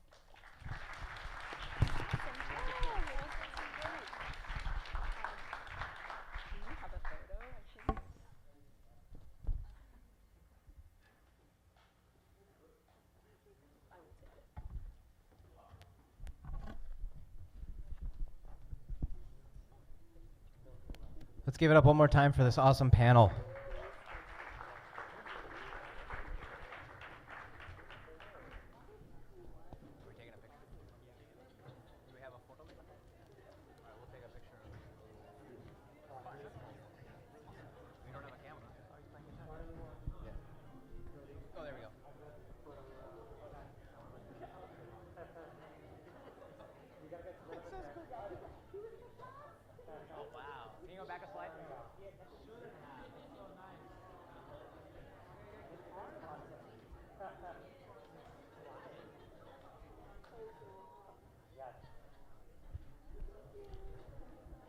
Okay.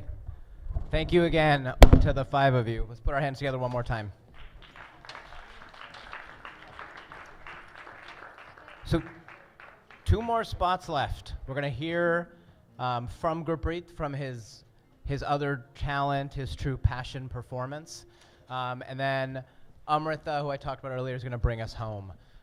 So before I get to introduce my younger brother, Gurpreet, here, let me thank everybody again, online as well as in person, for joining us here today. I know it's been a long afternoon. For those of you here, you got some good food. For those of you online, I hope you did as well. I want, on behalf of the board, staff, volunteers, everybody in the SALDEF stratosphere, I want to thank you all so much. This was really a project that we hope we just got really talented folks together and didn't screw it up.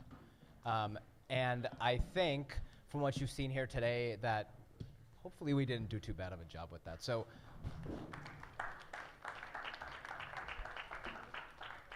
it also would be remiss for me as a board chair to not say, we need your support to continue doing this work. Saldef.org/donate. That's one option. Donate of your means. You can also go to saldef.org and donate through your time. Volunteer. You can also donate to the things that you know, through your wealth of experience, your wealth of contacts, to help us build this program and our others. So I would implore you to think about that. If you enjoyed tonight, if you got one morsel of interesting insight, if you've got something that inspired you, hey, how do we use that to then build up this program for the next thing? I'm getting played off. Ladies and gentlemen, Gurpreet Singh Sareen. No, that was just me adding some flavor, Kavneet. That sounded so beautiful. Yo, can we get Diego to help me with the quarter jack wire? Diego. Yeah, it's boy. Can you guys hear me? Amazing. Can you hear the guitar though? Yeah, just put it next to me. Actually, you can hear it. That's fine. We'll just vibe out. Cool. Wow, I'm an MC and I can hold the guitar. That's great. I have the privilege of, I guess, ending tonight's show. Thank you. Storytelling, there's a variety of different ways to storytell. As you've seen in the panel discussions today, people write, people act, people perform, and people do spoken word. people play instruments. And I think one form of medium that I've enjoyed for telling stories is music and singing. And so as I was thinking about what my performance would be tonight, I thought about my journey with music and my journey through music. And so really what I want you to do is I want to bring you into my mind and sort of take you on a journey of music for me. So, where I started off with music. And while doing so, I guess I'll play some songs along the way that maybe just like give you a little vibe type beat about where I am. Nice, you see that type beat? Yeah, genius. All right, cool. So I actually started off as a tabla player. My family does a lot of Gurmat Sangeet, Hindustani classical music. Usually my great-great-grandfather was like a very well-renowned musician in India. And through him and through my nanima, through my mom, I learned and got the beauty of Shabad Kirtan and Gurmat Sangeet. Mind you, I was a tabla player, right? The tabla player, you don't get too much of the light or the attention, right? It's my sister, shout out Soni, she's like the singer. She's also a SALDEF employee, yo. But I didn't get this gig through her, I promise you that. Or did I? She is like the singer of the family, beautiful voice. As a tabla player, my job was mainly to, keep the rhythm. You don't do too many flashy things, especially with Shabad Kirtan. You kind of just like play, and tintal, and you just hold a note. Tintal, that's it, nothing. Kadma, tintal. But I was like, I kind of enjoy singing as well. And so then I took over my sister's role and became the singer of the just kidding. All right, cool. So started off while playing tabla, learning rags as well. And so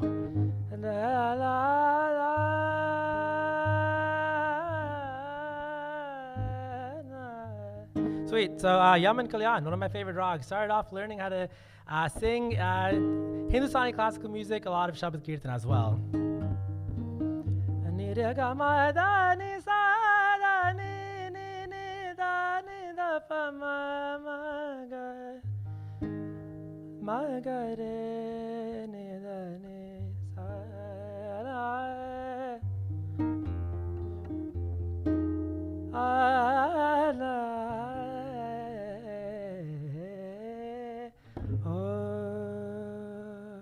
Sweet. So started off with rags. That was kind of cool. My dad had bought a like a $70 guitar from Costco. Oh, Sam's Club. Sorry, Costco. One of those two. Sam's Club. And I saw it there, and I was like, just trying to experiment with the guitar and try to play around. Not a tabla, very different. You play your fingers and your hands differently. But I saw it there. Here's a life hack. If you learn like 4 chords, you can probably play like 1,000 songs. I'm sure you guys know that. So I learned I'm probably just gonna play these 4 chords now for the rest of the night. G, D, E minor, C. Sweet. I was like, I can play guitar. Where do I go from there? There's a local sandwich shop by my house called Potbelly. And they used to have, artists perform there, kind of like a coffee shop sort of thing. I got 25% discount on Oreo milkshakes. I wasn't allowed to have any tips though, but recently they started giving performers money, so I missed that. So I started playing American songs. I was like, I'm Desi, I'm Sikh, but I'm also American, so let me start learning some American songs. And so started playing American music. The American people liked it. And then I was like, let me perform on American Idol. Weird transition. Weird transition. I don't know why American Idol was the next move, but I did. Sunday morning, rain is falling. Oh, steal some cover, share some skin. La la la la la la. The clouds are shrouding us in moments unforgettable. You twist to fit the mold that I'm in. 'Cause you're maybe all I need. And darling, she is all I see. And come and rest your bones with me. Driving slow on Sunday morning, I never want to leave. Cool. I have a microphone in my, wow. This, Gopri Sweden gets 2 mics. So I sang that song in front of American Idol judges. Nicki Minaj, that was cool. The only season she hosted that show. Keith Urban, they called him Keith Turban. That was not my idea. Randy Jackson, he's been there for like 75 years. Mariah Carey, yeah, that was dope. I didn't really know what I was doing. People have talked about their journeys and storytelling, and I was still relatively new to music. I did like Shabbat Kirtan. I started just learning American songs, and now all of a sudden I'm auditioning on a show, competing with people that literally sound like John Legend and maybe even like Beyonce. And they're like, "Yo, Gurpreet, what's your style? Like, what kind of genre do you do?" And I'm like, "I don't know, man. I like country and R&B and like West Coast hip hop. I don't know." So I wasn't really sure what kind of artist I wanted to be, but I sang Sunday Morning. That got me somewhere. That was nice. And then I sang Georgia on My Mind. That also got me somewhere. And I lost American Idol. No. They're lost. I gotta take a moment here. I mean, it's an honor to have competed on the show, but I didn't really have the ability to tell my story the way I wanted to. I mean, Fox, let's be honest, Fox. Enough said. And there were some highs. There were some highs of the show. I mean, for a long time, I was a people pleaser. I've been paying my therapist way too much money about this. But I was like, I mean, it was amazing to support, to be on American Idol and represent Sikhi and represent the Punjabi culture and also be American. That was cool. But there was a lot of things. If you guys have seen, don't watch it. Don't do it. My initial audition, I mean, they put red lights in my eyes and they made me look like some monster. The Turbinator, they called me. I didn't mind it at first. When I was 6 years old, I used to go by the Turbinator. I think every Sikh used to call themselves a Turbinator. But yeah, they turned it into this thing, and being in the entertainment industry, being a Sikh and being represented a certain way is very important, especially if you're a pioneer, and so how you're represented is very important. I was represented positively once they realized I could kind of sing, but at first it was a weird, this guy might be a joke contestant. And I was like, oh Lord, I gotta take singing lessons then. So then I started taking singing lessons and I started singing more. Girl, I'm in love with you. Some little John Legend in there, so I feel like that was my thing.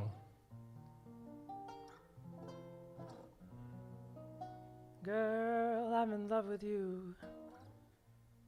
This ain't the honeymoon. Past the infatuation phase. Oh, right in the thick of love. At times we get sick of love. Seems like we argue every day. I know I misbehaved. You made your mistakes, and we both still got room left to grow. Oh, and though love sometimes hurts, I'll still put you first. We'll make this thing work, but I think we should take it slow. We're just ordinary people. We don't know which way to go, hey. 'Cause we're ordinary people. La, la, la, la, la, la, la. Maybe we should take it slow. Nice. Thank you. Maybe we should take it slow. After that, I took it really slow. I was on the highs of American Idol. Didn't really know what kind of artist I wanted to be. People are like, yo, Gurpreet, you have a pugady on your head, sing some Punjabi music. And I'm like, I'm singing American songs, man. I don't know how to do that yet. So I took a break for a really, really long time. And I guess that's how journeys work sometimes, right? You find something you're interested in, but then you're in the limelight immediately after, and you're not really sure what you want to do with it. So it was a struggle for a while. But I started getting into other genres as well. I got into a little bit of jazz. Fly me to the moon. Let me play among the stars. Oh, let me see what spring is like on Jupiter and Mars. In other words, oh, hold my hand, blah, blah, blah, blah, blah, blah, blah, blah. In other words, baby, kiss me.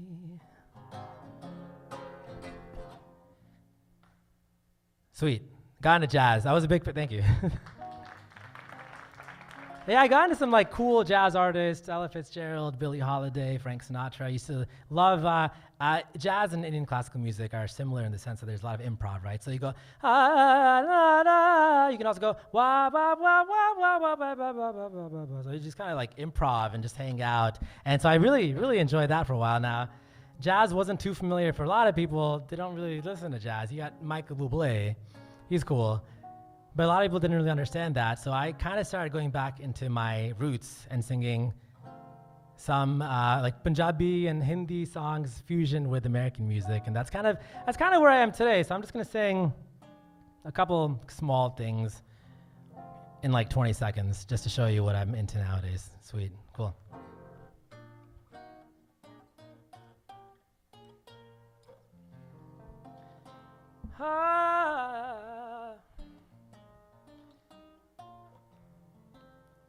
ਅੱਖੀਆਂ ਉਡੀਕਦੀਆਂ ਦਿਲ ਵਾਜਾ ਮਾਰਦਾ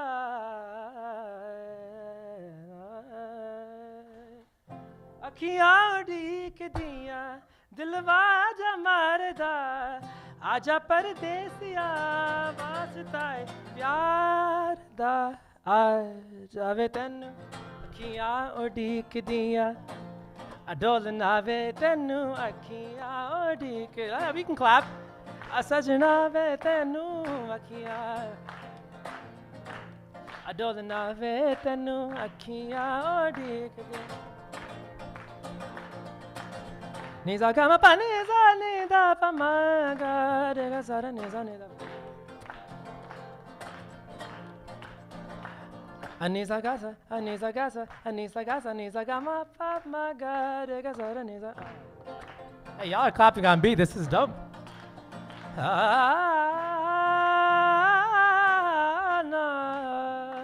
Oh, la la la la la la la.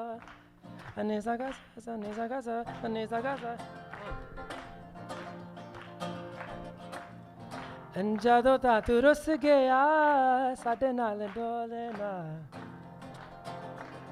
ਸਾਡੇ ਨਾਲ ਡੋਲਣਾ ਜਦੋਂ ਤਾਂ ਤੂੰ ਰੁੱਸ ਗਿਆ ਸਾਡੇ ਨਾਲ ਡੋਲਣਾ ਭੁੱਲ ਗਿਆ ਕਾਵਾ ਨੂੰ ਬਨੇਰੇ ਉੱਤੇ ਬੋਲਣਾ ਆ ਜਾਵੇ ਤੈਨੂੰ ਅੱਖੀਆਂ ਉਡੀਕਦੀਆਂ ਆ ਡੋਲਣਾ ਵੇ ਤੈਨੂੰ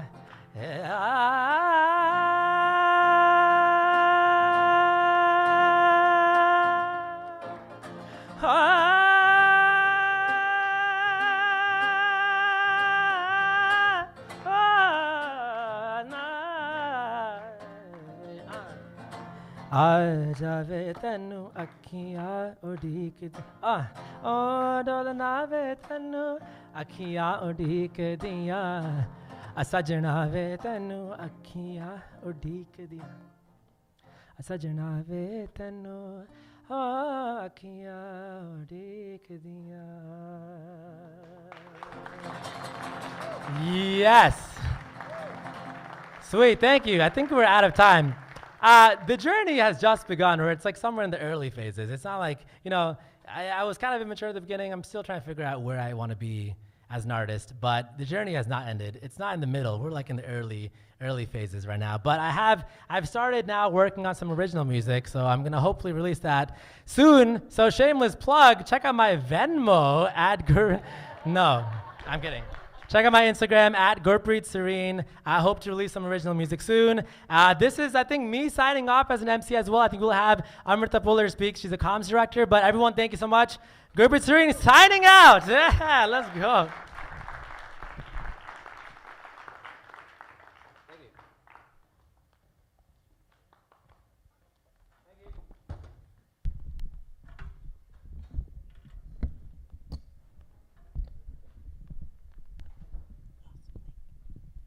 Sat Sri Akal, everyone. My name is Amrita. I'm the SALDEF Comms Director. What a beautiful evening it's been. The stories you've heard today are the very fabric of who we are as Sikhs. They remind us of all the sacrifices made, the values we hold dear, and the resilience that flows through our veins. All the storytellers tonight, with their passion and eloquence, have kept these values alive. Let's give a round of applause to all the volunteers, all the storytellers, and you yourself in the audience. Let us carry these stories forward, share them with our families, so the flame of our heritage continues to burn bright. Of course, this wouldn't have been possible without the incredible support of our sponsors, Comcast and TAF. Their belief in the power of storytelling has allowed us to gather here tonight and celebrate our shared history. And finally, before we move on to the networking session, I want to take a moment to acknowledge the one who nurtured my love for stories, my mom. Mom, thank you for your love, your stories. They're the foundation on which I stand. You instilled in me a love for our heritage, and tonight I feel a deep sense of gratitude for that gift. May Vaheguru bless you all. Let us walk out of here tonight and with hearts full of pride, spirits lifted by the stories we've heard, and a commitment to share them with the rest of the world. Vaheguru Ji Ka Khalsa, Vaheguru Ji Ki Fateh. Thank you.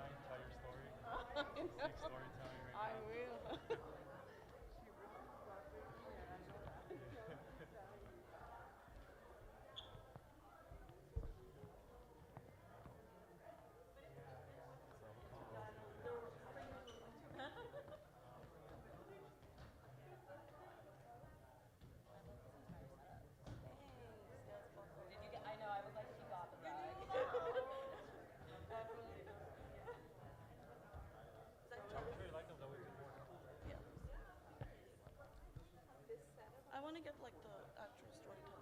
Okay. Huh?